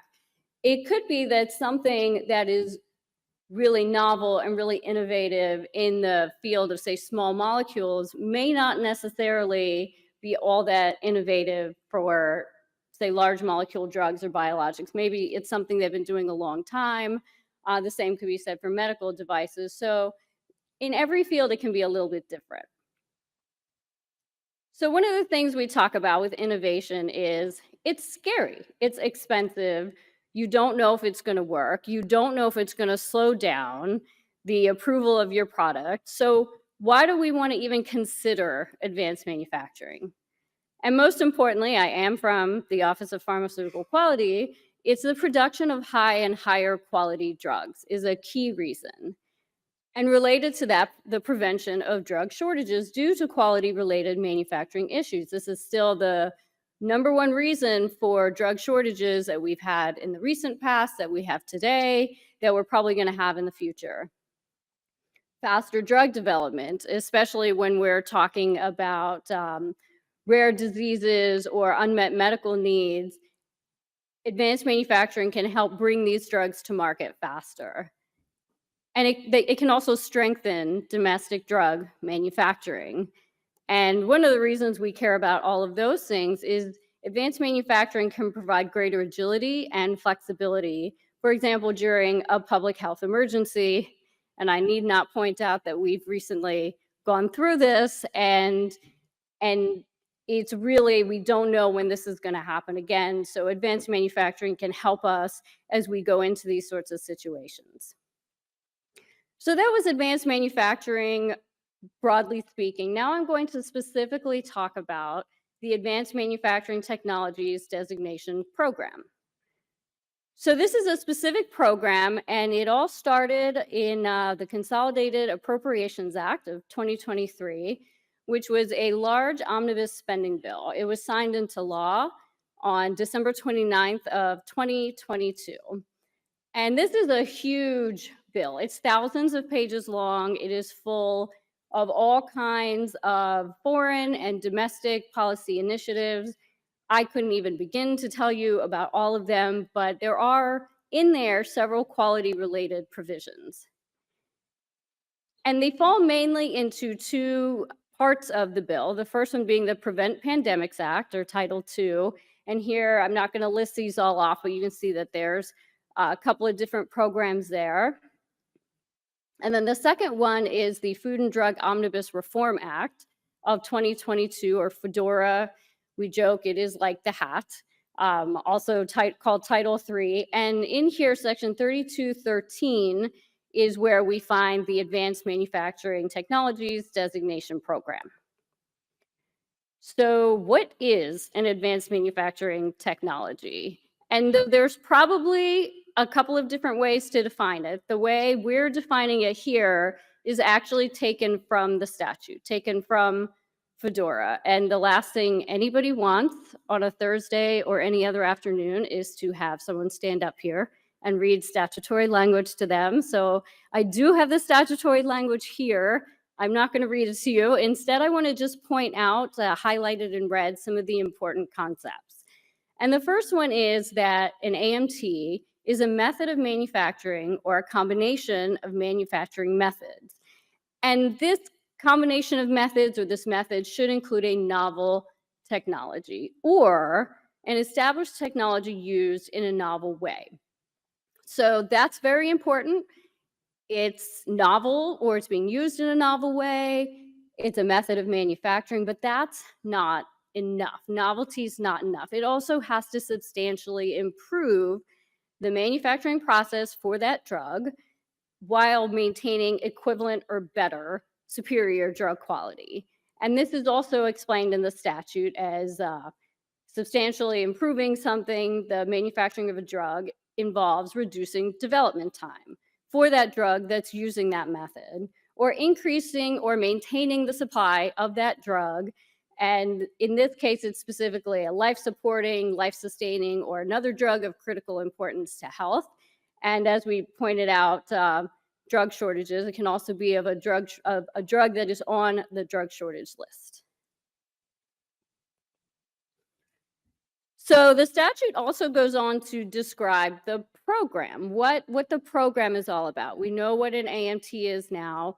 What is the AMT designation program? So 1 year after enactment of FDORA, we, FDA, had to initiate this program to request designation. And this is designation as an AMT. And as part of that, we need to have a process for designation. So what is it to have a designation or to get a designation? And of course, we need a way to evaluate the requests that we get and make decisions about what will be a designated AMT.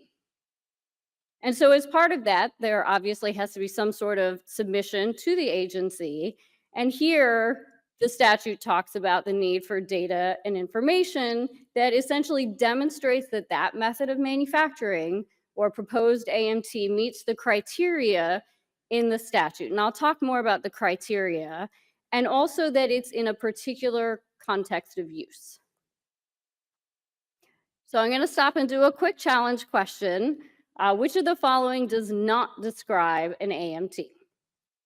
Is it A, limited to one method of manufacturing per AMT, can use an established technique or technology in a novel way, that substantially improves the manufacturing process for a drug, or that it can provide either equivalent or superior drug quality? And the answer is A, it's not necessarily limited to one method. It could be a combination of methods, either novel or established, but that are put together in a novel way. So I mentioned this workshop, and I want to talk a little bit about this workshop.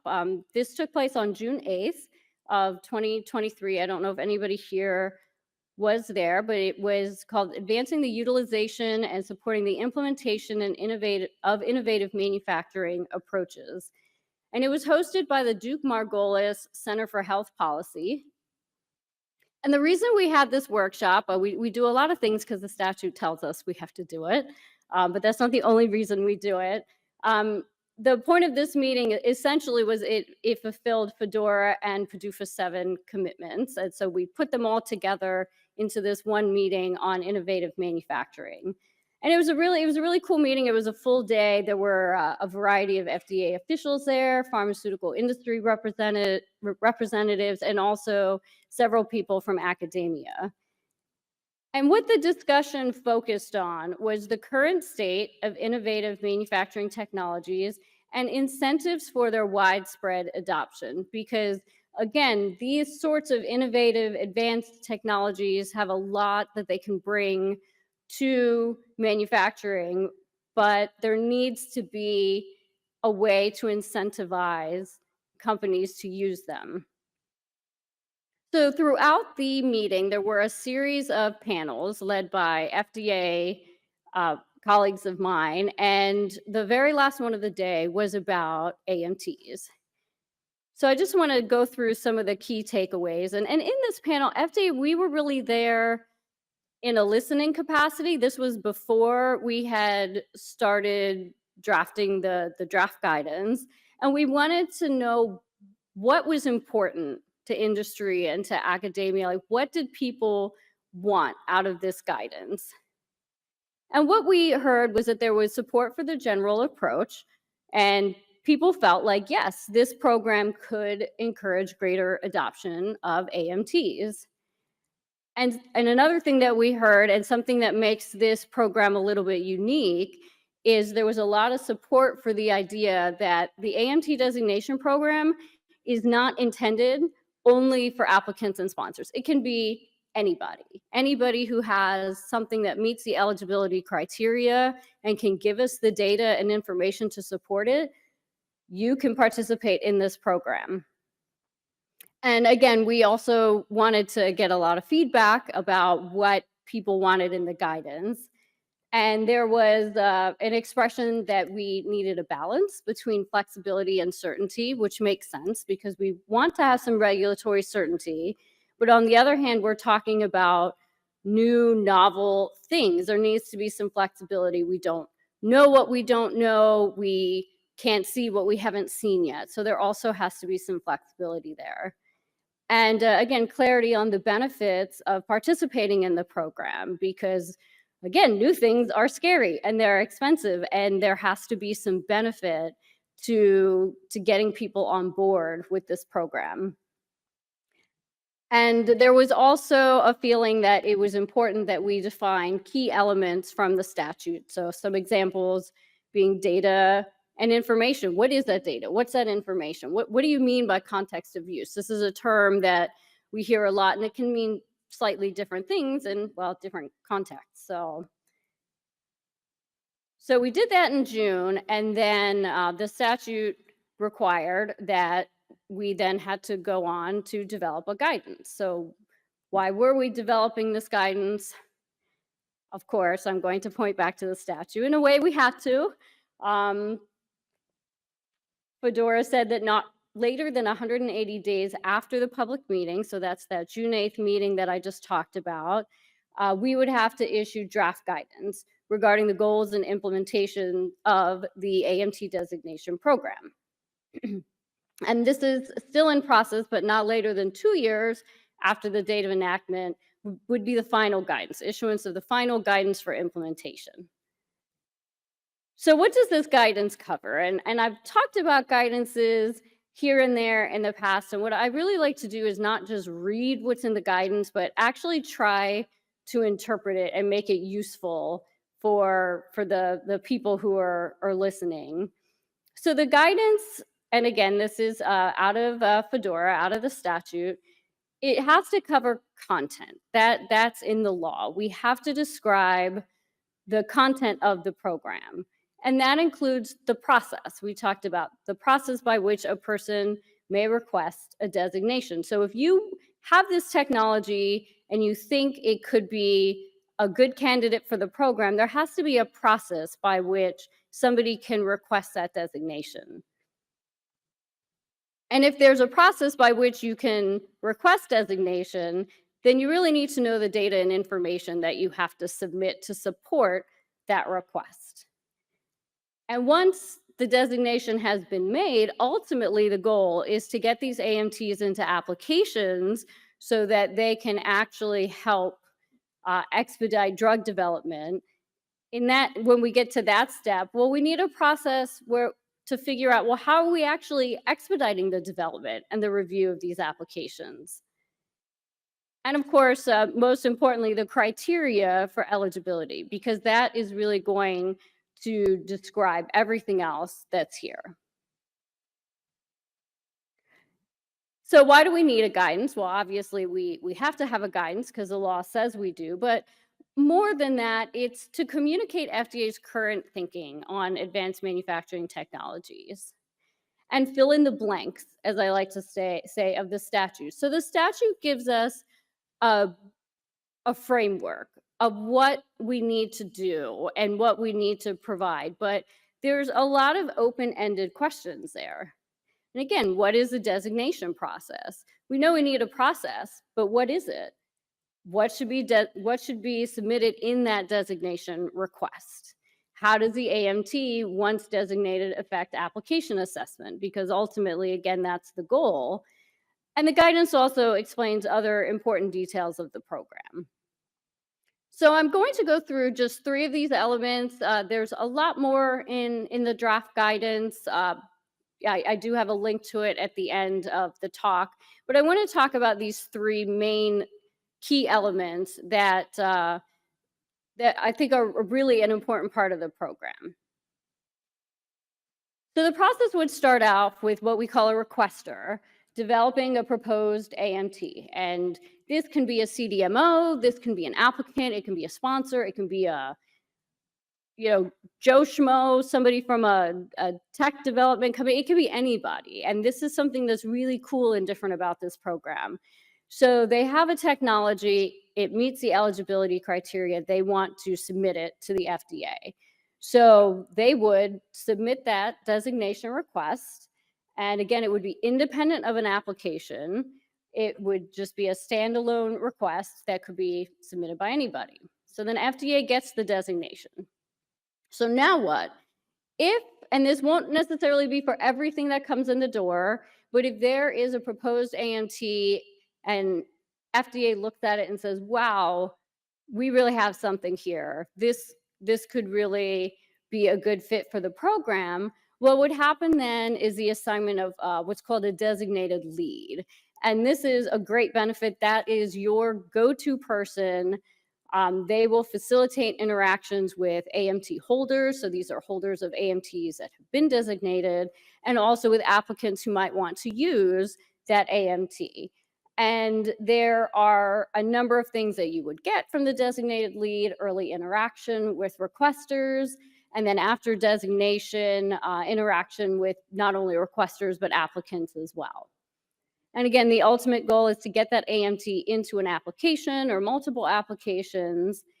And then the designated lead would continue to be a part of that process to prioritize application assessment so that they could have these applications that use AMTs to increase the efficiency of that assessment. So one of the other key elements I talked about was content. So what goes in the request? Supporting data and information taken out of the statute, but what does that mean? Well, we need a description of the AMT at a minimum. So if you have a proposed AMT, what is it? Tell us what it is. Very important, how does that AMT meet the statutory eligibility criteria? So the data and information in the request really should include information that shows us that the eligibility criteria are met, because that's very key for this program. And again, it should be specific to a particular context of use. Again, a term taken out of the statute, for example, a particular class of drugs. And this is a little bit different than some of the other novel technology programs that are out there. And I'm going to talk about those a little bit more at the end. And that is that you need to actually have some data, some development data about the AMT. So you can show us that it works. You can demonstrate that this actually does what it's supposed to do. And that should include batch analysis data generated using either a product under development, if you were an applicant or a sponsor and you had a product that you were already working on. But if you're a CDMO or you're a researcher, or even if you are an applicant or a sponsor, it could also be with data, batch analysis data from a model drug. And this would be a representative drug, like something that is similar to your context of use, for example, a particular class of drugs. So the other big thing we talked about was benefits. I feel like I keep saying it, but innovation is scary. It's money, it's risk. Part of what this program aims to do is de-risk innovation a little bit. And so it's really important that there be benefits to participating in the program and that we communicate those benefits. And this is part of what we try to do in the guidance. So the guidance describes early FDA interaction first with requesters. So these are the people who have a really good idea. They submit a proposed AMT. We think that that could be a good candidate. And there would then be communication with the FDA about that technology. Again, the assignment of a designated lead. So it would be a primary subject matter expert for that request, but they would also continue to work on that particular AMT and coordinate FDA discussions both at the AMT level and at the application level and facilitate communication as needed. And it doesn't just end with the requesters because, of course, we ultimately want these AMTs in applications. So it would also be prioritize interaction with applicants. And the way we describe this is higher priority for applications that use a designated AMT. So for example, if you have two applications that are part of some priority program or expedited program, one has an AMT and one doesn't, it would be to prioritize the ones that do have AMTs in them. And it can be that you are using it, you are referencing it, or you're relying upon it. And again, the designated lead would facilitate quality assessment of those applications to increase efficiency of the assessment process. So I want to talk a little bit now about another topic that is in the guidance, and those are differences between the AMT designation program and other FDA programs related to novel technologies. And specifically here, I'm going to talk about CDER's Emerging Technologies Program, or ETP, and we talk about the Emerging Technologies Team, or ETT. Those are really the same thing. and the CBER Advanced Technologies team, or CAT. So these look very, very similar. Both programs deal with technologies where there is limited or no previous FDA assessment or inspectional experience. The difference being that with AMT, it's really focused on the context of use. Maybe FDA has experience with a particular technology, but not for that context of use, not being used in the way it's proposed to be used as an AMT. AMT is also much more focused. It's limited to methods of manufacturing that are novel or used in a novel way. ETT and CAT, on the other hand, it's intended also for other novel elements, not only manufacturing processes. So manufacturing might be a part of it, but it's not all of it. And then there's this question of data. We talked about the content of a request and that AMT requires certain data and information to support the request. And so for AMT, you would need data generated for a particular context of use, for example, data from a model drug, whereas ETT-CAT are earlier in the process. And so there might not be any data generated yet for those programs. And if you had a really good novel technology and you wanted FDA to help you get it off the ground, we would actually very much encourage you to first engage with ETT or CAT and then go to AMT. They aren't really two programs that you do at the same time. And again, because ETT and CAT are early in the process, you might not necessarily have data yet. It could still be theoretical, which it couldn't be for AMT. And the next difference I want to point out is applicants would communicate with the agency for both of these programs and have increased and more frequent interactions. But with ETT-CAT, that interaction, that communication with the agency would really happen prior to submission of an application. And submission of an application is really a big part of that. It's a little bit different in AMT, where applicants who are using, referencing, or relying on the designated AMT in their application, that's when you would start talking to FDA. And then the last way in which they're slightly different from each other has to do with who exactly we're talking to, who FDA is interacting with. So for AMT, it's not only applicants and sponsors, but it could also be technology developers, and those developers are not necessarily applicants and sponsors. And ETT and CAT are, again, it's a little bit more broad. It's interactions with multiple public and private stakeholders. And there's also other aspects to the program that are not a part of AMT, for example, training, education, and grants. That's specific to ETT and CAT. So I have another quick challenge question.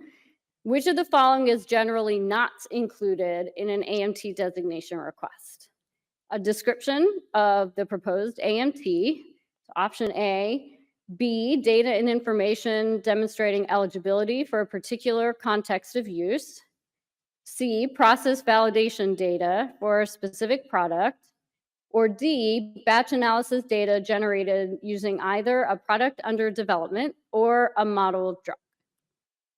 And it would be C, because we would not expect at the level of AMT designation that you would already have process development data or commercial scale data for a specific product. I mean, if you did, great, but we wouldn't necessarily expect that this would be the case at this level.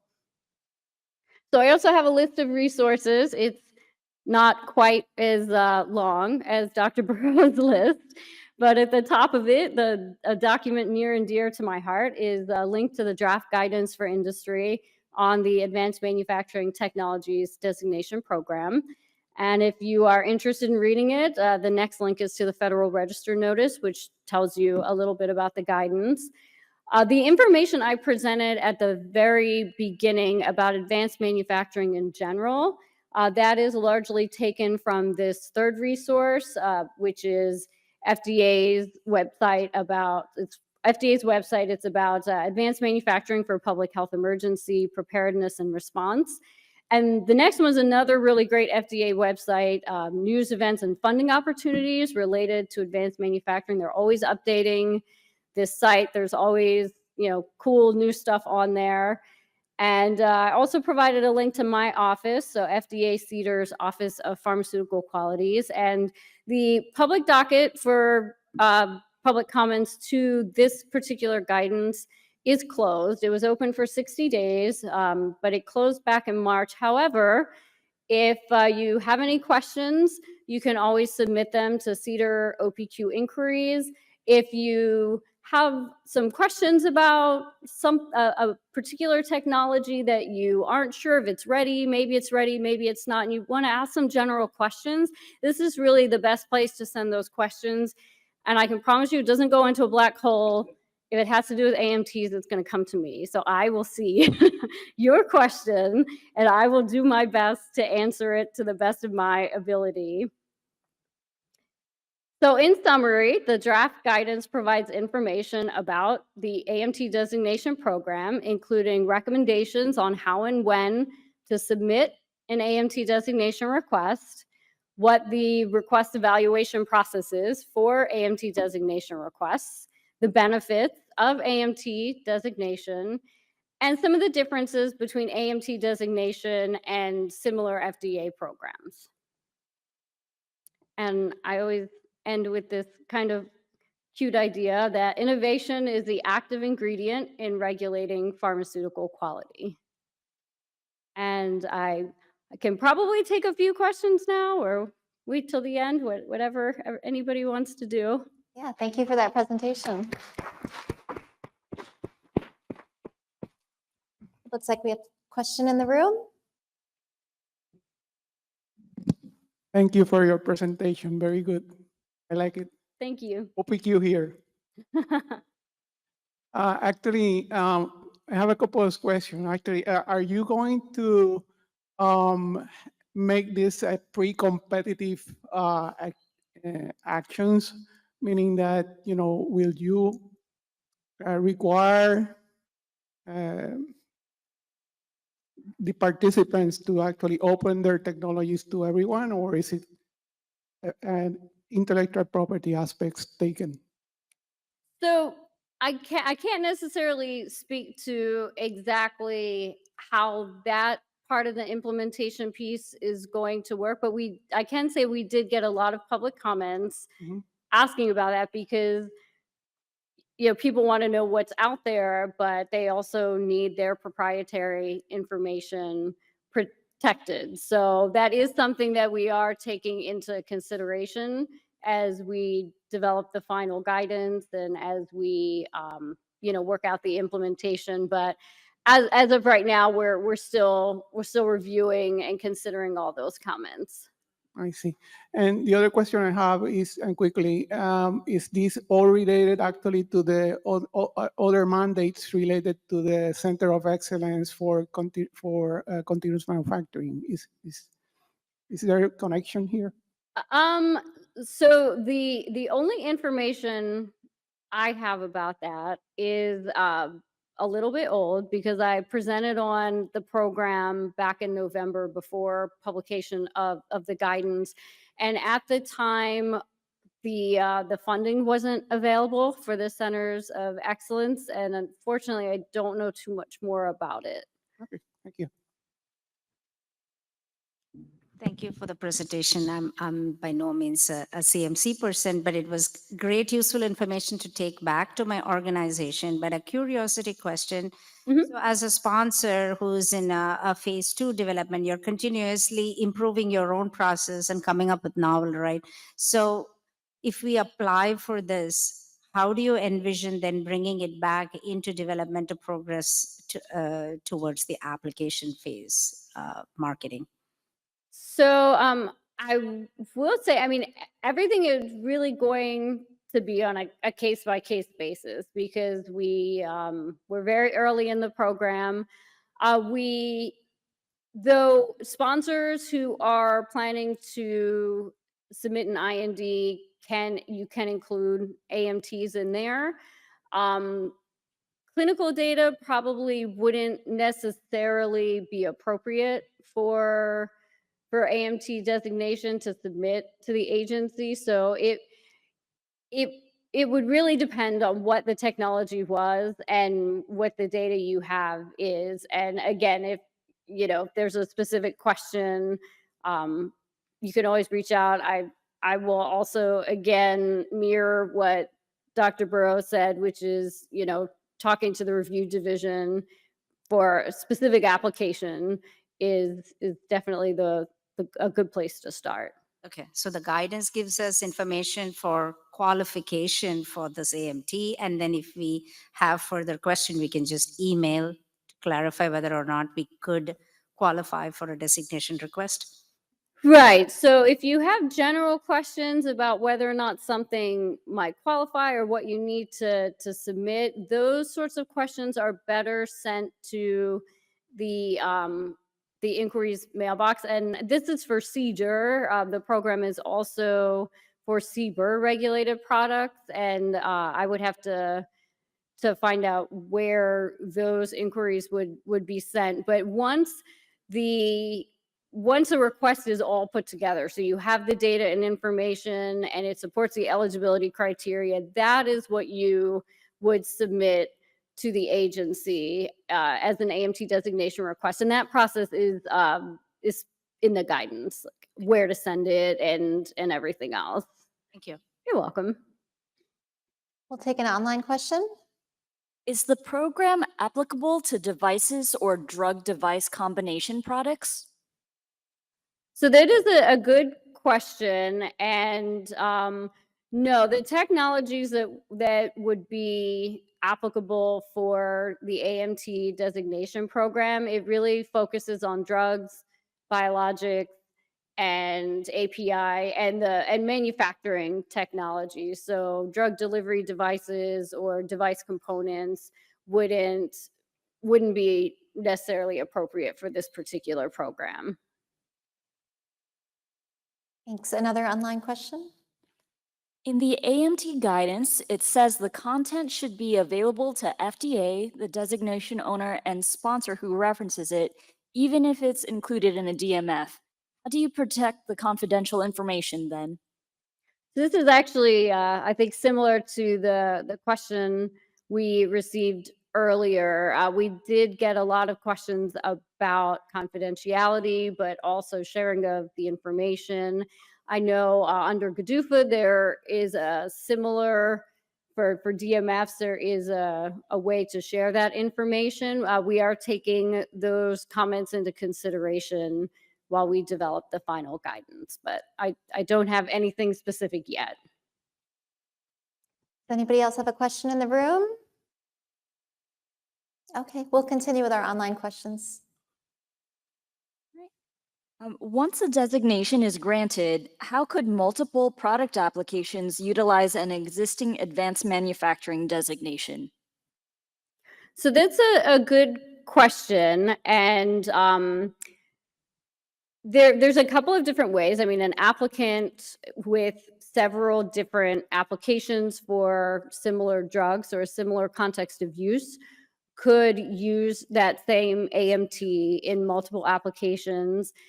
In the case where the AMT holder and the applicant are two different entities, it would be by a right of reference. And as long as that AMT is appropriate for that particular context of use, there is a right of reference, or the AMT holder and the applicant are the same entity, it could be used in multiple applications. Though each application, this is also spelled out in the guidance, and in each application, you would then, at that point, need to obviously have all your CMC data for your particular product that is the subject of that application. You wouldn't take your model data and stick it in your application. So it could be leveraged across multiple applications, either from the same applicant or between different applicants with a right of reference.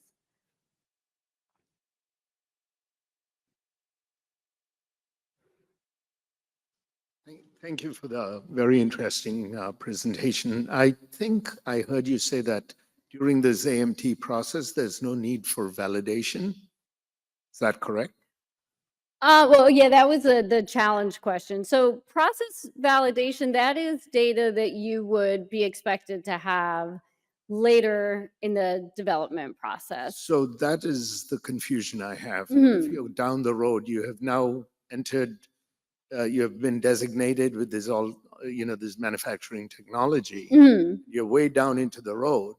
We are trying to validate and everything falls apart. What happens then? Right. So that's a really good question, and that points to the difference between an AMT designation and application approval, because it's two different things. And so I guess there's pros and cons to everything. So the data that would be in the request to support the AMT designation, that would be where you have your batch analysis data for a model drug, and you don't necessarily need to have that level of data that shows you can produce at commercial scale. However, if you're then talking about further down the line in an application, that's different then. You could use that AMT, but in the event that you're trying to use it, it's the same context of use. I mean, if at that point things start to go wrong, things are falling apart, this is where your designated lead is going to be able to help you and facilitate conversations within the review division to see what's going on. And I mean, it's hard to speculate on how that would go because we haven't gotten there yet. But yes, when we talk about the application, all of the content and requirements of the application are still there. But what we're asking for AMT designation is going to be a little bit different. So you would still need to have PV data down the road. You just don't, for your application, you just wouldn't necessarily need that level of data for AMT designation. Okay, that's all the time we have for questions. Thank Thank you you. for those great Q&As. And I didn't lose my voice. So we're going to take a break and be back at 2:55, and we have one final presentation. So enjoy your break.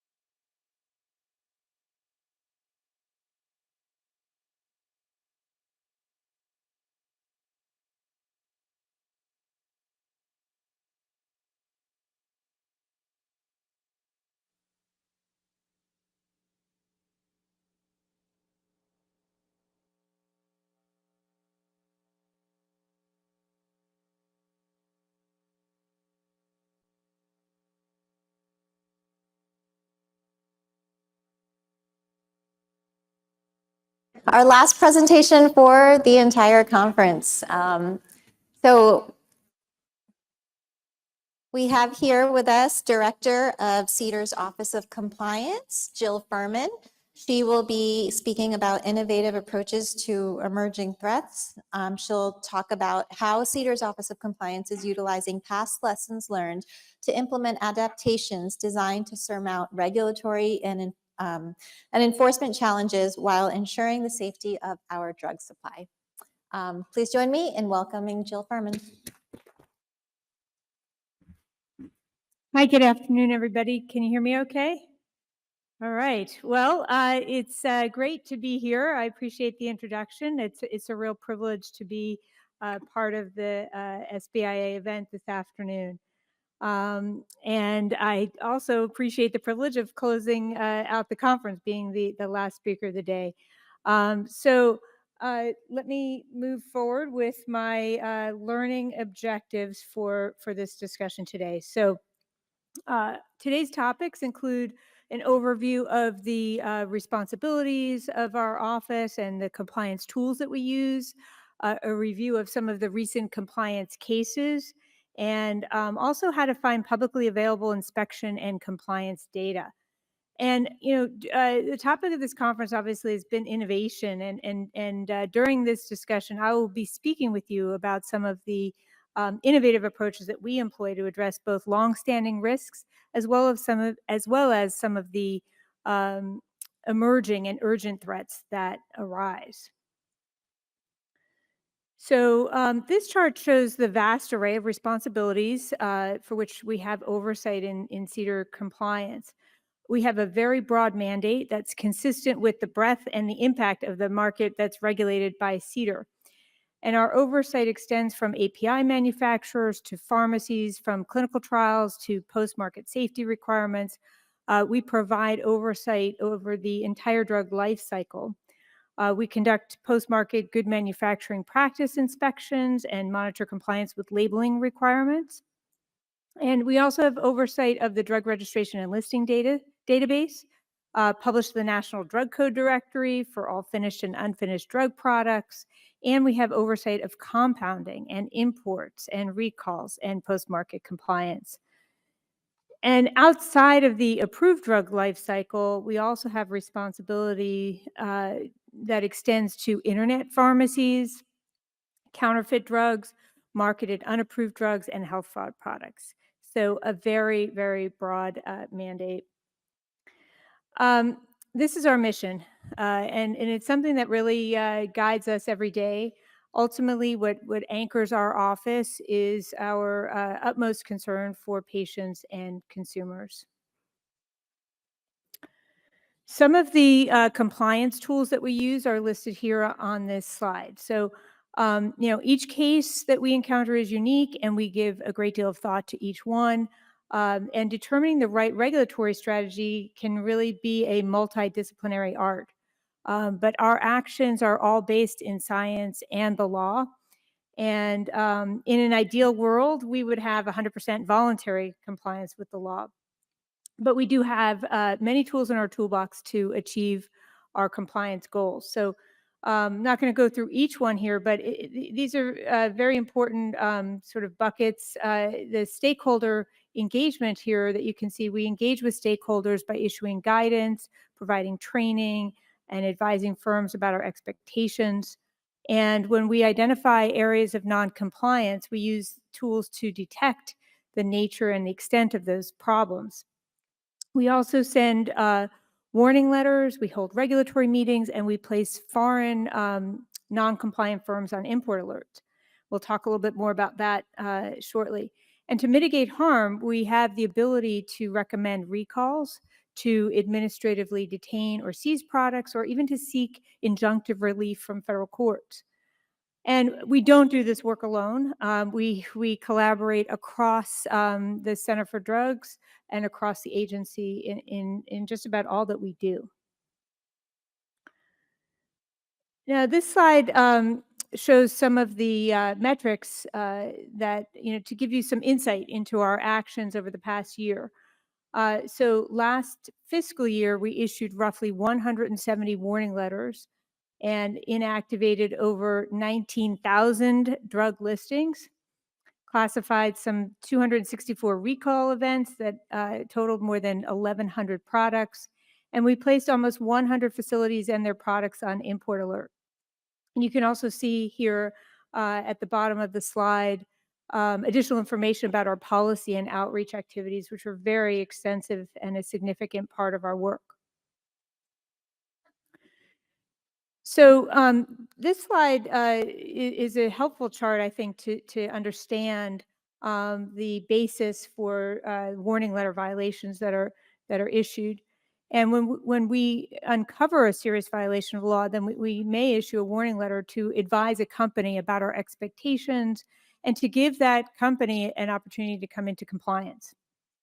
You can see here from this chart that the majority of our warning letters involve drug manufacturing violations or unapproved drug or misbranding violations.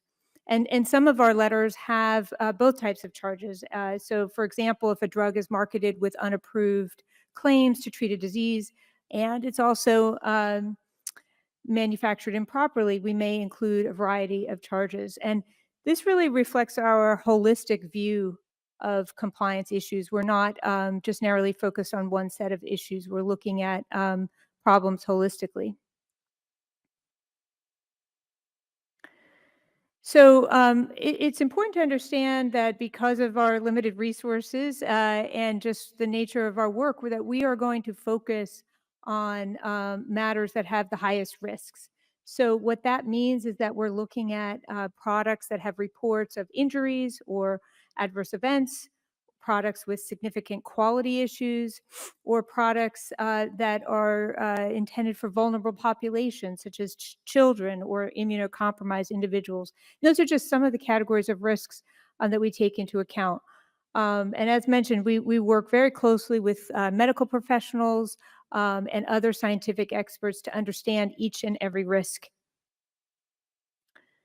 So I mentioned I would be discussing with you some of the recent compliance cases, and I want to talk with you first about a case from last year that is still ongoing. You may be aware of an incident last year where numerous countries were reporting incidents of oral liquid drug products that had confirmed or suspected contamination with high levels of diethylene glycol or ethylene glycol, DEG or EG for short. Now, there were no contaminated product that was found in the United States, but the outbreak spanned at least 7 countries around the world and was associated, sadly, with more than 300 fatalities, mostly in children under the age of 5. And again, no contaminated product in the United States, but this was one of the largest epidemics of DEG poisoning in history. And in fact, similar contamination in the United States back in 1937 actually led to the creation of the modern Food, Drug, and Cosmetic Act. So very, very significant event. And I want to speak with you about some of the activities that we did in CDER's Office of Compliance. An example, this case is a true example of how we pivoted to address an urgent situation and took innovative and extensive actions to investigate and prevent an outbreak in the United States. So just some of the things that are listed here, we worked with global public health agencies such as the World Health Organization, the CDC, international regulatory authorities, and foreign authorities. And we conducted outreach to healthcare providers and to industry. And in May of 2023, about a year ago, we issued an immediately in effect final guidance on the testing of glycerin and other high-risk drug components for DEG and EG. And this guidance provides recommendations to help pharmaceutical manufacturers or repackers and other suppliers of high-risk drug components and compounders, helps them to prevent the use of drug components that could be contaminated with DEG and EG. Also, to proactively assess if drug manufacturers were conducting required testing to prevent DEG and EG contamination, we issued over 170 requests to firms for records and other information pursuant to 704A4 of the Food, Drug, and Cosmetic Act. The agency also issued warning letters to companies that were unable to provide adequate documentation to us about the required testing designed to prevent DEG contamination, which is a CGMP violation. And we also sent warning letters to those who failed to respond to our request for mandatory records.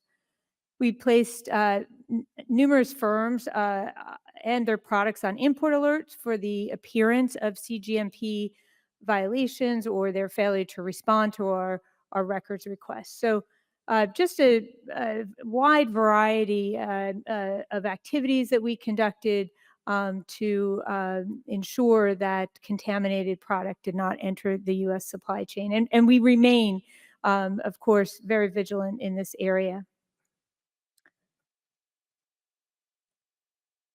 So let's move on to the challenge question here.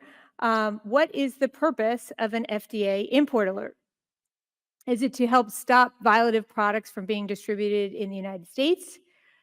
To help free up FDA resources to examine other shipments? To alert FDA staff about the appearance of a violation? Or all of the above?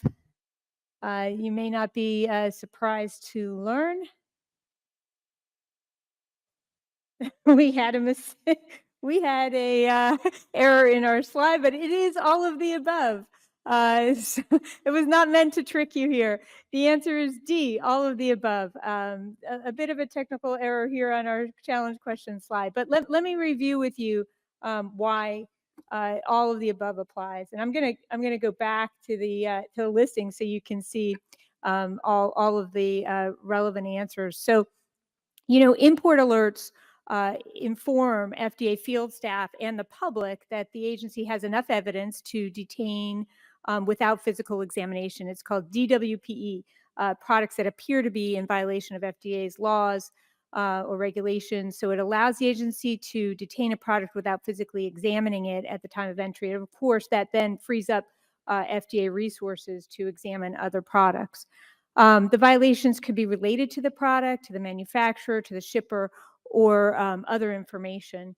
And just another note here, it's important to know that, you know, before importing into the U.S., importers should know if their products are subject to DWPE. Okay, let's move on to talk about remote tools. So what do we mean by remote tools exactly? So as part of an inspection, we have the authority to request records from a firm. And in addition, we can also utilize remote oversight tools such as remote interactive evaluations and requests for records or other information in advance of or in lieu of an inspection. And these tools are collectively referred to as remote regulatory assessments. We can use these tools to for a variety of purposes to assess a specific aspect of the manufacturing process, such as required testing, to assess the adequacy of corrective actions, and a number of other purposes for it. To date, we've only issued these requests related to drugs that are not under an application. And as I noted earlier, last year we issued approximately 170 mandatory records requests. Many of those primarily were associated with our DEG and EG compliance work. So I have here on this slide a snapshot of the guidance, and if you're interested in learning more about FDA's use of these tools, I encourage you to take a closer look at that guidance. So let's talk a little bit about the approach that's used to identify, that we've used to identify the basis for adding drugs to import alerts.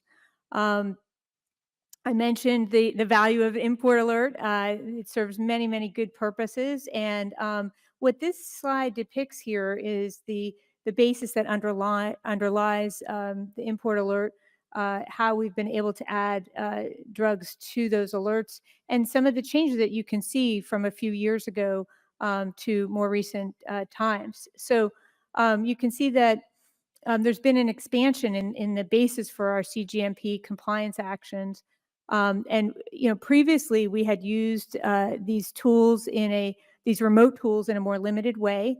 But during the COVID-19 pandemic, the agency used RRAs to help conduct oversight, as I mentioned, to mitigate risk and to meet the critical public health needs during the pandemic-related restrictions.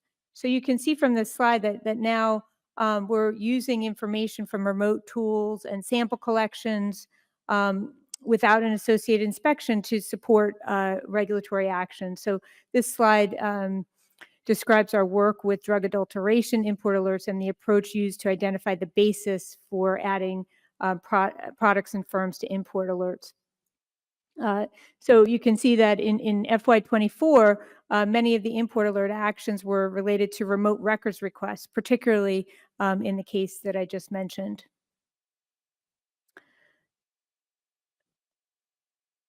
Now, let me turn to another chart that describes the approach that's used to identify the bases for issuing warning letters. And you can see again that has changed. It has evolved since a few years ago, where the vast majority of the warning letters that were issued were based on inspections. But in more recent times, you can see that the use of remote tools and testing are also forming the basis for warning letters.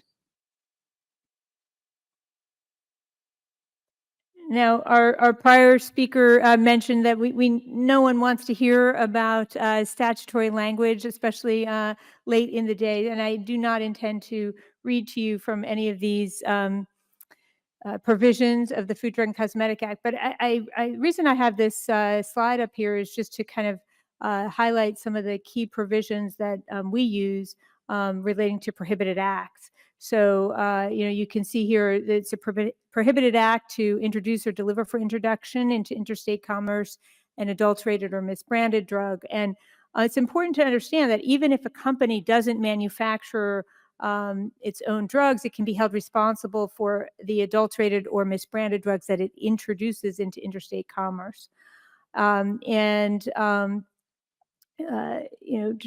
Just as an example, last year we issued a warning letter to a distributor of an ophthalmic product that contracted out the manufacturer of its drugs, and that firm was cited in the warning letter with distributing adulterated drugs. So just a practice pointer here, it is critical to know who you're working with and to know the quality of your suppliers.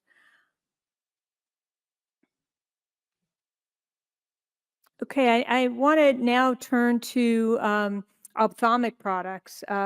This is another significant initiative that our office took on in 2023 and continues into 2024 relating to eye products.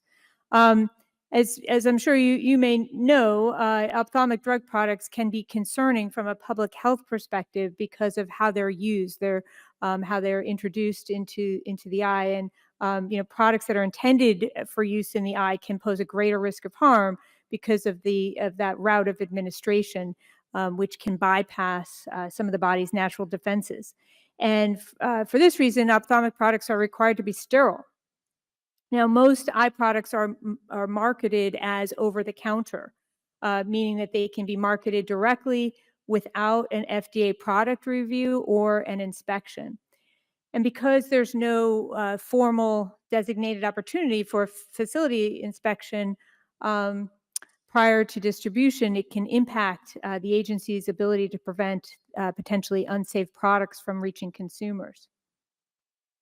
And we saw a lot of activity in the ophthalmic space in the last year or so, and so wanted to take a few minutes to share with you some of the actions that we took in this space in 2023. And again, these activities do continue into the present. So in 2023, we saw bacterial contamination of 2 non-application drug products that led to a multi-state outbreak involving a rare, extensively drug-resistant strain of bacteria known as Pseudomonas aeruginosa. And even though we pivoted and took swift action in response, the outbreak unfortunately resulted in eye infections, permanent loss in vision, and death due to a bloodstream infection. And while investigating this incident, our compliance team found that in addition to the firm not ensuring that the drug was sterile, it wasn't including a preservative in their multi-dose presentation. And the firm ultimately was placed on import alert and voluntarily recalled the product that it had on the market.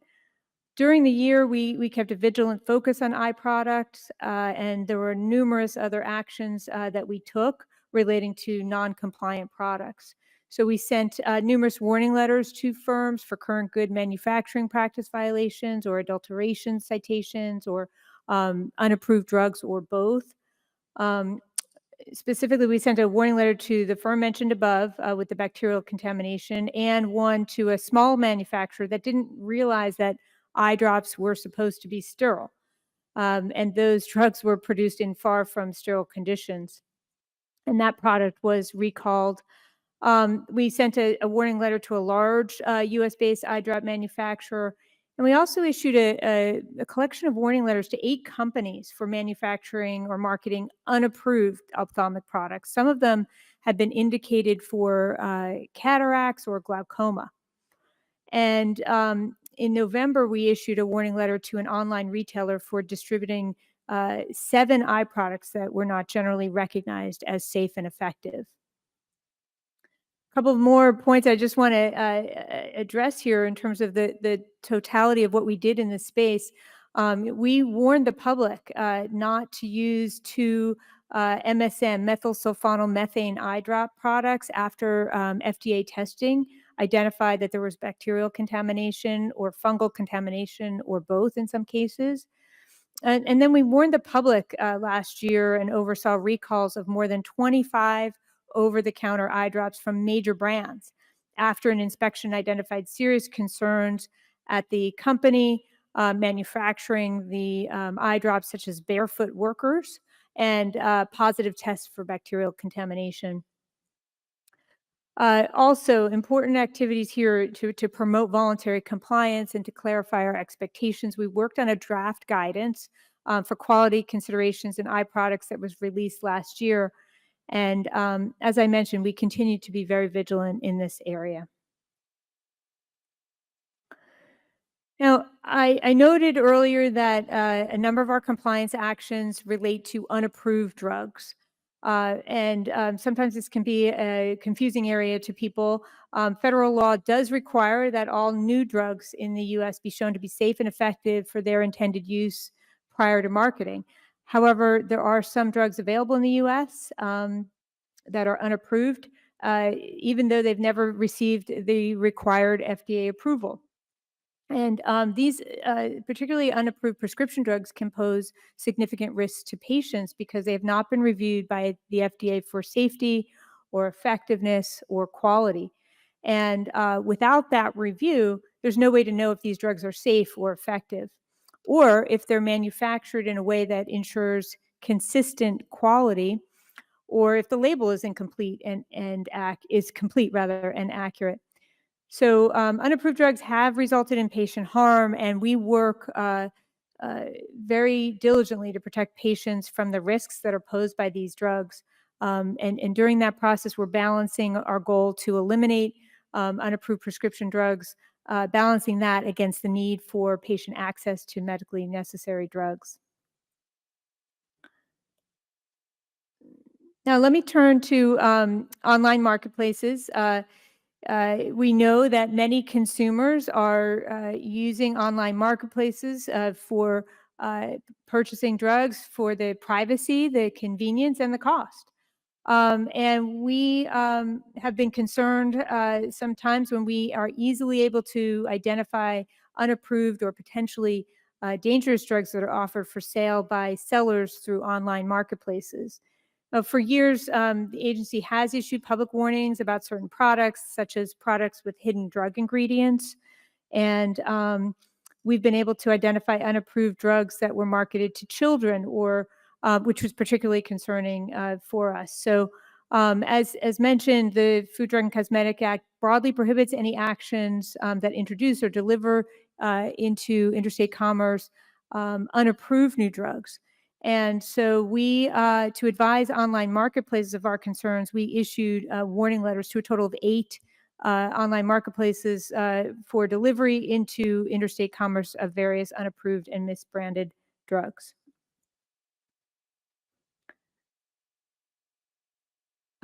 Getting into a little more detail here, these were products that were offered for sale by specific sellers, but through the online retailers and delivered into commerce by those online retailers.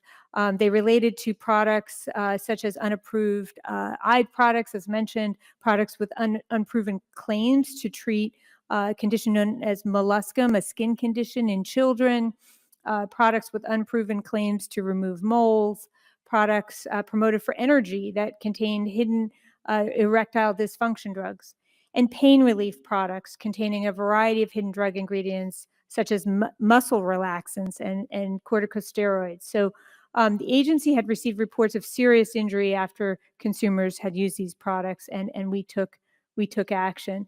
As a result, we have seen some changes. Many of the products that were noted in our warning letters are no longer offered for sale by the sellers via the online marketplace.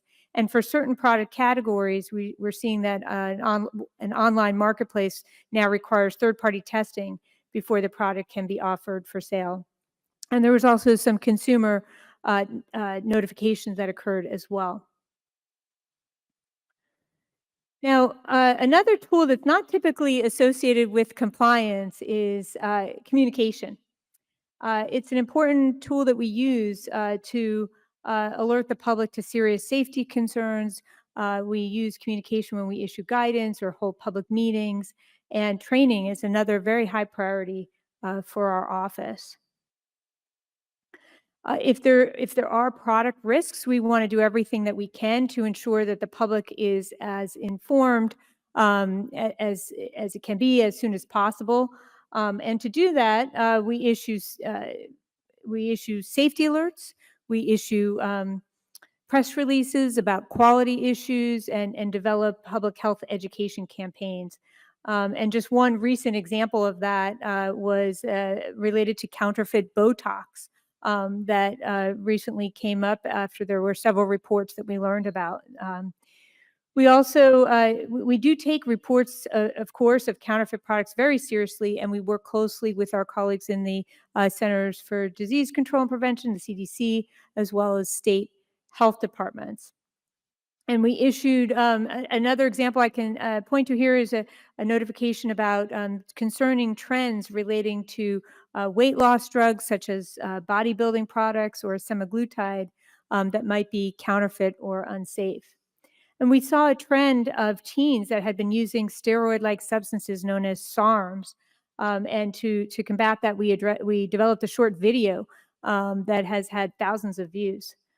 We also identified developed public health education campaigns for unsafe online pharmacies and medication health fraud.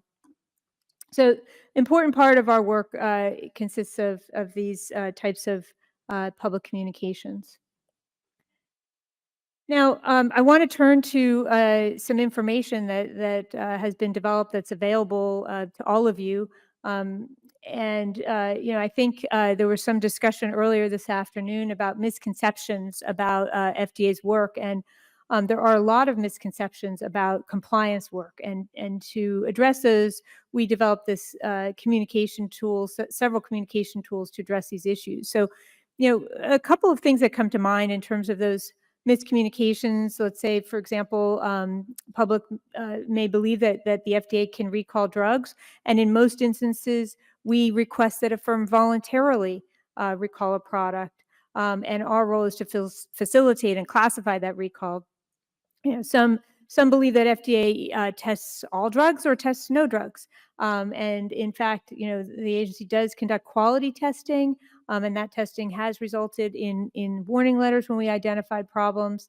There's a host of other misconceptions regarding the inspection process and, the 483s, for example, or inspection classification. So to address these misconceptions and others, we did a few things. First, with our colleagues here at the SBIA, we were involved in developing a webinar called Understanding FDA Inspections and Data. I believe that's available for viewing if you haven't seen it yet, to tell people how this all works, how inspections work, how surveillance works, how compliance works, and how you can learn more and find data. We also developed a companion web page that describes drug inspections and compliance actions while dispelling myths. And that page, you can see a snapshot of it here, is called the Pharmaceutical Inspections and Compliance page. So you can search that in your web browser. I encourage you to do that and spend some time navigating through and perusing the site. The page really has a wealth of information about inspections, the types of inspections, about the meaning of various inspection classifications, and about compliance. It also describes the FDA Form 483, which we heard about, and I'm sure you're all familiar with, and its purpose. Talks in more detail about the different classifications that are issued. And you can also review template letters that we use for each inspection classification. And one other point to note is that the page describes the tools that we use to promote voluntary compliance. So a really helpful tool, and I encourage you all to check it out. Now, that overview page that I mentioned is also connected to something known as the FDA or Data Dashboard. Data Dashboard is also another helpful tool that can help you identify compliance trends. In the event that you're not already familiar with it, I encourage you to go to this page. And again, it's pretty easy to navigate. You can see the categories on this slide that list all of the information that's available. And the dashboard also allows you to drill down into the details to the company level to show inspection classifications and years and whether certain firms were issued a warning letter or placed on import alerts. Again, a very good tool for those in regulatory and quality assurance roles. Okay, turning to what the nature of some of our actions. We often get asked about what we're planning for our next compliance actions. And of course, we can't disclose what we're planning to do before they happen. But what you see here is a close-up of some of the features on the data dashboard where you can find, for example, the top 10 drug 483 citations that were issued for a given time period. You can see warning letters that were issued through since 2009. And you can also check facility classifications. At the company level, you should also be able to see associated import alerts as well. Now, I mentioned, when I started, some of the tools that we use and identified outreach and stakeholder engagement as an important tool. So what I have here is just some of the upcoming events. These outreach activities are really critical to help promote voluntary compliance. You can see here on the slide a number of important events coming up through the summer and fall, and I encourage participation in these. There's also a number of compliance-focused SBIA webinars that are available and posted to the SBIA website.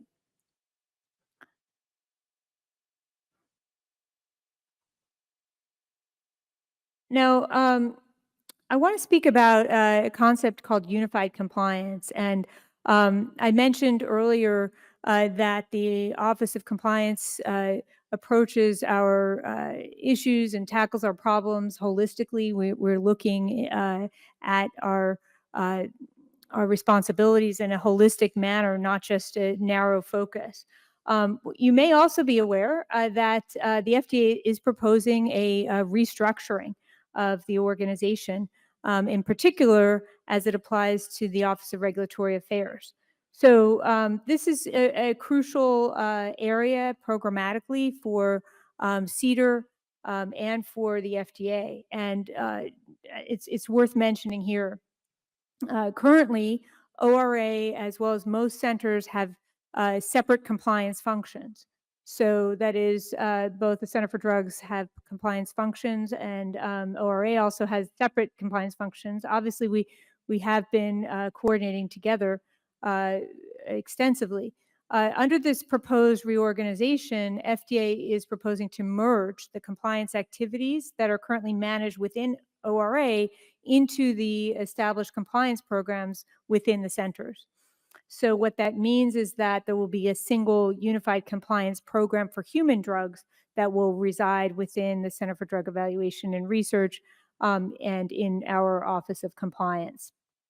So we see this as a very important element of the excuse me, of the agency's modernization work, and it should help to really streamline operations and ultimately lead to more efficient decision making.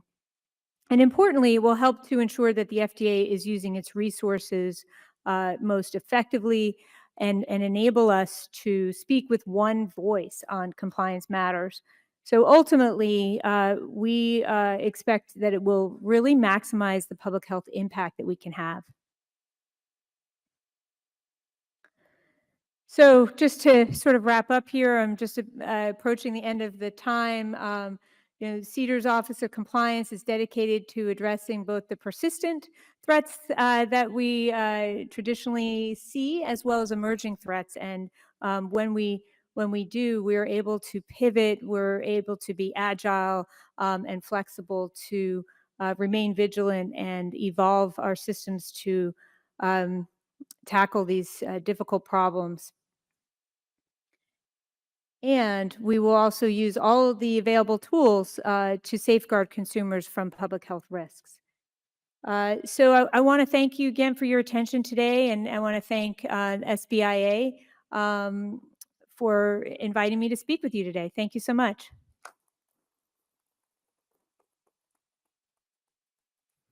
Thank you, Jill. Thank you for being our last presentation for the day and for the conference. And thank you all for being here.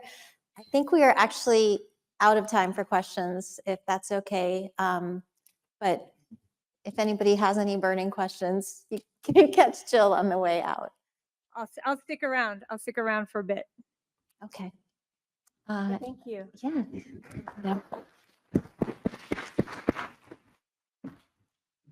Okay.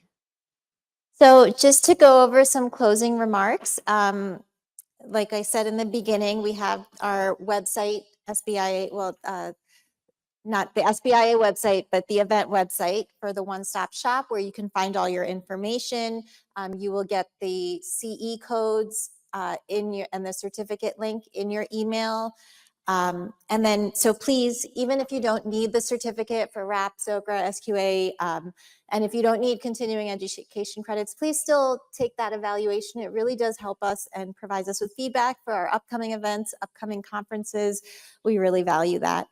So the link was activated this afternoon. It was sent in your thank you email. And again, these certificates and the CE are only available for 2 weeks until June 13th. So do it as soon as you get home because you're going to forget. It's going to get lost in your email. So if you need that, we don't have any power to extend that. That's not in our hands. And then again, we're posting our recordings. We'll be putting them on LinkedIn, sending them out. We'll be posting them on YouTube, and they'll appear on our SBIA Learn webpage as well within 10 to 12 business days. So with that, thank you all in the room. Thank you everyone online from all over the world. This has been a great 2 days. I hope you've all taken away what you came for and more. And again, remember that we're always here for you. You can call us, you can email us, provide us with your feedback, send us your questions, and we will help however we can. And don't forget to look at our calendar of events on our webpage and register for our upcoming webinars, upcoming conferences. It's free. It's there for you guys. So thank you.